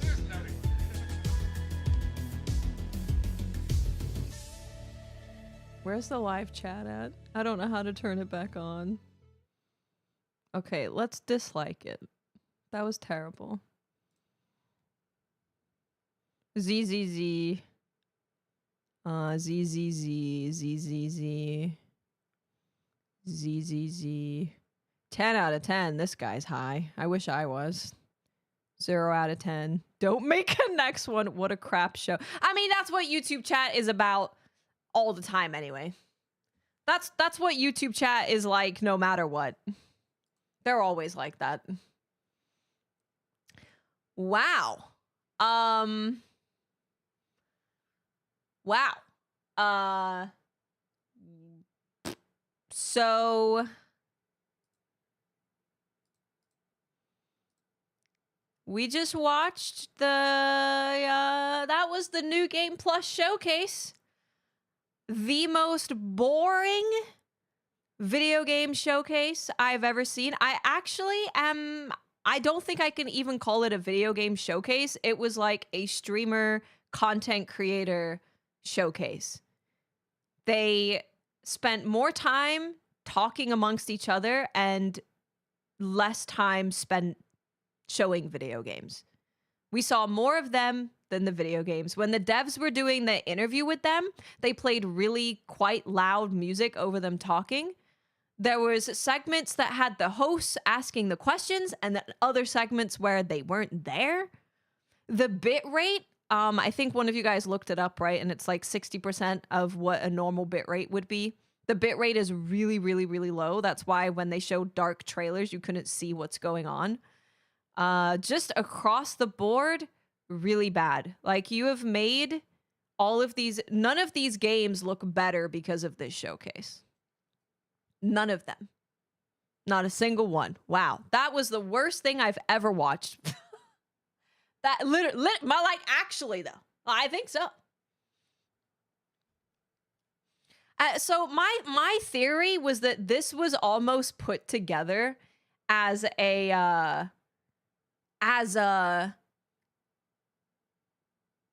Jeff Keighley charges millions of dollars for a slot. Let's do something better. Almost like a sassy kind of like, we can do better thing, you know? And the fact that they made it in 3 to 4 months makes me think that I might actually be correct. The harping on the fact that they're content creators, so they are putting together a showcase and they're content creators, so the showcase will be good because they're content creators. And the fact that well, I know one of them has been clowning on like Jeff for taking money for a showcase, and they're like, let me get on my pedestal and show you how I won't take money for a showcase, and I'll just highlight things that are good.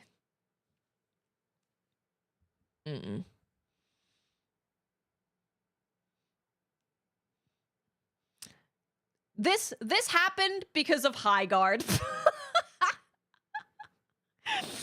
Well, you know what? I'd rather watch 25 hours of gameplay of High Guard than this. This was awful. Holy moly. Jesus Christ. Wow, that was bad. Video game news. Just chatting. Wow. Holy moly. Jesus Christ.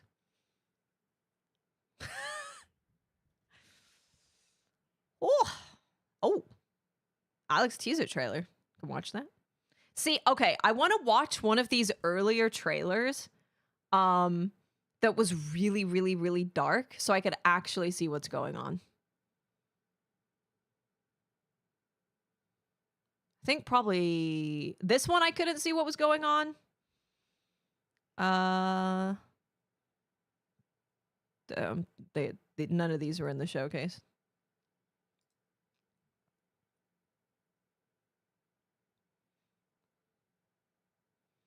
That's true. Yeah, that's true. Like another group of people who really love games and really want to do well by the devs could try and do something like this, and everyone's like, well, I don't want to watch it because the last time this happened was terrible. I could see that. Oh. Nice. We have Silver Palace gameplay. That should be cool. Nocturnal. I think the rest of them we watched. Thank you for spending your time with me watching that. We're gonna look at some actual game trailers. We're gonna look at some actual game trailers. Be fun. That's true. Yeah, the dev perspective. Like someone reaches out to them and they say, "We're putting together a showcase. Would you be interested in showing your game?" And now they're like, maybe if you show me. We want to watch games. We don't want to listen to that.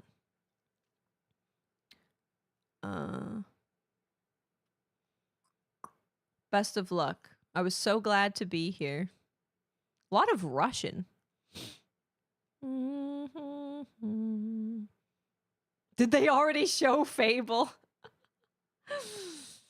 Wow. That's what I'm saying. Yeah, that's what I'm saying. If they went into this and they were like, we're starting a podcast with a group of people who all really love games, and we're going to really try and focus on getting exclusive interviews with devs and showcasing games that we feel really strongly about, that are good games that deserve to have the attention. If they did that, I think that would work really well. But a showcase is not just getting some people together and like talking about 7-month-old trailers, you know? That's not what a showcase is. A showcase is about like excitement and nonstop like hit. I don't know what that was. I do not know. And the segments where they were talking literally didn't do anything. Like, they didn't tell us anything. They didn't tell us anything. Nothing was said. Nothing. Not a single thing.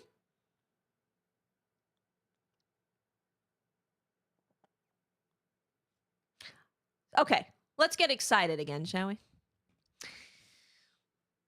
Okay, official Alex teaser trailer. Here we go.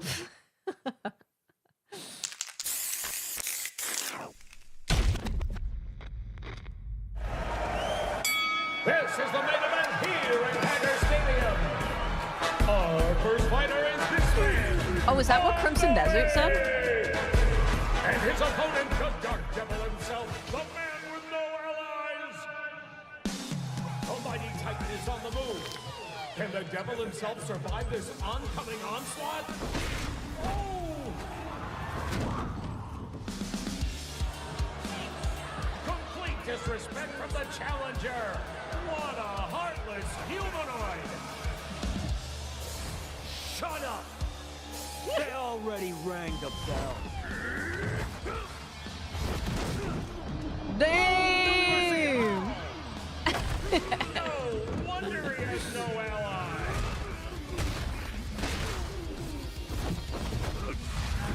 Now the hometown hero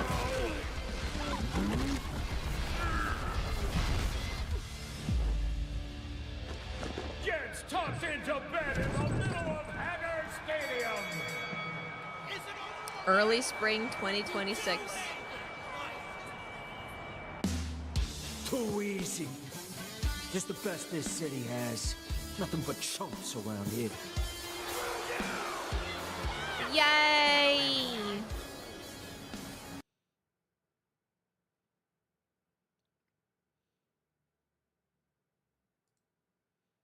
Okay, this was one of the trailers that was shown at this showcase. I want to see and be able to see colors. Why weren't they streaming in 4K?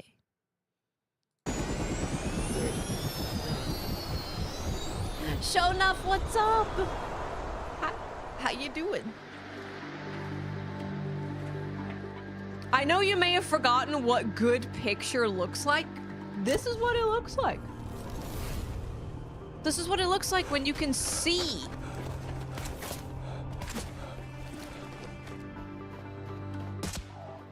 Want to go on an adventure? I have a suggestion. I feel like I just woke up from like the Don't have time 90s to or go something. and see the beauty of the Anotos Mountains. You can take the view for me.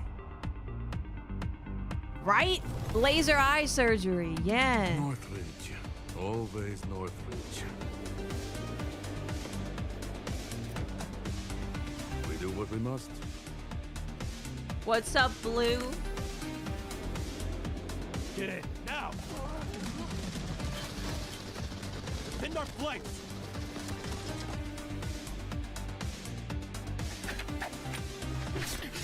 Well, because you know people are kind of stupid, right?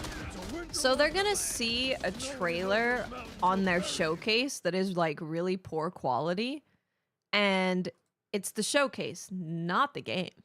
This is Arena Breakout Infinite, their new season. Arena Breakout. Okay.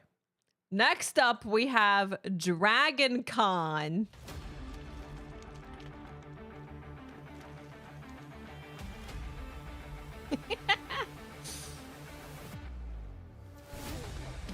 Oh yeah!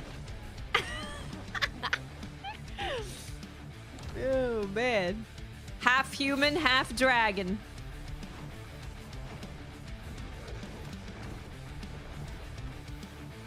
Become Botu. Yeah, the frame rate is a little questionable. It's okay.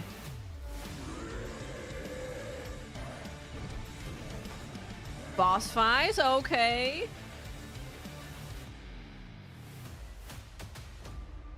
You know, I was gonna say Sifu Dragon. Dragon Sifu. You know, I'd be down. I'd be down. Oh, we could watch this too. I have that, I have that, I have that, I have that, I have that. Wait. What did I just say we could look at? I forgot. Oh, Dawn Walker. Yeah. Let me, Dawn Walker. Bow to these hands. This was 3 days ago, so we can, we'll just watch that now. We'll just watch it now. Okay, this is the Blood of Dawn Walker story teaser. Imagine what wonders await.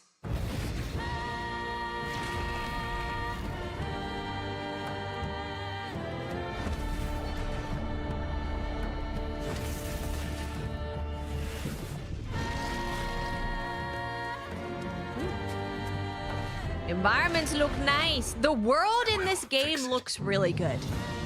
The world looks really good. The world. God, I'm so... You know what's actually really funny? We watched a 3.5-hour showcase, and I don't think there was a single moment that is clippable reaction-wise. How'd they do that? Impressive. Sonoma, how you doing? Coochie, you're so right. Never mind. You're so right. It's crazy. Dude, I was like... Okay, I don't know if I want to clip calling these larger content creators bad. This was the worst thing I've ever seen! We only pick on Digital Foundry, okay? Just Digital Foundry. Dawnwalker, the world building and the choices that they've talked about looks really interesting, but I'm just not sold on the combat, that's all. I think I saw a little bit of this on Twitter. It's called Inari, official gameplay reveal trailer. Love me some gameplay. Also, she's cute. So,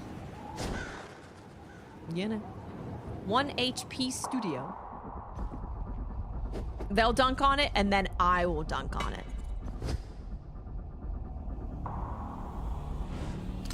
That'll work.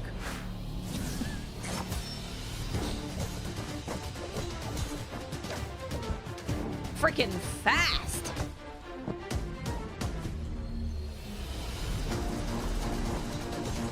Mm-hmm.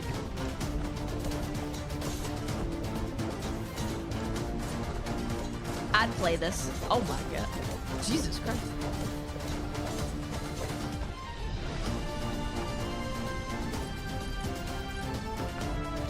Yeah, this is... And I would certainly play a demo of this game.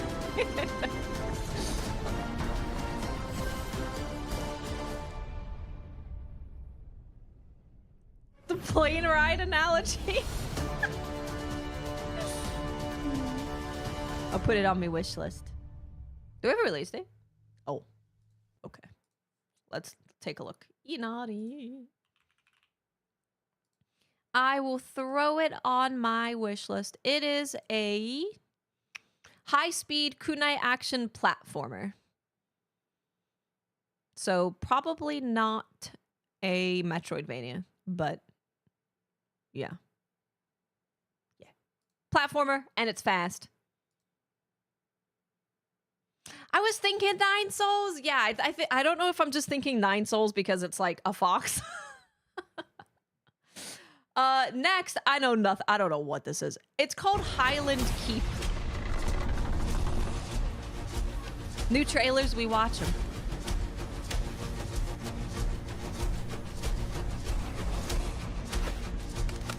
Stick.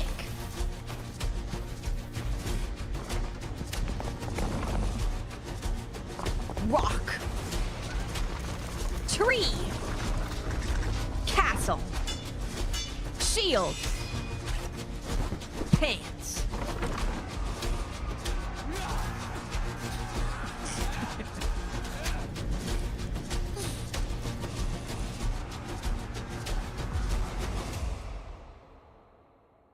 That was going on there. Okay. Thank you. Next, we have Phantom Blade Zero behind the scenes. This was at RTX stuff, but so it's gonna be less interesting than just a regular trailer, but because it's from NVIDIA RTX stuff, but it's still new Phantom Blade stuff. Okay, let me see. New game plus. The one with tanks and also normal guns. They said, thanks to everyone for watching the first iteration of our New Game Plus showcase, and a huge thank you to the devs. We have lots we want to improve on and can't wait to start planning for 2027. Hold on, I want to read what people have said. I look forward to other people's edits of the showcase where they cut out all the talking. This was such a waste of time.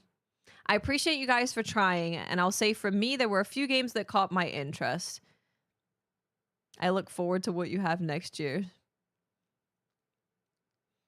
It was a good show. It was a bit long. As everyone put it, maybe structure better next year or have the talking segments be after the show. Making your whole brand around sneak dissing the Game Awards and Summer Game Fest and making the worst showcase of all time is very funny.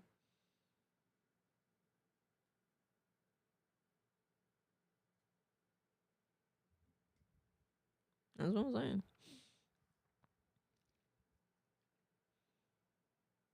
Oh. Please, man, next showcase, y'all gotta limit the host segments. The interviews aren't bad with gameplay, but the constant host yapping is just rough. Maybe quality over quantity next time. Skip those podcast segments.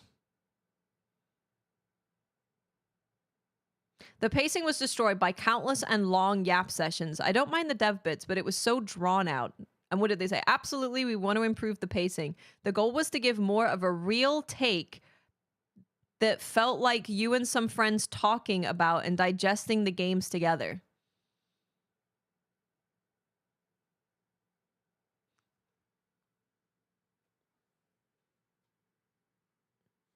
What? No. No. That's what New Game Plus responded to that tweet. Hold on. I'll bring up the tweet so you can see them. Okay. New Game Plus. Sorry, I was looking. I actually went on here specifically to look for that game, and I will find the name of that game, and we can wishlist the games that we thought were interesting. Hello?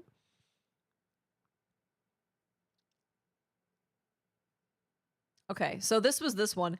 Making your whole brand. Oh, can you see? Do I need to zoom in? I'll zoom in a little bit. Making your whole brand around sneak dissing the Game Awards and Summer Game Fest and then making the worst game showcase of all time is very funny. That's that one. Skip those podcasts. Okay, so this was this. I'm gonna actually look at their replies to see if they responded to more things. But Xbox Nation says, as some constructive criticism, the pacing was destroyed by the countless and long yap sessions. I don't mind the dev bits, but it was so drawn out. The games were great, and as a game showcase, I want to see games, not a podcast. They responded, absolutely, we want to improve the pacing. The goal was to give more of a real take that felt like you and some friends talking about and digesting the games together, but we all agree it could be a more efficient timeline.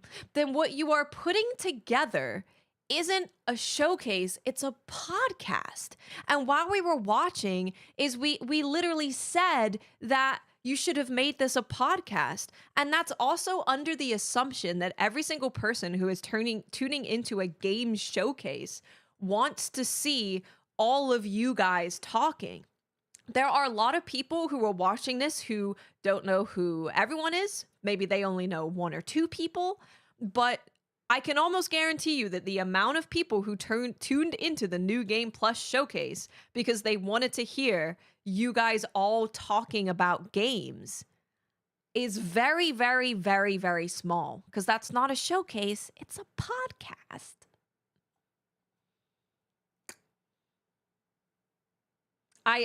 A real take. I gotta see what people said in response to this. That's understandable. I think that format would work better as a live podcast. Rethink that aspect, or at least put it all at the end of the show. We're here for the games.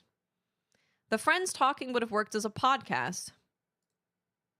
I see, dude, the thing with a real take, it's all kind of leaning towards, you know, when I said earlier that they put together this showcase because they were making fun of the Game Awards and Summer Game Fest and Jeff taking money for trailers and all of that stuff. They put it together because we're real content creators who actually like games, and we're here to show you how to do a showcase with actual excitement about video games instead of money.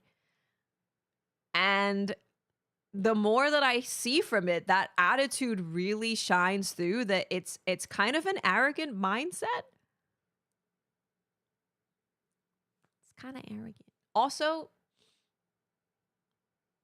hold on. Let me remove my face. How do I remove my face? Here. Look at this. Putting authentic excitement back at the center of game reveals.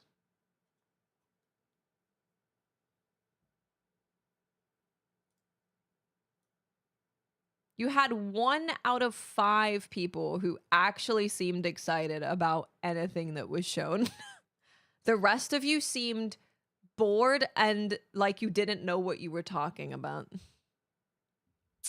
It's just not a good look, because it really feels like, especially when you put that together with the fact that it took 3 to 4 months, it really just feels like we could do better. It just comes across really arrogant.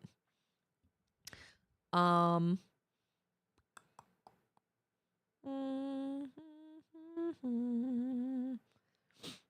was terrible. I was literally expecting a showcase with just trailers, and y'all ended up doing a podcast. Finally over. Next year, drop all the BS yapping about we see ourself. We don't need that in between every third game. 0 out of 10. Way too long. Worst showcase ever. You guys in the comments expected a Game Awards level. No, we expected video games. Me before the New Game Plus showcase. Me after a New Game Plus showcase. Yeah. I can't lie. I do feel like I'm about 80 years old now. Yes, it felt like they were making a showcase for themselves and not for devs or gamers. 3 hours was unbearable.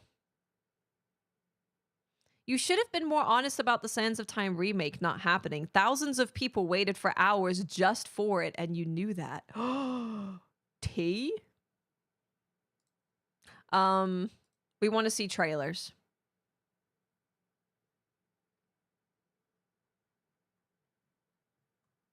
Anywho, I was going to look at that one game with... I cannot believe he said... When I first saw that, so this is for the devs, right? We're here for the developers. True, authentic experiences and excitement for video games. And then this man says, when I first saw the game, I was like, yeah, I'm not that interested. But then I saw that there were normal guns, and then I was interested. Okay.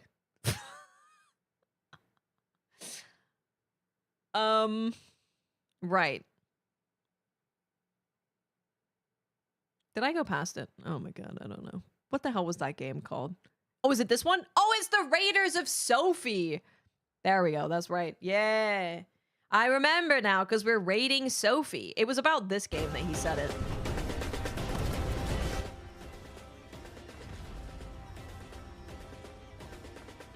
Yeah, can you imagine putting your game on a showcase and they're like, when I first saw it, I was like, eh. But then I was like, yeah, there's normal guns, so I'm excited. I saw that there was like normal guns and then I was all about it. But when you had like this weird tank on legs, I was like, I don't really like tanks on legs. And I don't want to fix tank legs. But then I saw normal guns and I said, yep, now I'm in. Because I like me some normal guns. Normal guns? I thought the same thing. I was like, this man is the ball and gun gamer. Wow, we have a new mascot. Holy moly. There's a new mascot in town.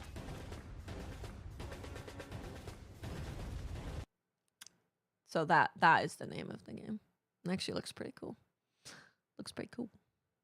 Looks a lot better on their Twitter video than on their stream. Words that have never been said before. No, that was I don't even know who that dude is. I don't know who it is. The dude on the right on the couch. I don't know who that is. Boop, boop. Exactly. If it's a podcast, you can actually, yeah, you can speak in this kind of manner. But it is very weird to watch a showcase where you're hyping up games and you're like, well, okay. This is Phantom Blade Zero, official RTX inside the game, building a cinematic wuxia action experience. Phantom Blade Zero is based on Rambler, an indie game I made all by myself in like 15 years ago. In 2021, we decided to make a major shift to big console and PC titles. That is the beginning of Phantom Blade Zero.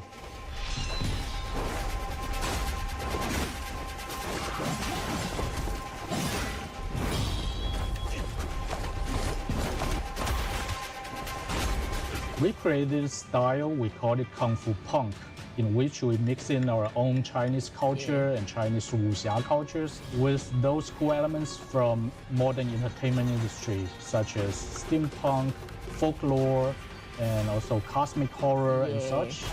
In doing this, we're going to create something both authentic as well as universal.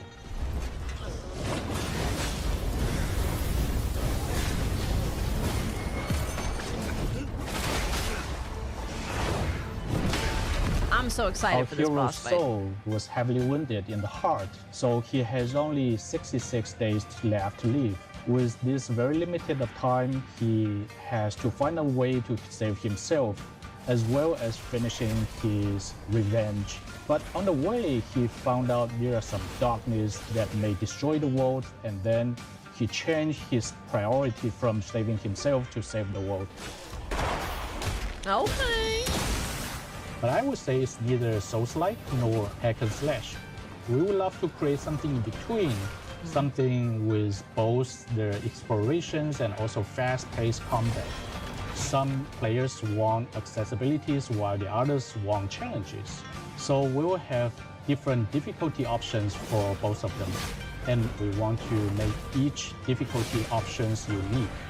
The very good thing for PC gamers is they have different ways to experience the game. I think RTX and DLSS 4 are the main features that enhance our game. As a small team, these technologies can get us the top level of graphics. The rain is one of our core environmental features. So having a convincing presentation of anything in the rain is important.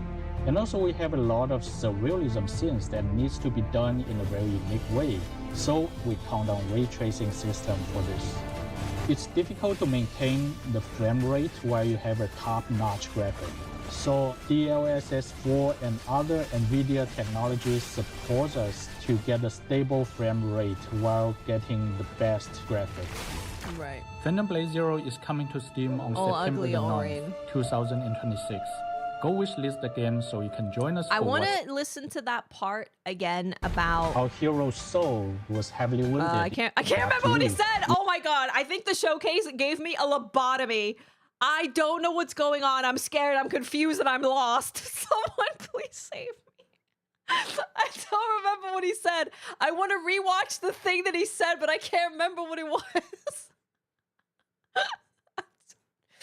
Oh no, I'm okay. I'm fine. With this very limited time, he has to find a way amnesia. to revenge. But on the way, he found out there are something save the world. The difficulty or something like that. But I would say it's neither Souls-like nor hack and slash. Yes. We would love to create something in between. Something in between. Something with both the explorations and also fast-paced combat. Okay. Some players. Okay.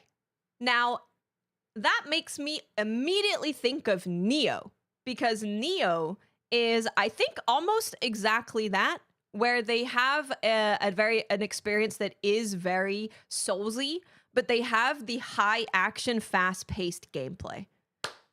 I'm so excited. I'm so excited for Phantom Blade Zero. I'm so excited. It's gonna be so good. It's gonna be so good. Yeah. Cause that is kind of what it is. They're like in the middle. They're not Ninja Gaiden. They're not Souls-like. They're a little somewhere in the middle.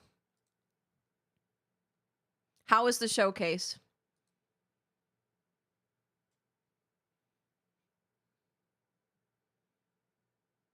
I'm traumatized.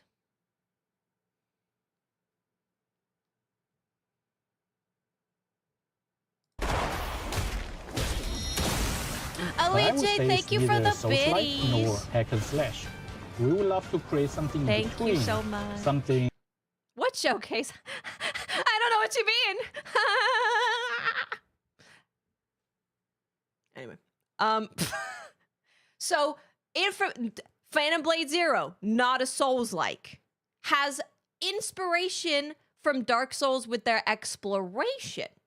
Combat, fast-paced, wuxia, high-action combat. Difficulty options, so you can choose to have it be hard or easy, depending on what you want. And... no, that's it. That's all I got. Is that the clip? Oh, that could be a clip. Oh, yeah, I could see it right now. I have to think of the title. If it'll be like, how was the showcase? New Games Plus showcase was a 0 out of 10, maybe. Something like that.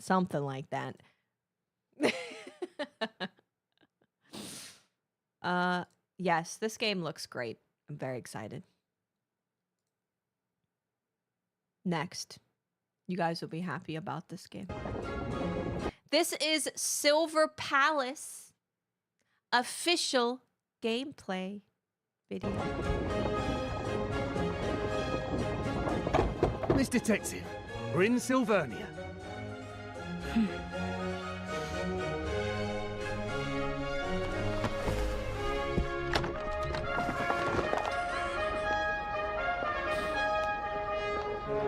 When you have much to show but too much to say.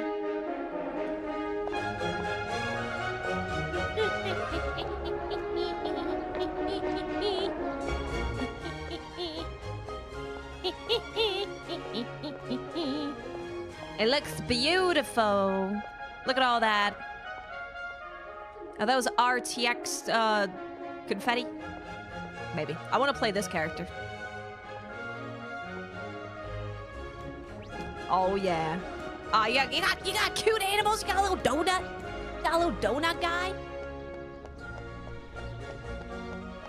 They're showing off the characters. Cheerio, lads. That might have been. Maybe. I wasn't doing that towards the girl behind the counter. Although if she's working there, she's probably of age. She's just small.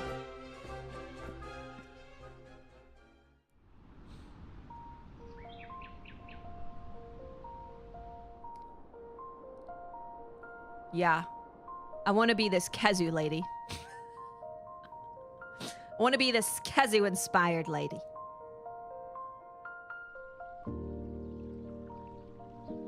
Oh. She's a sleepy girl. I like sleepy girls. She has pets. And probably laughs like, oh ho ho. Yeah. Could see that.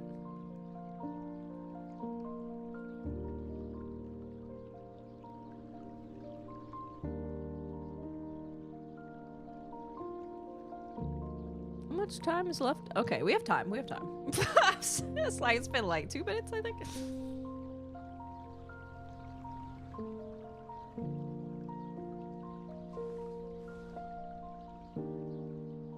Is this a gacha game? Absolutely, it's a gacha game. Oh, I like that menu. That menu looks like There's no bombs here. Persona. Only flour and a torch gun. She's British. Oh. Damn. Damn, okay.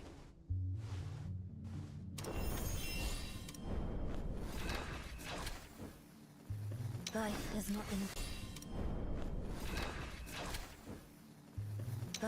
not been kind to me. Death on the other. The striped. Bye. Meow meow. Life has not been. Meow. Life has not been kind to me. Anyway, sorry. Death on the other. The striped one is very smart, but that grumpy royal blue looks just like you. I love that they're British. I love that they're British. Let's cut to the chase before you are silenced for good. We gotta farm some clips, Bagel, because let me tell you, in 3.5 hours, I didn't get the goddamn thing.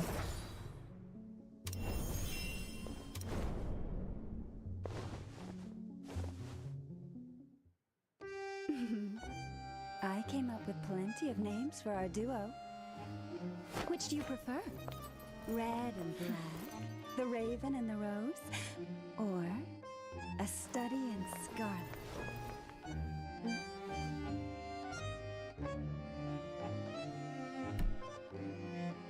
What are you talking about? Who are you? Exactly. I am plenty of things. A dancer, a Florian superstar, a purveyor of intel. But my favorite name is the Red Rose. Observe?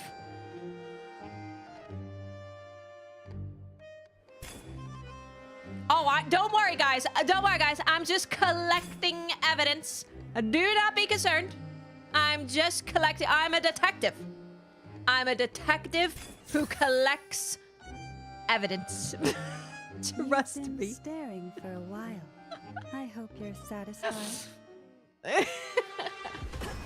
Ah, here we go. Now we're talking. Yeah, parry, baby. Yes. Ooh. That looks sick, though.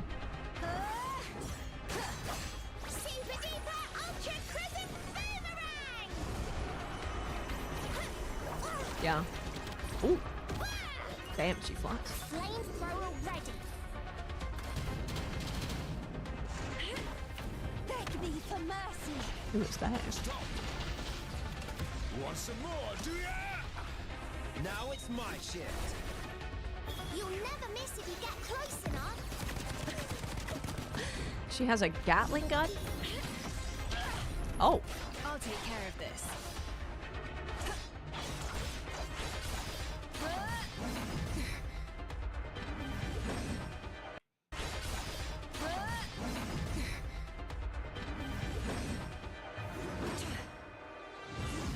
It's all in vain. Are they showing what it looks like when you miss a parry? Like, is there it looks like there's an animation for when you miss a parry or something. No. It's all in vain. It does look good. I agree. Oh, this is Cinderella. I remember that fight. I remember seeing that fight. That's Cinderella. You're fighting against Cinderella. Just started watching this. If you're currently up to date, congratulations. You missed the worst showcase you've ever seen.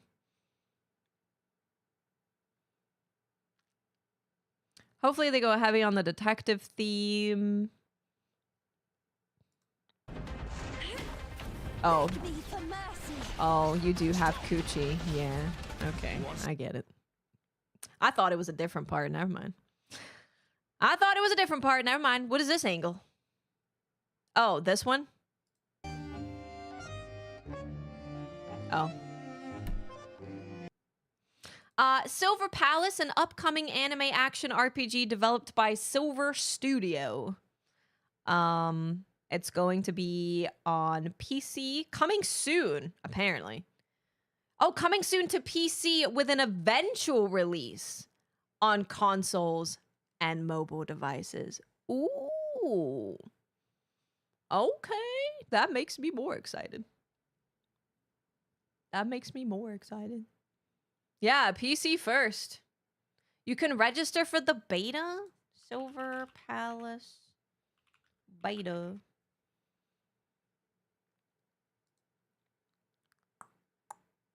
Oh, it ended already. Okay.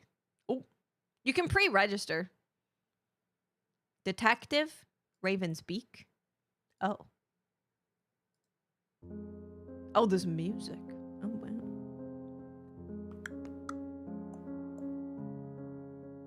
I'll play it when it comes out. It's interesting.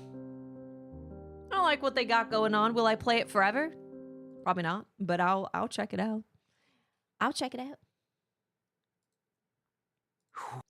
I also wanted to watch Sea of Remnants. Oh god, it's 5:20. Don't let me look away from the clock for too long. We've got 30 minutes. See, the thing with gacha games, they don't tend to review very well post Genshin. Let's see. Honkai Star Rail Metacritic.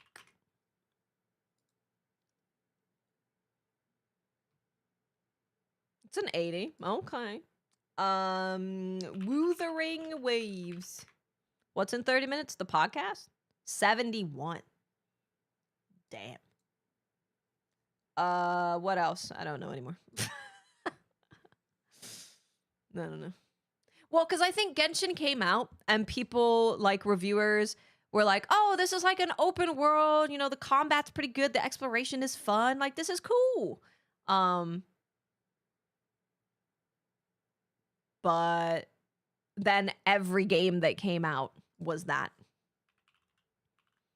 77. See? There's not many that are up there. Honkai Star Rail is the only one that made it to the 80s post Genshin. And it's probably because it's a different gameplay style. Who am I? This is Sea of Remnants. There's gonna be an ad in a minute. Lost your name or the truth you seek.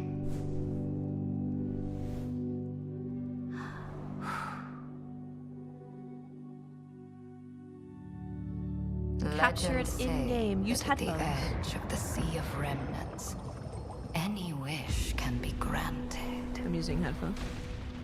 But the price is your memory.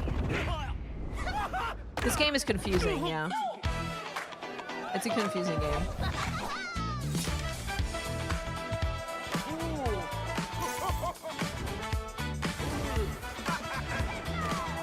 Step right up.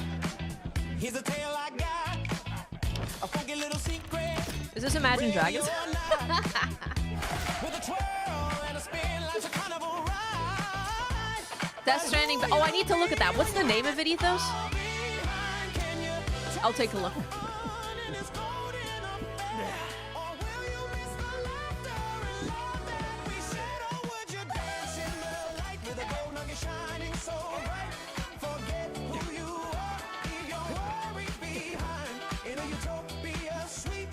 Arknights?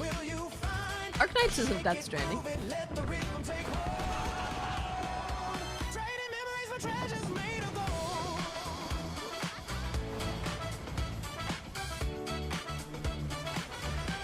Scary.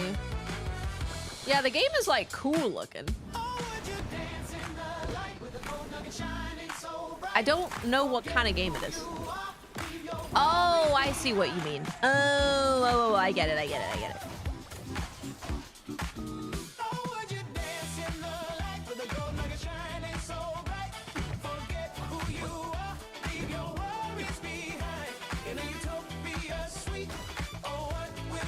Parlay this game.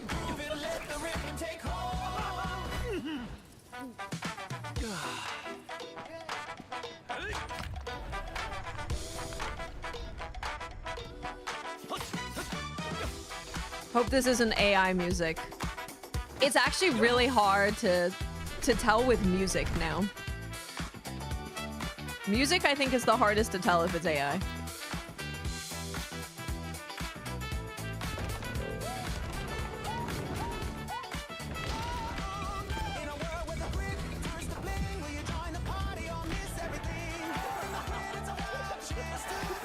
How? I've seen Arknight's Enfield. I didn't know about the Death Stranding. I guess by base building, you probably mean like the traversing stuff. Okay. I'll I'll take another look at more art. I'm always down. The game looks cool.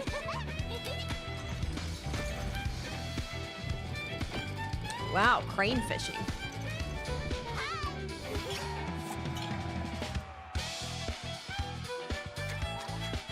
I don't know what's going on, man. I think the answer is everything is going on. Everything is happening.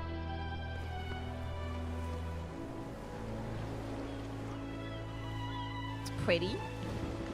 That's scary.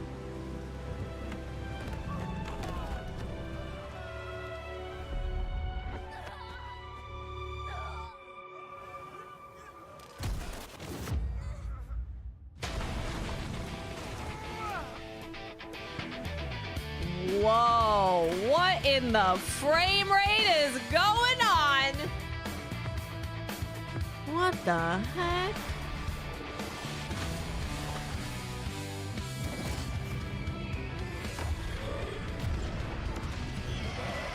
That's cool.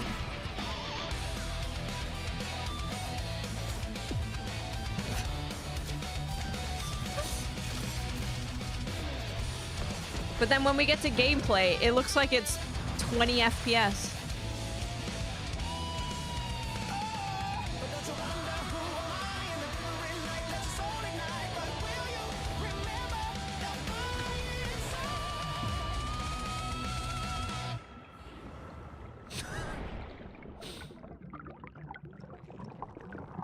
Ew. This feels familiar. Oh, that's a little bit better. I've seen it before. So it turns out I've been struggling and wandering in oblivion all this time, yet it was all in vain. Until this moment, I finally understand. Forgetting is not the end, but a new beginning. I'm a little confused. Yeah, so it's Joker Studio, which I don't know if they're being published by NetEase or if Joker Studio is a subsidiary of NetEase. I suppose it's not on here, huh? Oh, it is. Yeah, so it's like a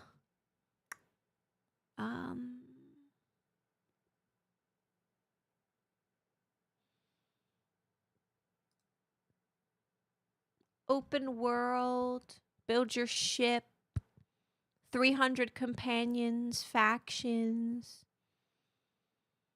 Yeah.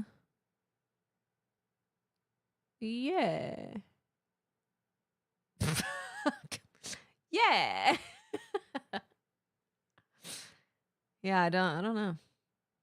You can never look at these tags because these are user defined tags. So it doesn't normally tell you about the game. You need to look in here to actually find out about the game. But you can sign up for their test. So small scale PC closed alpha test with limited server capacity. Server capacity.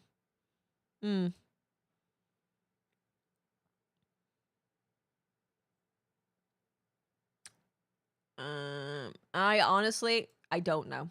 I don't know. I don't know what that game is. I can't tell you.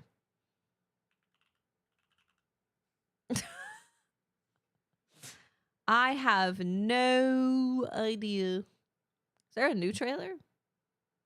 Where's the new trailer?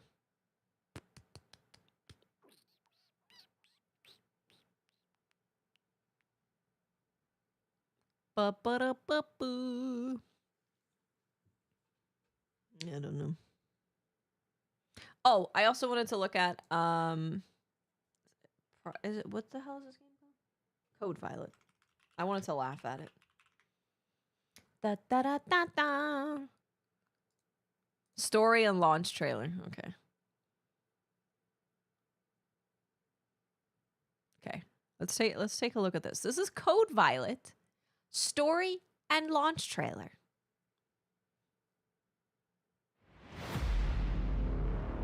Where am I?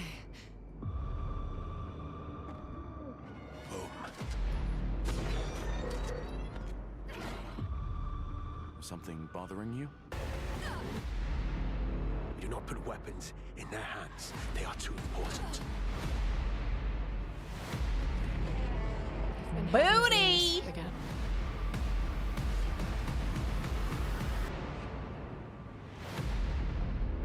This is the game that won't release on PC because they don't want you to put their main character in. Did you know about this?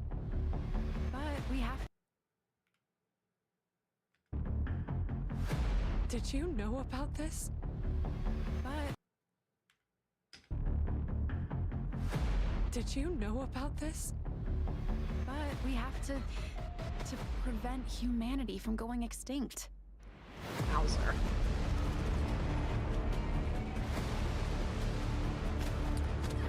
What is...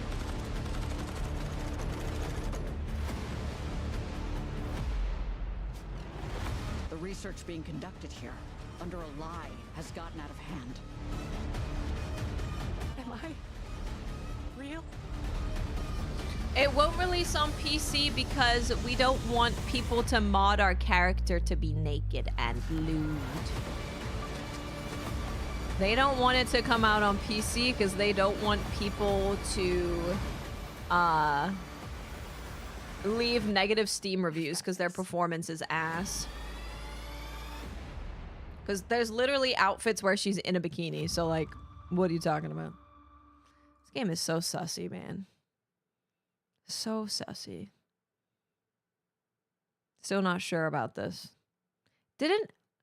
Okay, apparently Rad Brad actually played the game. Like the first few hours. Dude, what is this AI ass thumbnail, man? Here, let's take a look. Wait, hold on.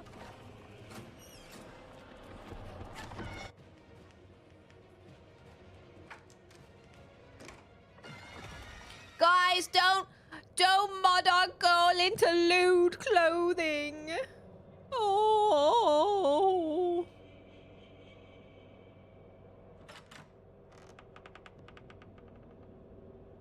Oh.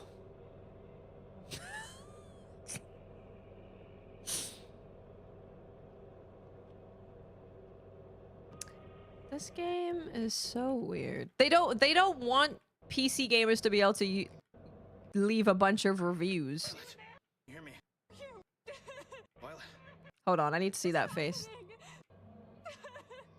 Where are you? What is happening? Are you okay? Everyone's dead. I don't Out. killed every. I know, but wait. Don't care. Hold on, we'll skip a little bit more. Just kind of, I don't know. I guess it's a little different. Wait, what was that? What did he say? Call this place the freezer. Okay. Tell me where I need to go. It looks like one of those AI games where you're like way too close to the characters. You know, and they're like, oh, I made this game in AI. It has a map system built into it. It will mark the location of the suit, and I'll offer as much info as I can. You need to be extremely careful.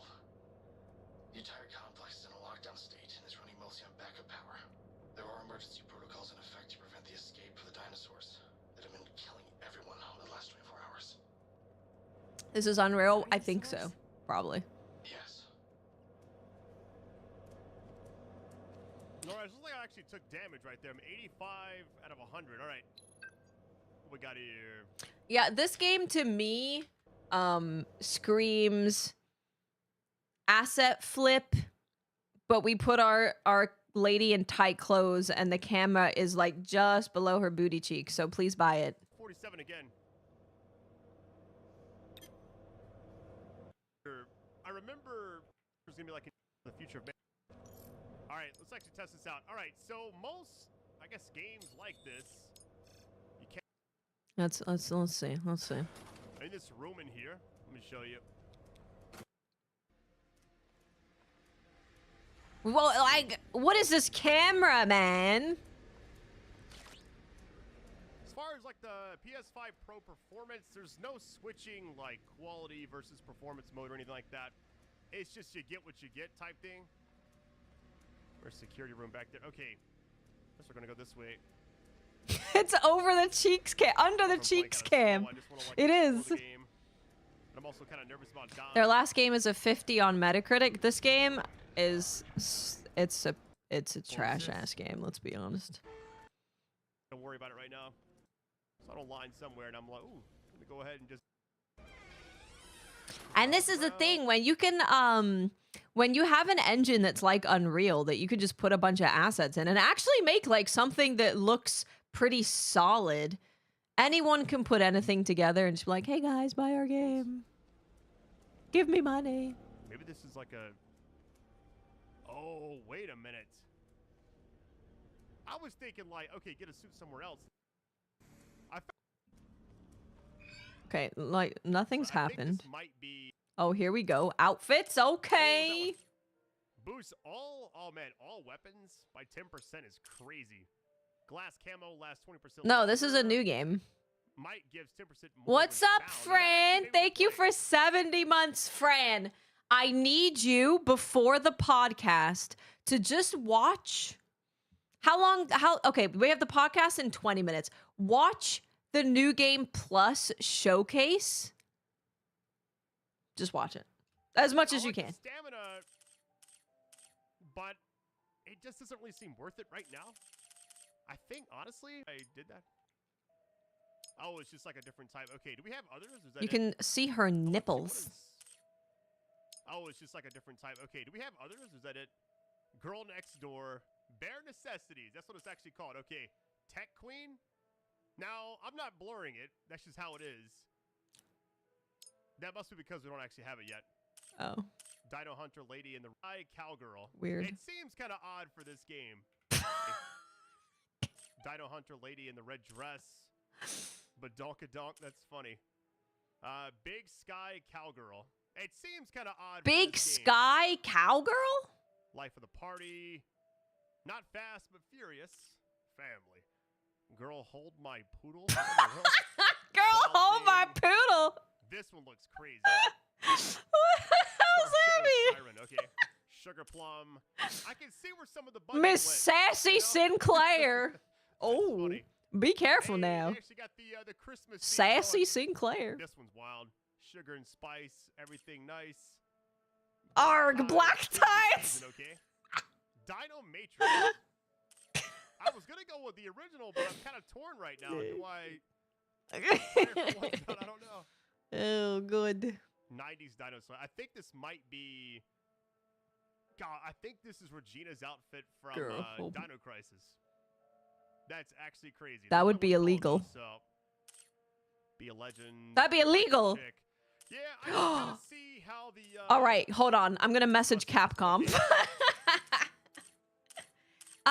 Just letting you know. But the fact that these all exist, I can definitely see hair color. I gotta see it, right? Braid, upgrade, space. Go. We know they're. All right. All right. Here's the thing, right? So, a mistake. So. Yes, we watched the entire showcase. I need to talk about how awful it is. I wouldn't mind. Well, I think we have to go there, actually, don't we? Great jeans. Oh yeah, that might be an American Eagle thing. That's true. Whatever. It might be. It could be. Well, this is a good spot for like the little dinosaurs. Yeah, this game is terrible. This game is terrible. Terrible. Terrible. What was that game?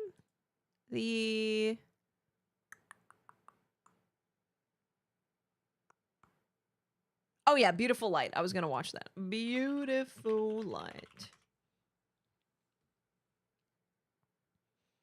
No, they're just liars. They're just liars. That's all. This was the trailer we literally couldn't see anything at the Future Game Show. Couldn't see a damn thing. Because it was dark.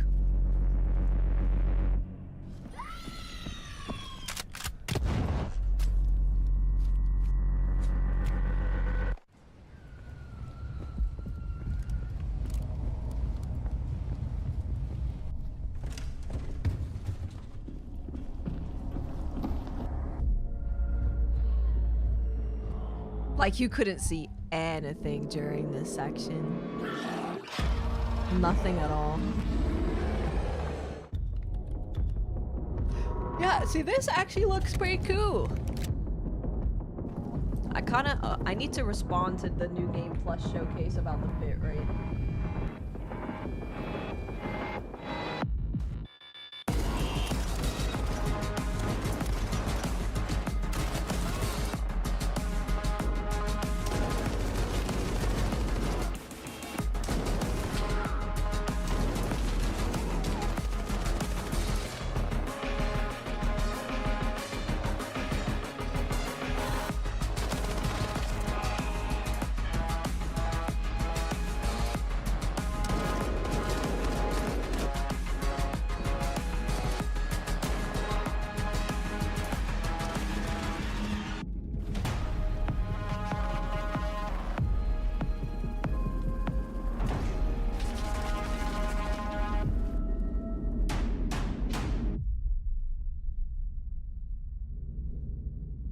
Yeah, that seems cool. That seems cool. That seems cool.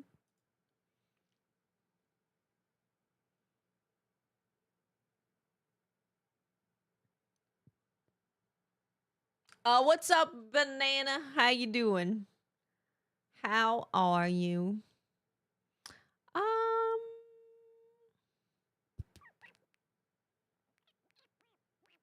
Was there any other? I mean, there's always trailers coming out. Was there anything else? This isn't helpful.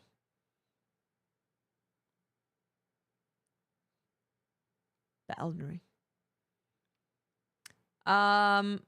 We did finish the show. We did. We finished it. We watched the whole thing. Yep. Yep. Yep. Yep. Yep. Yep. Oh, do you guys want to see what $250 buys you in League of Legends?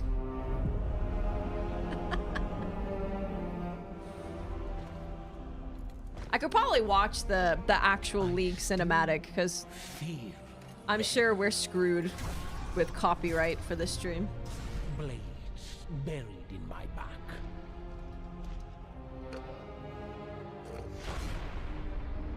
You trusted death to be. I was literally like, praise God, I'm not a Viego main anymore. But death knows only one. It's truly a devastating time when your main gets picked for an exalted skin.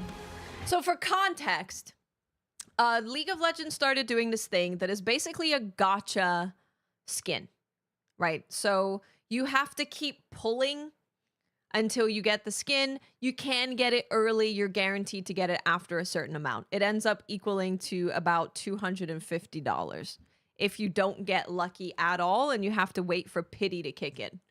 So this is a skin tier called Exalted, and that is the only way that you can get them is through gambling in their gacha system in League of Legends. So that's what this skin is.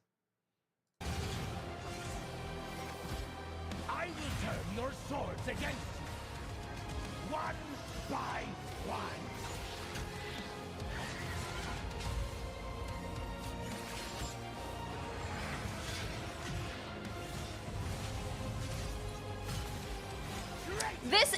This is probably the best one they've made, though. People are okay with it? No. No. People were not okay with it. There were, like, protests and all sorts of stuff for a while. But now it's like...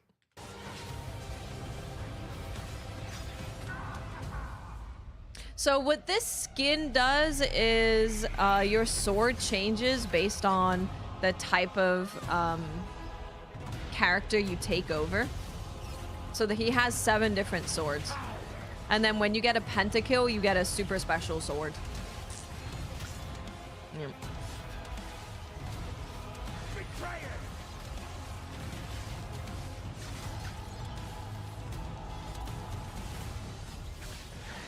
Well, the good news is that Ari skin is not her best skin. It's not even her best skin.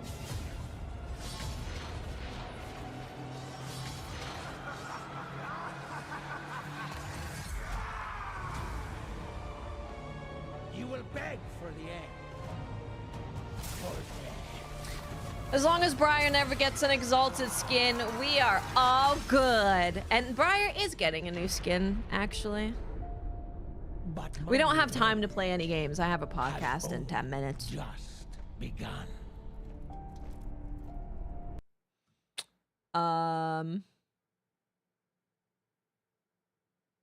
Briar Rabbit does not play League of Legends, no. I don't know if he plays much of anything anymore. No, he does. He plays stuff. He plays stuff. He plays things and stuff. And things. What is this one? Meh. Bum, bum. Da, da. Da, da, da, da. No one, you know, so one thing I will say about League of Legends and their like gacha skins that they have is I can see, like actually see where that money is going. I can see where the money is going. There's not many times that you end up getting like a company ends up doing this thing that they obtain a bunch of money from and you see a direct correlation to the product that they put out. But you do see that with League of Legends because now we have I'll just play you this. Now we have cinematics like this for each season that happens and the map changes and there's more new characters, there's more skins, there's more variance between the seasons, like they actually change the whole map, they give different objectives, there's a side game where you're going to be like managing a kingdom coming in the next update. So, yeah. There's not very often that happens, but this is the kind of cinematics that you get now. Yeah, they stepped it up. They stepped it up a lot. They stepped it up. I see where the money went. I see. Thanks, everybody. I play League pretty much every night. But only with my friends. I don't play solo anymore. Or solo queue anymore.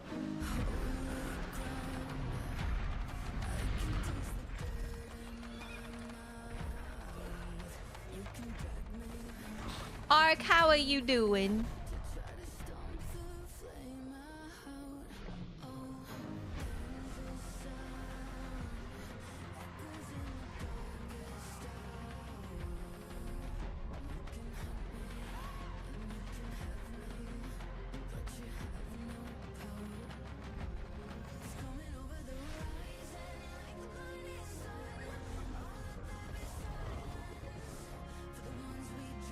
TFT is very fun, yeah.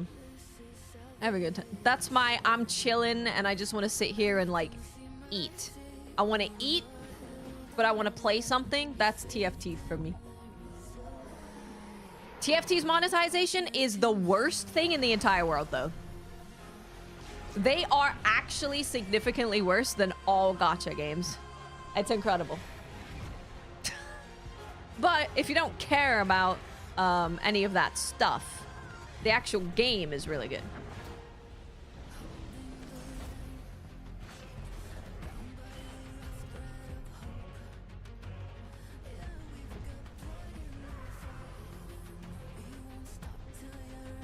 Yeah, their cinematics are really good.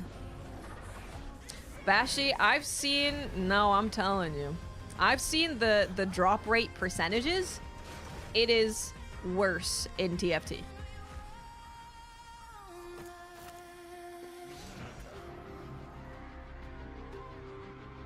I'm not just saying stuff to say stuff. I say stuff based on percentages because you have to have that information available for people now. And by percentage drop rates of TFT stuff, it's It's like, it was, I think the last one I saw was like 0.02% or something.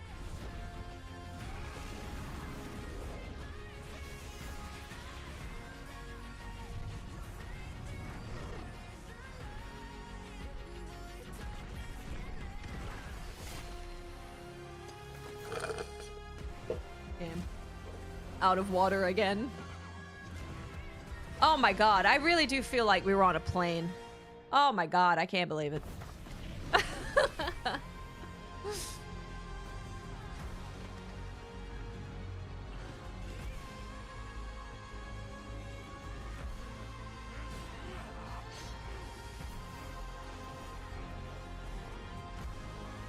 That's yeah, the way that TFT does its whole thing is so weird, man. It's so weird. You have to spend money. You have to gamble, right? In order to get tokens so that you can then buy a thing later. So you have to gamble to acquire the currency in order to buy a thing later. Amazing.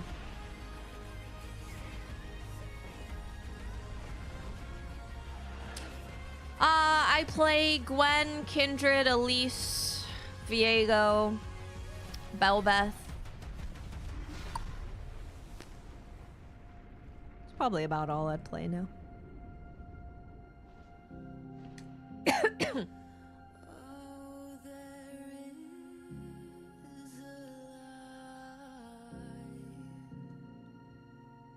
Cinematic. That's Sona. She's one of the first champions.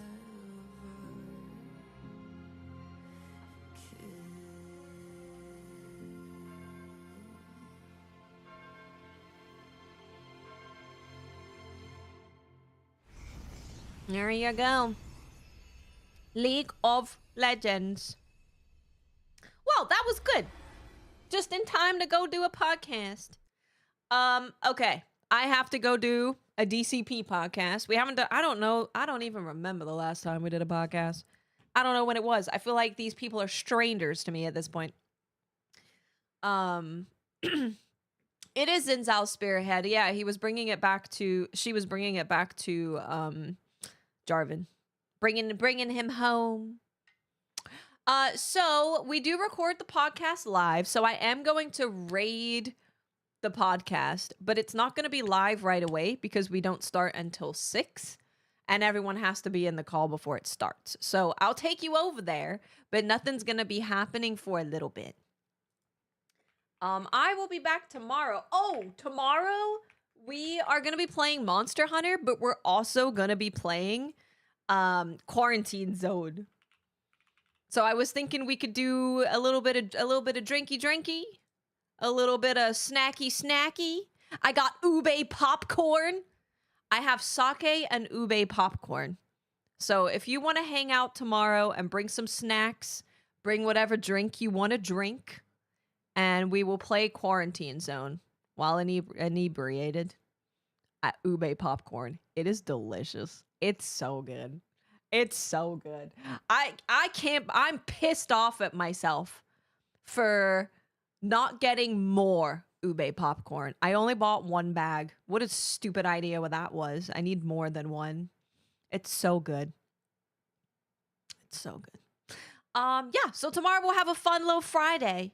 We'll have a fun Friday to make up for boring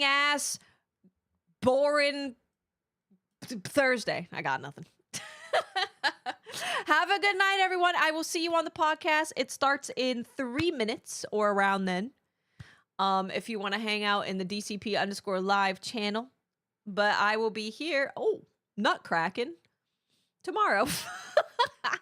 Bye. Bye, everybody. Goodbye. Bye.